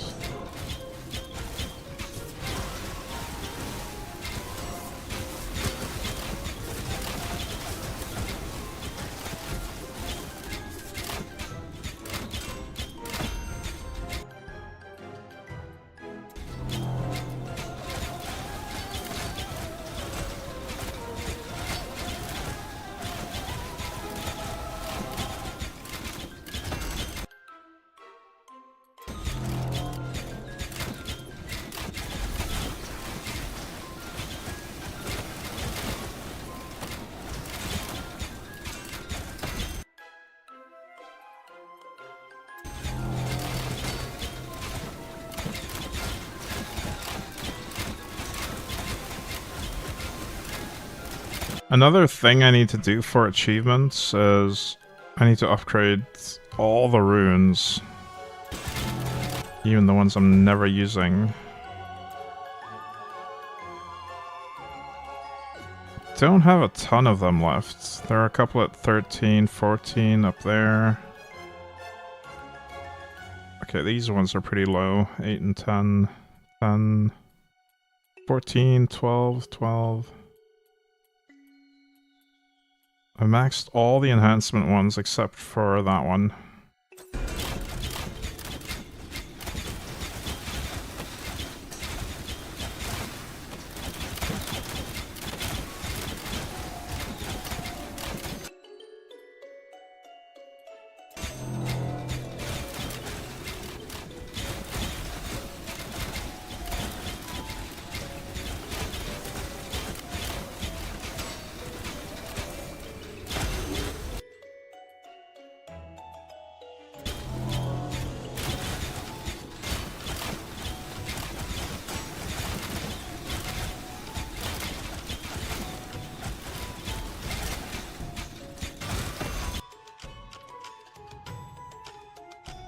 Quantity, I'll take that.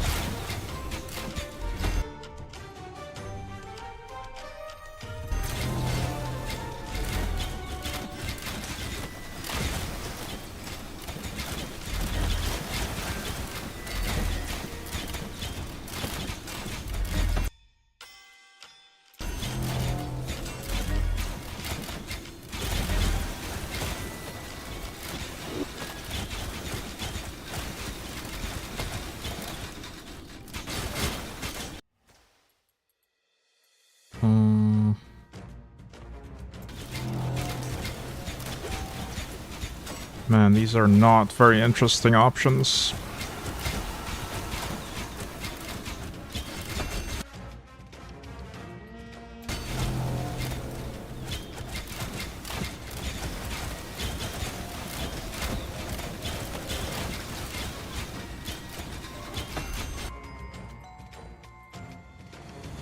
I do want Slormite though, for future reinforcements on the mage. We could use more of this row.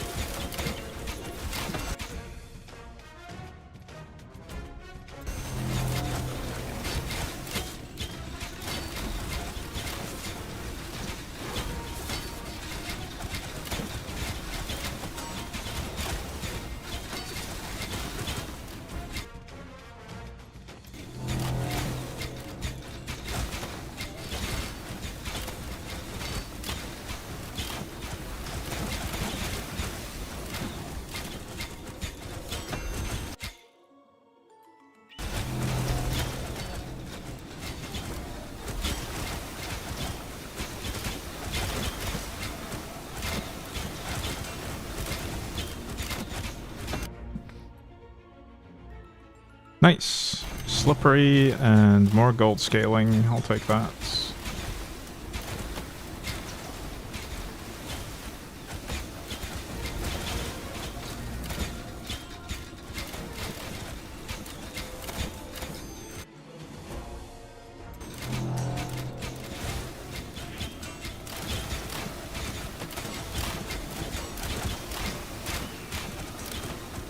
Dealing around 5 billion DPS right now.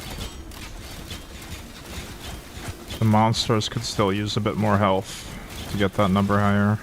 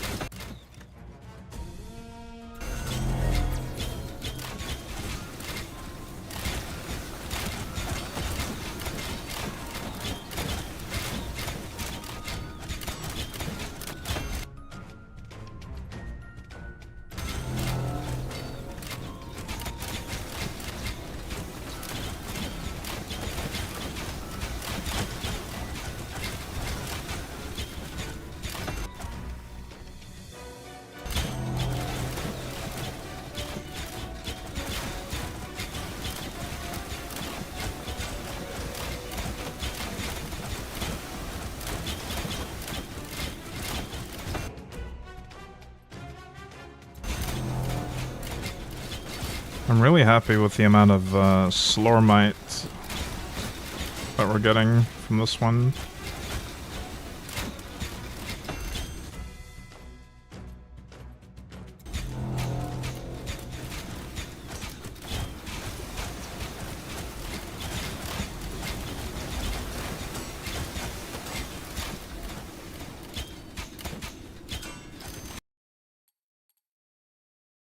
Every time you complete a wave, ooh, so's the obelisk though. That's war chest quality.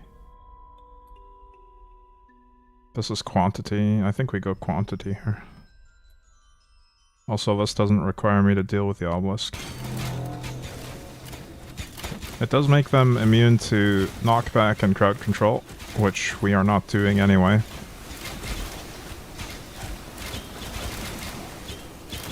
Oh, it's not even permanent. I thought it was a rest of expedition one. It was not.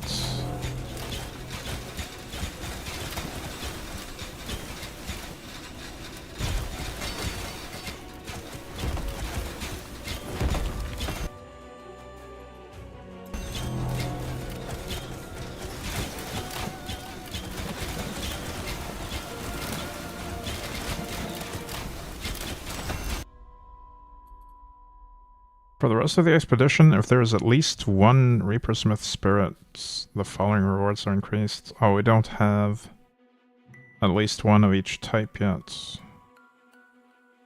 It's currently invalid, but if we select every type, we might get the increase later.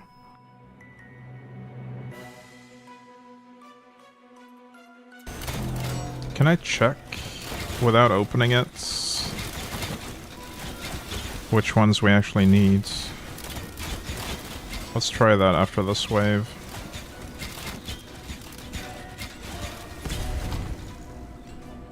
We need Corey. Yeah, we could check that way. We didn't have to press open, but I need Corey to get that reward.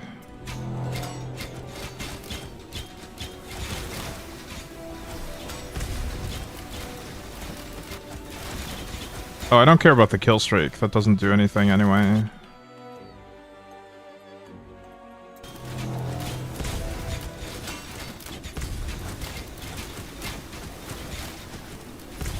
I just wasn't sure if we could look at the contents without ending the run, but we could. Still not getting offered a Corey at all, though.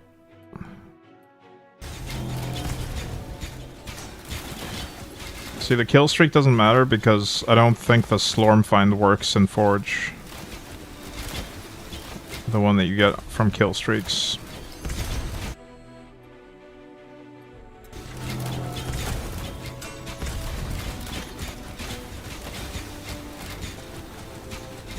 And even if I did, Slorm is probably the least interesting of these resources. Ooh, these are nice. Hello. That's a lot of gold, that's a lot of Slormites. We are trying to scale the gold and the health, so let's do that. And now they're gonna heal if they don't take damage, but that's okay. They're always gonna take damage.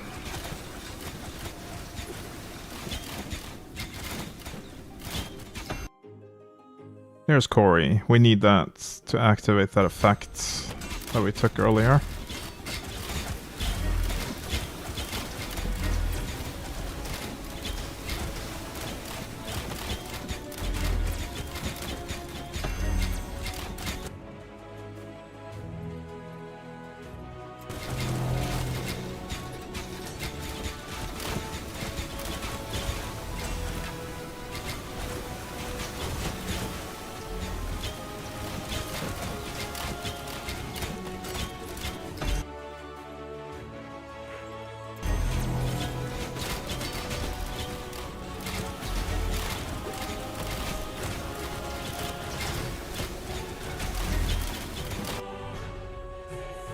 More Corey. I guess I'll take it.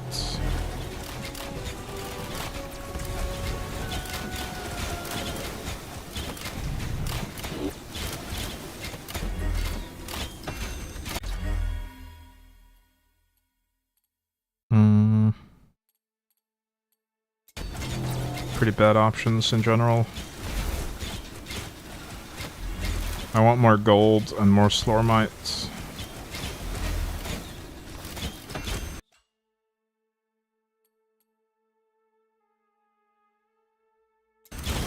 I guess Slormaline as well. We need some Slormaline for re-rolling the legendaries on the next build. I'll probably get enough fragments to craft it though. By the time I go for the crafts.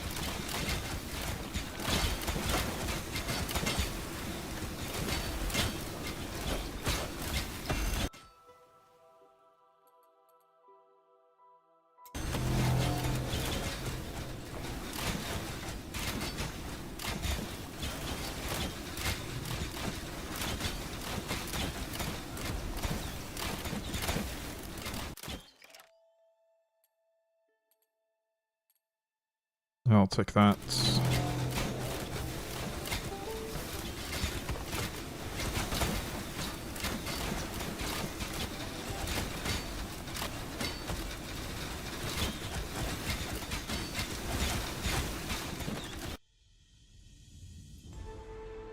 Man, I can't believe I didn't know about Wandering Arrow until today. Wandering Arrow would have been nice in my previous Huntress build as well, because I was mainly spamming Arrow Shot in that one too. Once I got the Fenrir ring for Rain of Arrows to be automatic.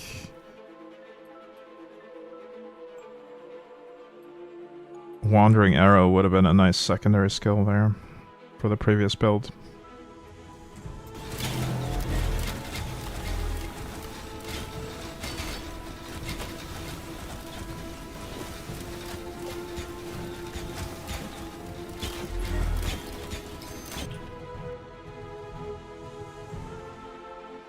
Quality. That's a lot of equipment quality. Now we'll do the war chest quality.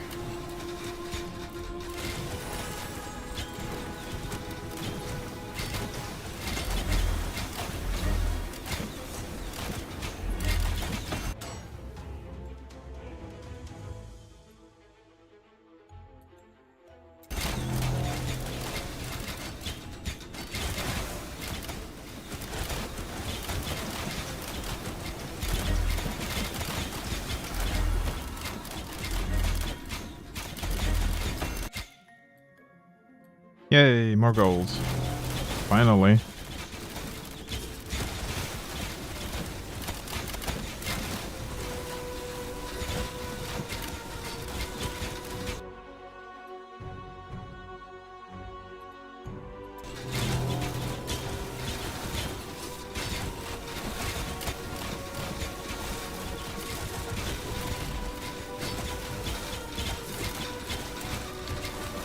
One thing I wish you could do with the crafting is to actually remove a stat completely.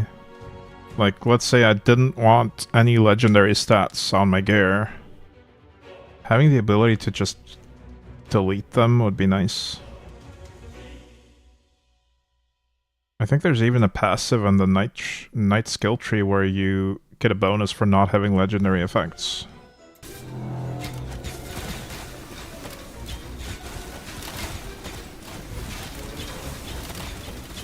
Something to do with peasants.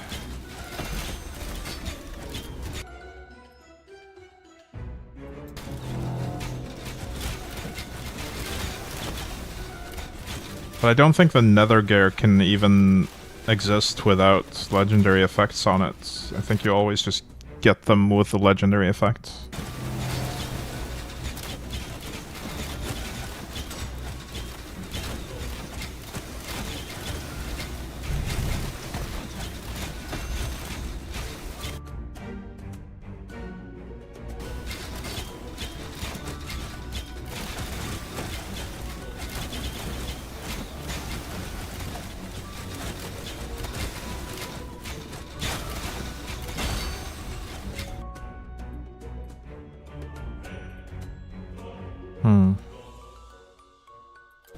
Bad options.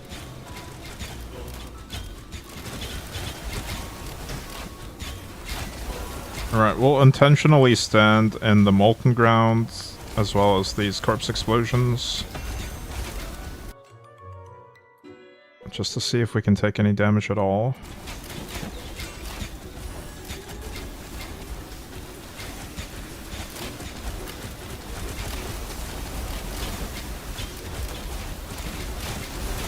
So far, I'm not seeing any debuffs. So we haven't been hit by Molten yet.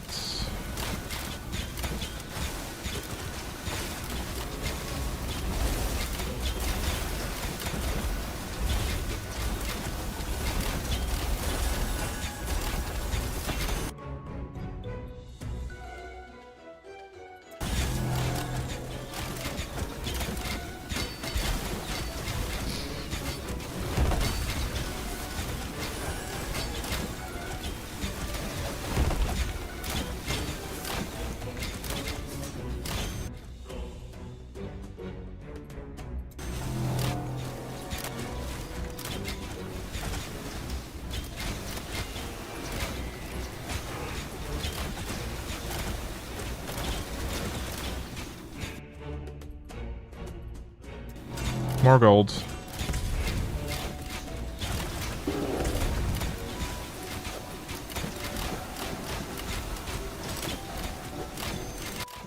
$8 billion, nice. Let's give them more life though. I need even more gold for more life.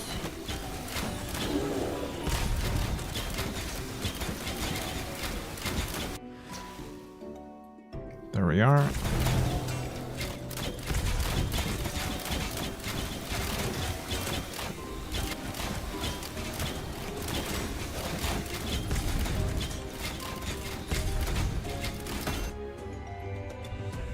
More gold, more life.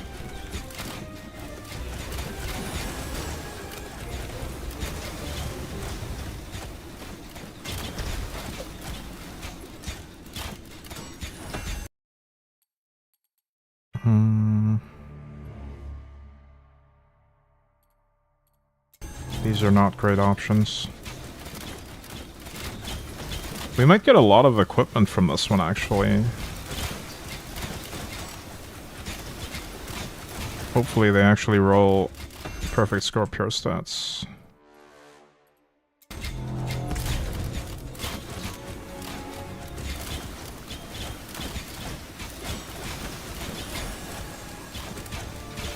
Do I have a graft left on my helmet? Don't. Rip. I was thinking... I've never seen the cheat death effect trigger except when I reserved 100% of my life in town. So... I might not need this legendary effect, honestly. With with how easy the current content is, I think 246k life is gonna be enough that even if I get exceedingly unlucky, I don't get one-shots.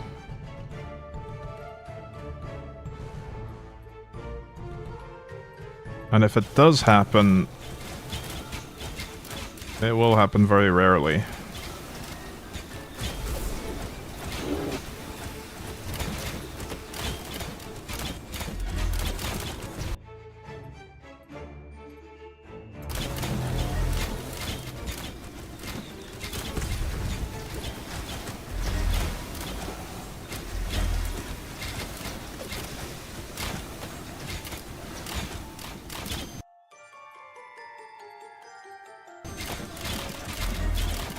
So since there's no graft slots left on it, the only things we could replace it with would be another helmet legendary effect.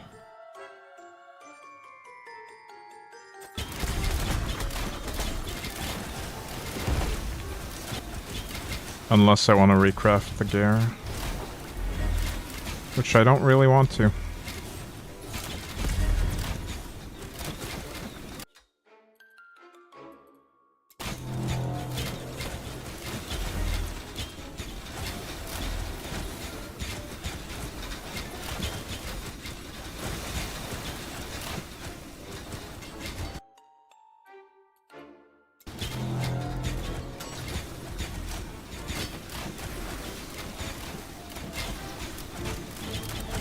If I did go for another helmet effect, we could maybe get the all resists, all elemental resists. I believe that's a helmet effect. We could completely cap shadow and fire and get a little bit of the others. But again, we're never getting hit by those debuffs anyway because of the dodge, so maybe it's not worth it. I think I'd prefer something to do with offense or quality of life.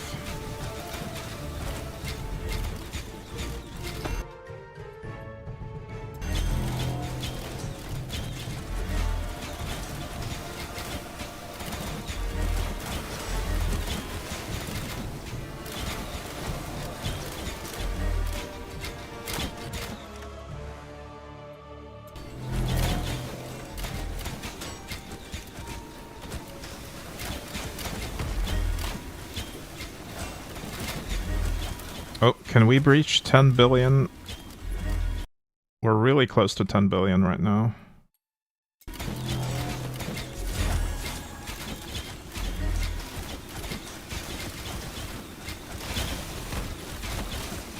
Oh, I saw it for a second. It's over 10 billion now. Amazing.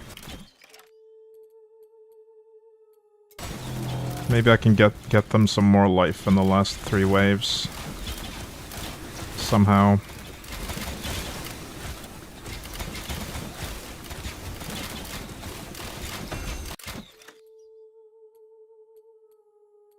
No life on offer here.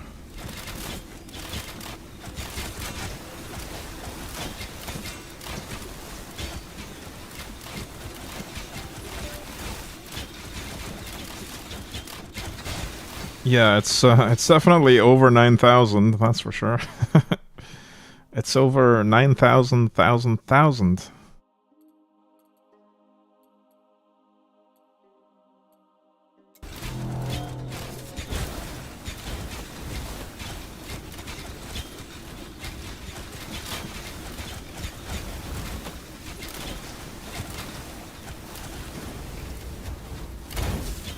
Alright, final wave coming up. What do we get? A little bit more.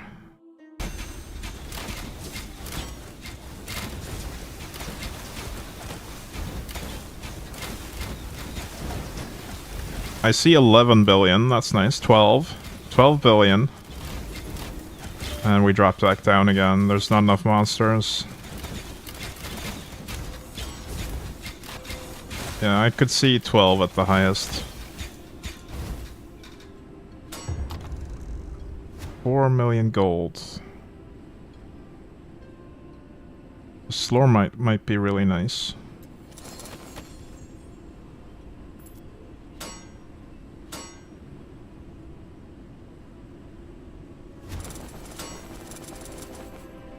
It's so slow to actually give me the loot sometimes. Okay, I got it all. We got no equipment from that, actually. None of the equipment made it past the filter. Rip.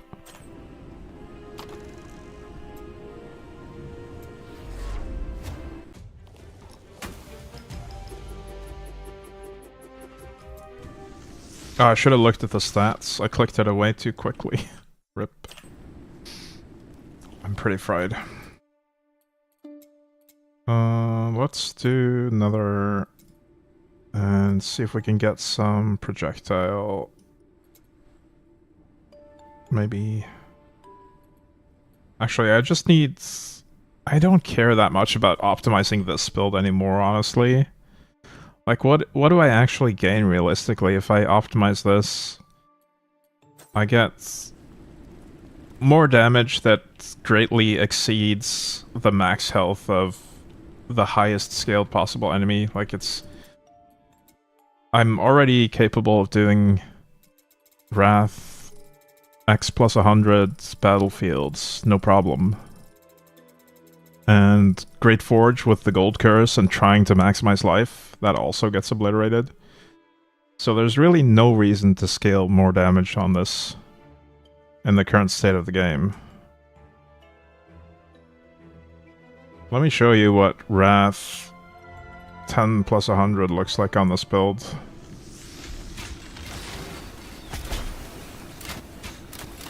It looks like Wrath 10, basically. They just die.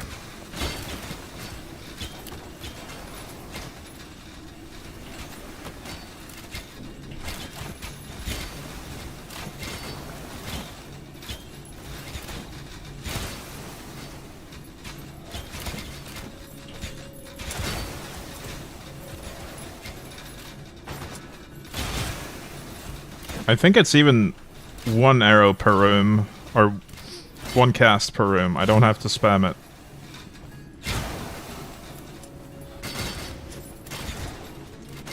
Until there's respawns.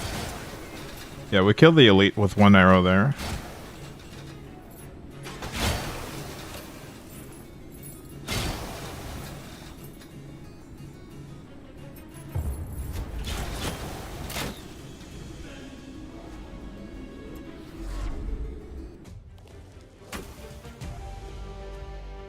Highest damage dealt was 2 billion. Ancestral damage, okay.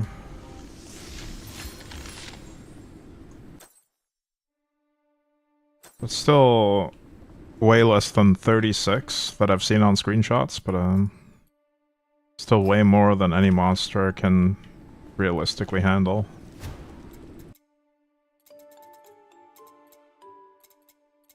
In the normal content. I wish I could use the mouse wheel to reduce this number. Or maybe just input a number with a keyboard. Instead of clicking 100 times, literally.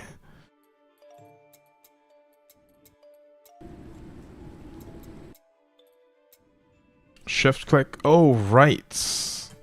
I should have thought of that. Hey, Obtuse Fang. Maybe alt click as well? No, just shift. Okay, so it's 10 times if you use shift. Thank you for that tip. I honestly should have thought of it myself, because I do currently use that for other things. Let's go to the Nether.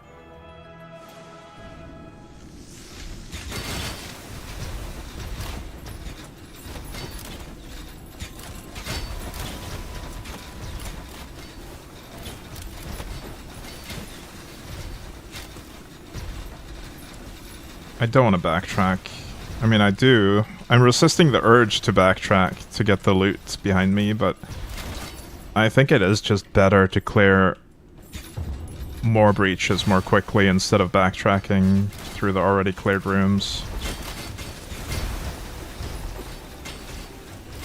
It hurts my soul to leave loot on the ground like this, but efficiency is important.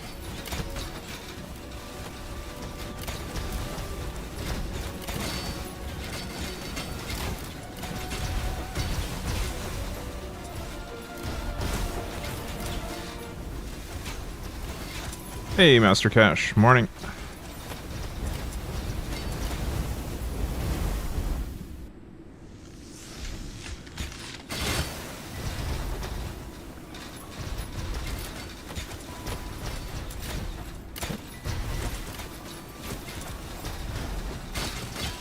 You know, the main reason why there's always going to be loot on the ground in this particular nether map is because they get reincarnated after they die, and it takes a little while, so by the time they get back up, I'm already on my way to the next room, usually. But then they die from the bouncing arrows that stay behind.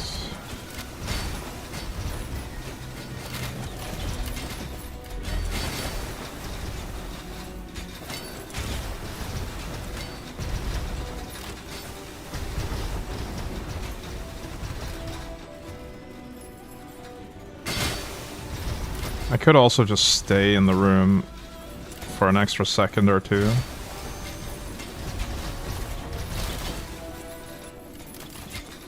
And now I'm backtracking again. I can't stop backtracking. I wanna get the loot. Oh, speaking of loot, hello.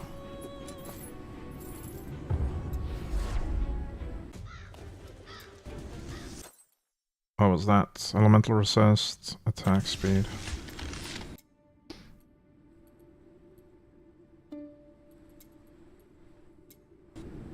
I'm actually at the point now where my stash tab is completely full, almost. How do I provide more instructions to this arrow? Do I just hold it down, maybe? Oh, I do. I kept spam clicking, and it was really awkward, but holding it is way better.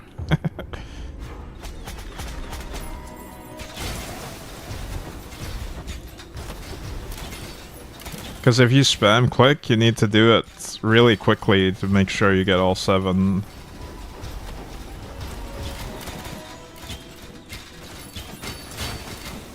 And holding it down will just automatically get 7.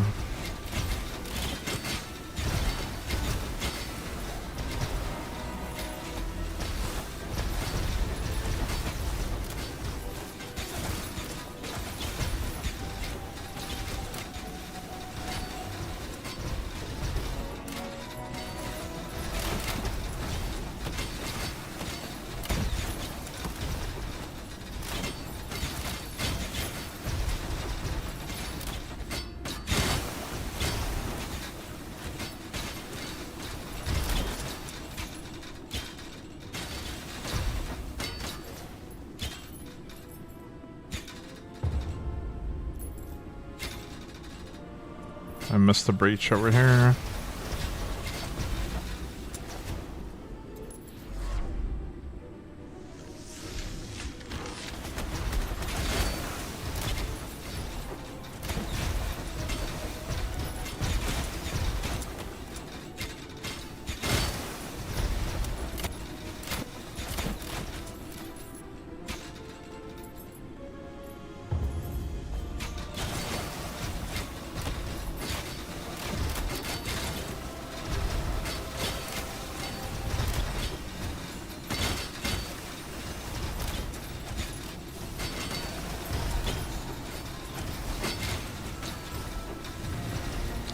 I wonder if I can get Wandering Arrow to proc Ancestral Strike effects. Because I think one of the main weaknesses of Wandering Arrow is enemies like the shield guys, like, right? Because they tank a bunch of hits.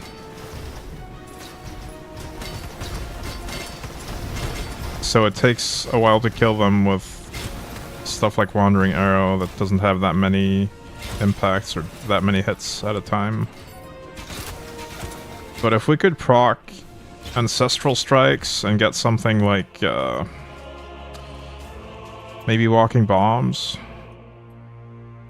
or some other really good Ancestral Strike, if that could proc from Wandering Arrow, that would quickly delete the shields probably.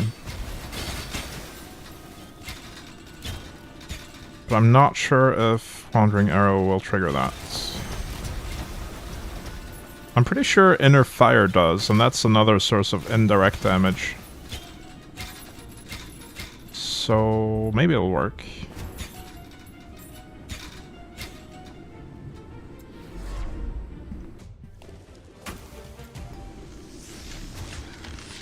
Oh, sometimes when you leave, like at the Nether, and you have a cataclysm that reduces your mana regen to 0, this aura will turn off during the loading screen. That's why I keep that on 1, so I can re-enable it. Because that aura is necessary for the rune.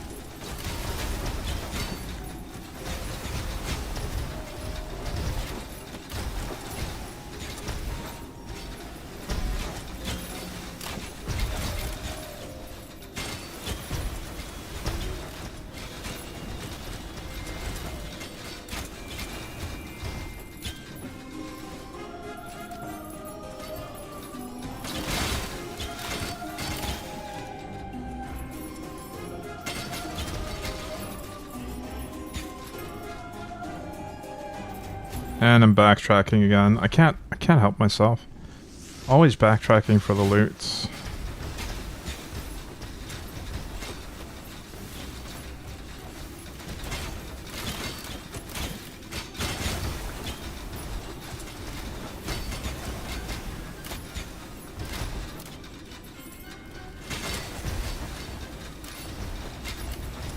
I kind of wish you could get even more powerful Midas collectors. I wish you could increase this range to twice or even thrice of what it is with Midas collectors. Just vacuum up all the adjacent rooms as well, while running at full speed from breach to breach.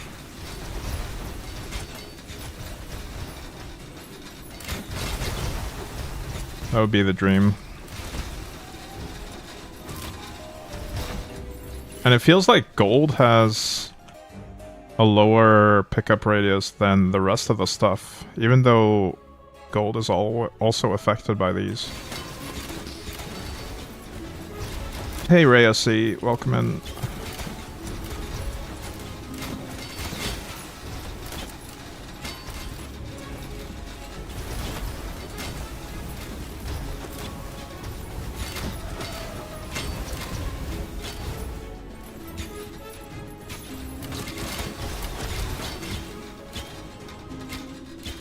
Man, the build link is already a little bit outdated because we optimized a bit.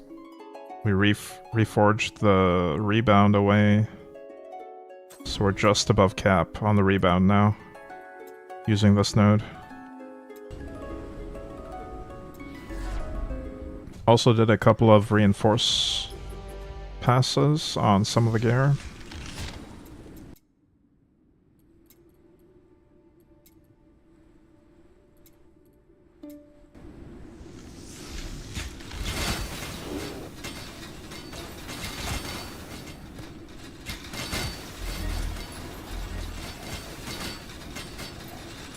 See, this is where Wandering Arrow on its own does not do a very good job.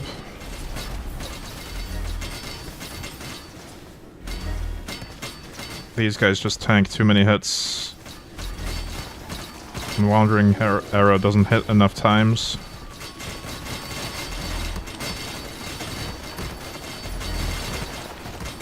One arrow shot will clear this entire room.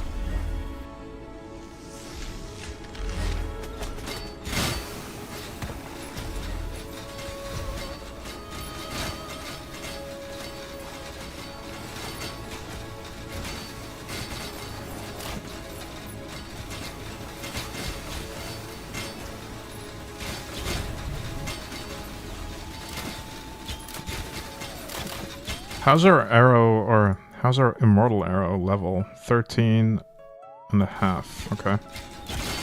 Still got a ways to go. Probably multiple forge runs left to get that maxed.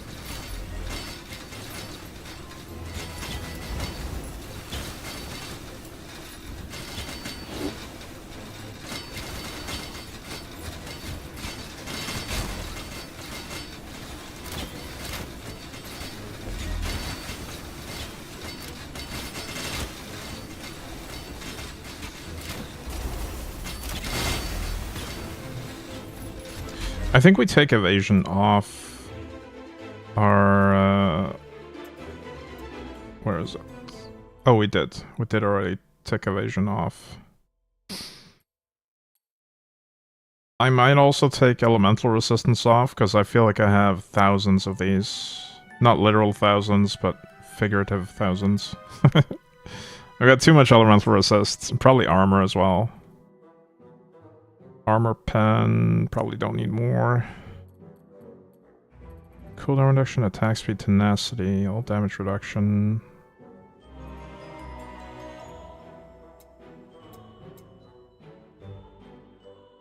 And I don't think I want to do inner fire again in the near future. And we're running out of stash space.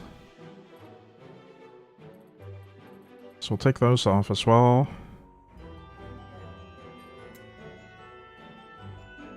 Crit chance and ancestral strike chance might still be useful. Tenacity is useful. Alright, we'll leave it like that.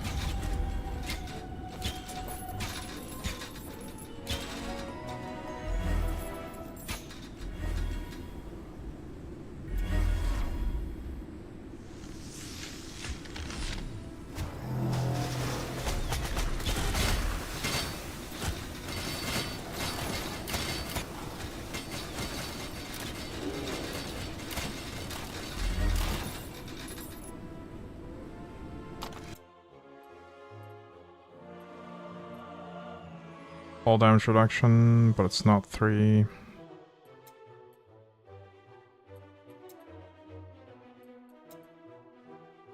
Unlucky. No purples and no 3.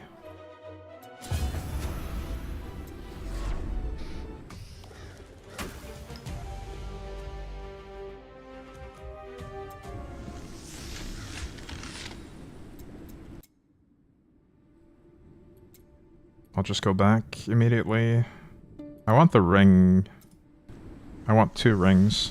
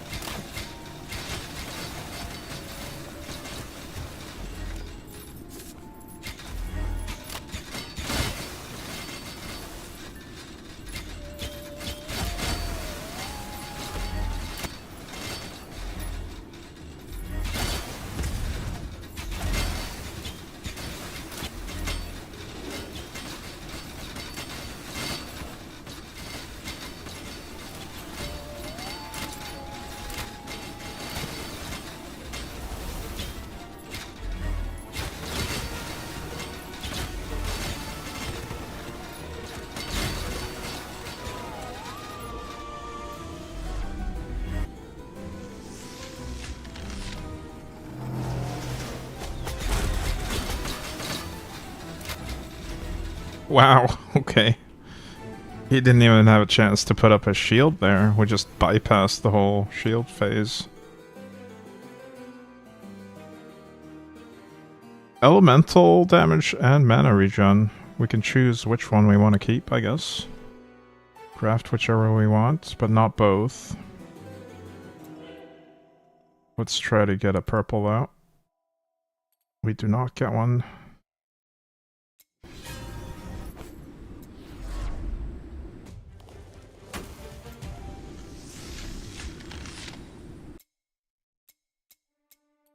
And this is the last tab. After I fill this tab, I have no more room. Because this is reserved for actual purple items. I'm going to have to clean up my tabs.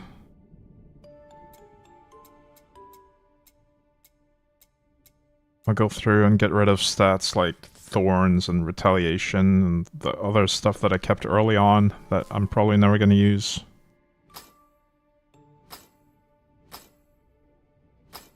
Armor as well.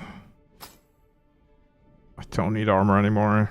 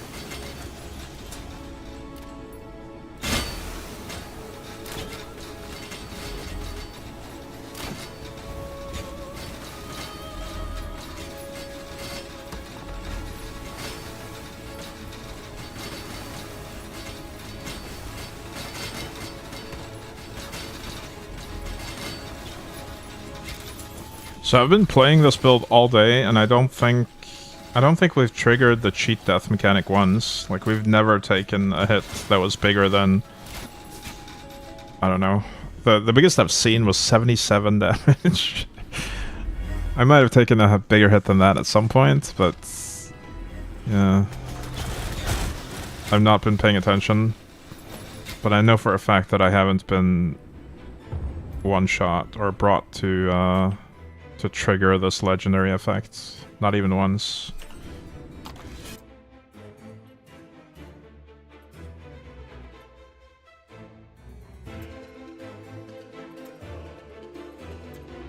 There we go, that's the ring we want. That's one.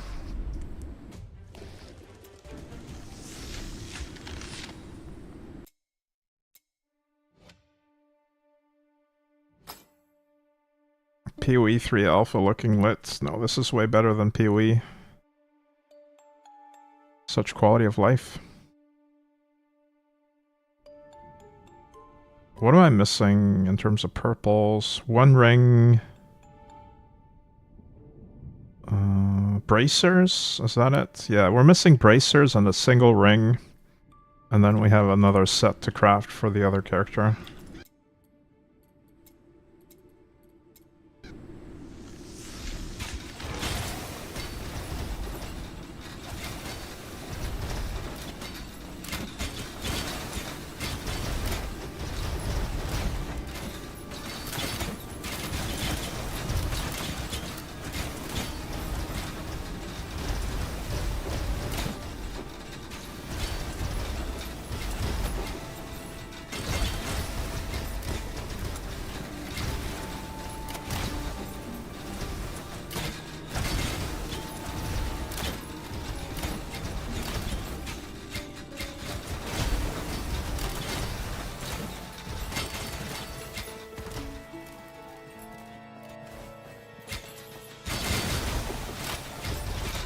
I keep getting stuck on furniture.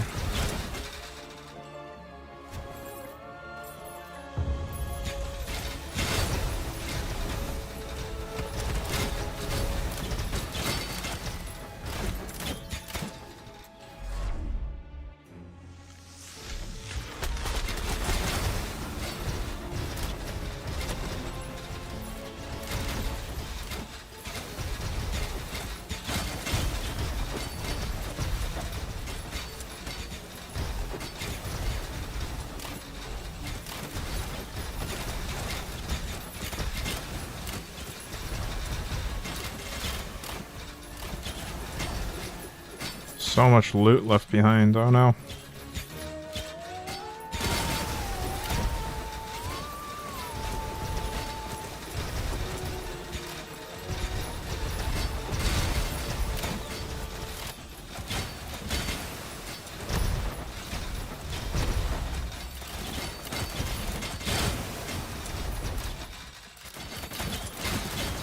I wonder just how much of my damage is coming from these free turrets.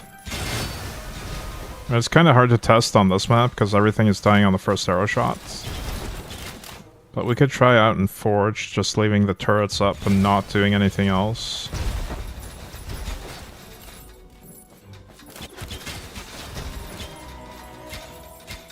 Just to see how effective they actually are.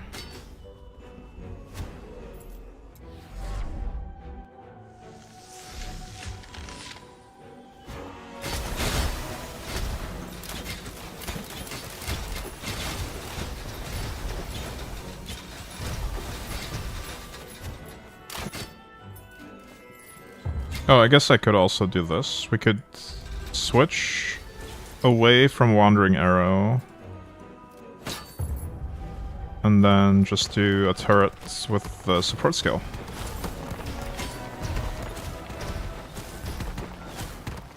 Okay, that is not doing much. I don't think the turret gets my fork and pierce and rebound.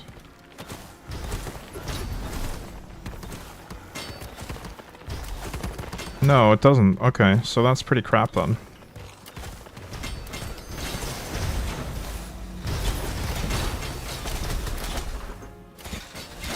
Wrath 20 when? Oh, we have Wrath 10 plus 100s. It doesn't scale the reward though.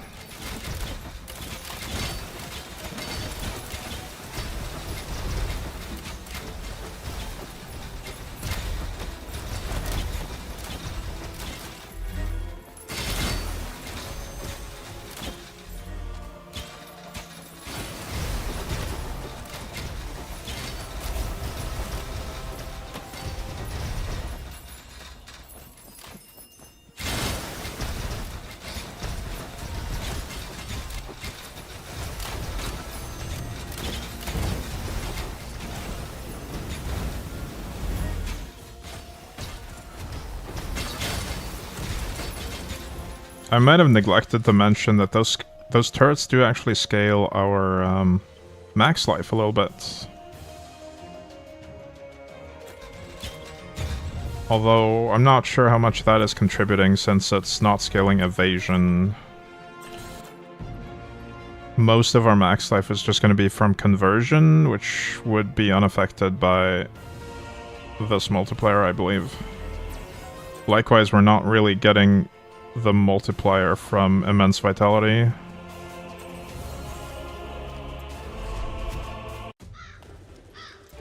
Or at least it's not doing much.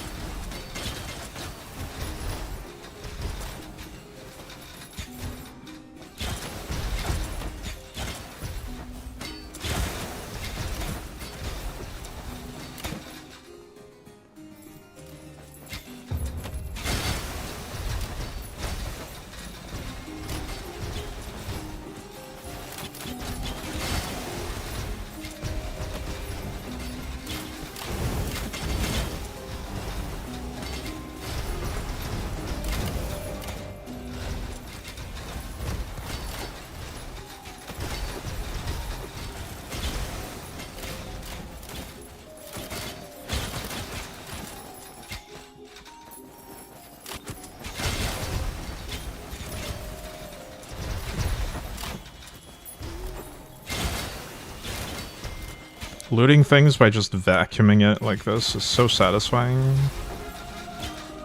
I really wish PoE had this. This way of looting.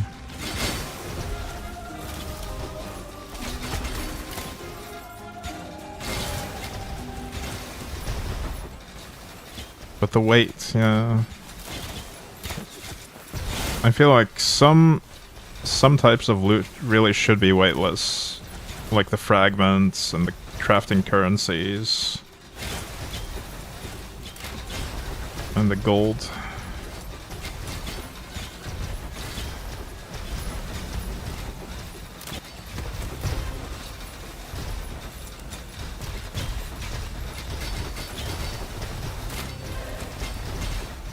I'm a big fan of how they implemented loot filters in this game as well. It just automatically converts them to fragments or gold if they don't get through the filter. And it's all done within the game. No external tools required.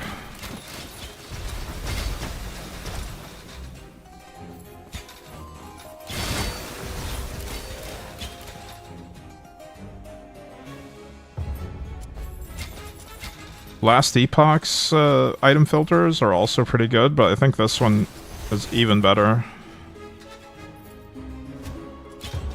Although Last Epoch has a bit more complexity when it comes to crafting. This has an even more powerful crafting system, but it's less complex.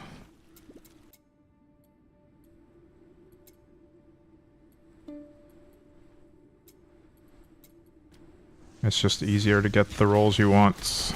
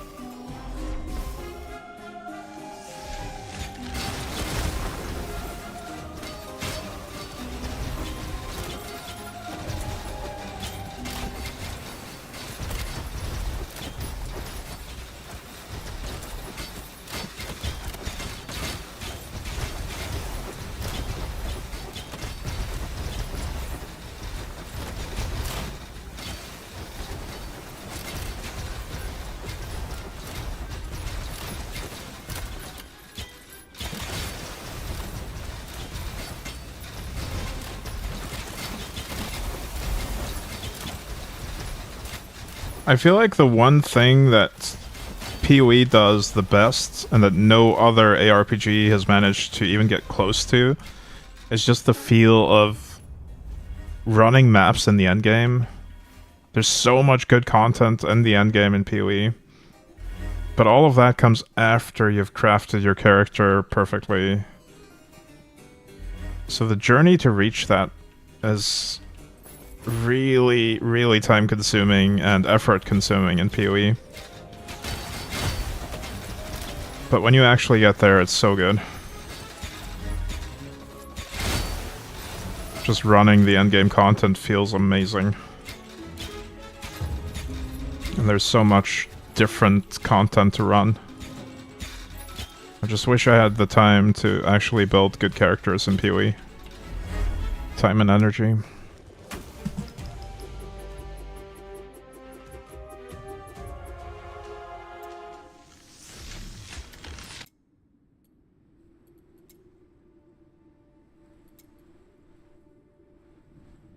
Alright, let's try to get another purple. Bracers or ring will both be fine here.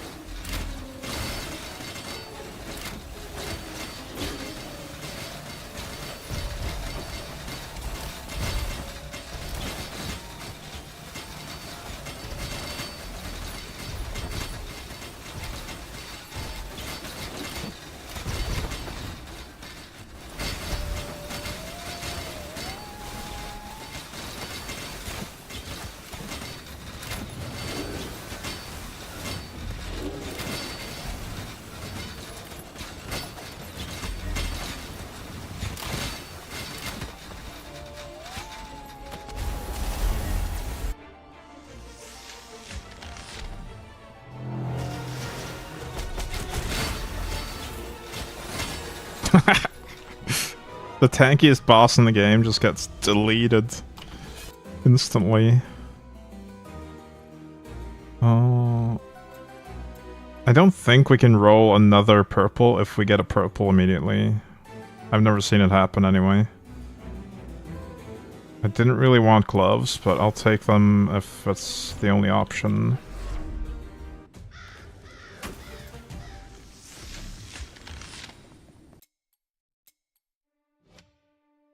We got 5 gloves already. I need rings and bracers. We had such a high chance to get them as well. I think there were at least 4 possible options, which were good. Never lucky though.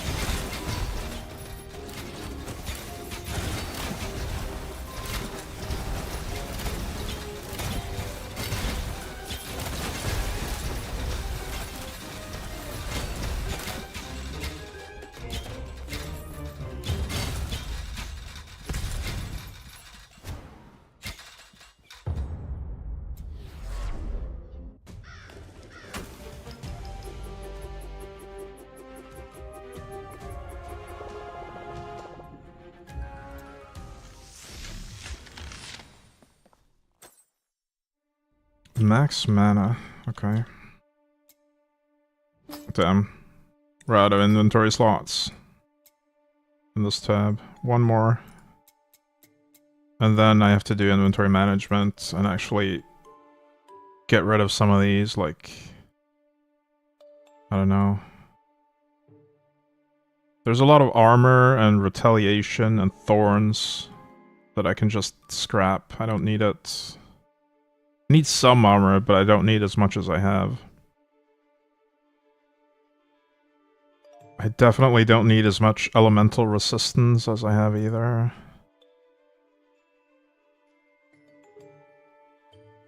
Aura increased effect. Probably not going to be using that. Elemental damage. I might try to make an elemental damage build at some point. But when? I don't know. Hey Canrox, welcome in.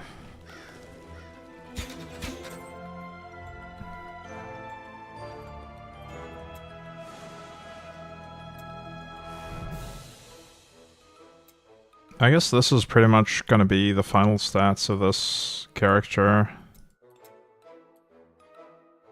There's a few things we could have optimized, like getting that projectile speed grafted onto a few other slots, getting it pure stat, perfect score would be pretty insane, but I'm not finding projectile speed, perfect score. It's so rare. Crazy builds? Yeah, it's not my own invention though. If you want a build guide for this, there is one on the Slormancer official Discord. In the build compendium section. I think it's called Huntress Evasion Stacker or something like that.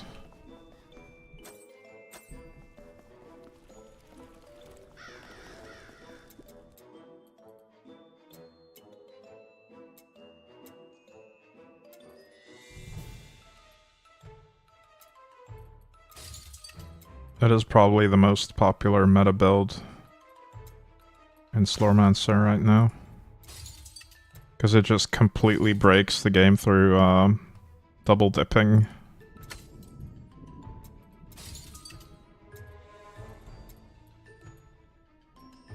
Don't have enough spirits to max my runes.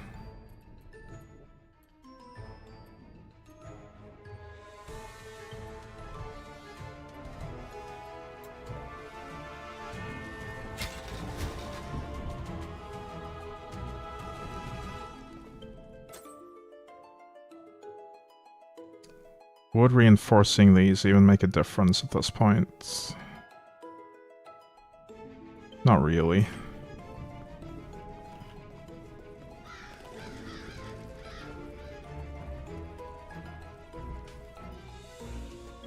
I think I'm gonna call it here.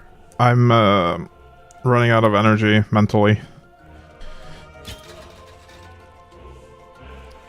I keep saying this, but I don't know if Slormancer will be on my next stream or not. Like, I don't know if I'll play the mage build on stream. It depends on whether or not I take the time to craft the mage gear off stream before my next one. I don't know, we'll see. I might play a different game next time, but I will definitely return to Slormancer at some point, especially if they update the game and add some more content. And I still have a few YouTube videos planned for this game. Freelancer campaign, so I need to change that command actually. I mean, it is true still, there's lots of Hitman World of Ass freelancer campaigns on the YouTube channel, but that's not really my primary thing anymore. Anyway, thank you guys for watching. Have a great rest of your day. Hopefully I will see you next time.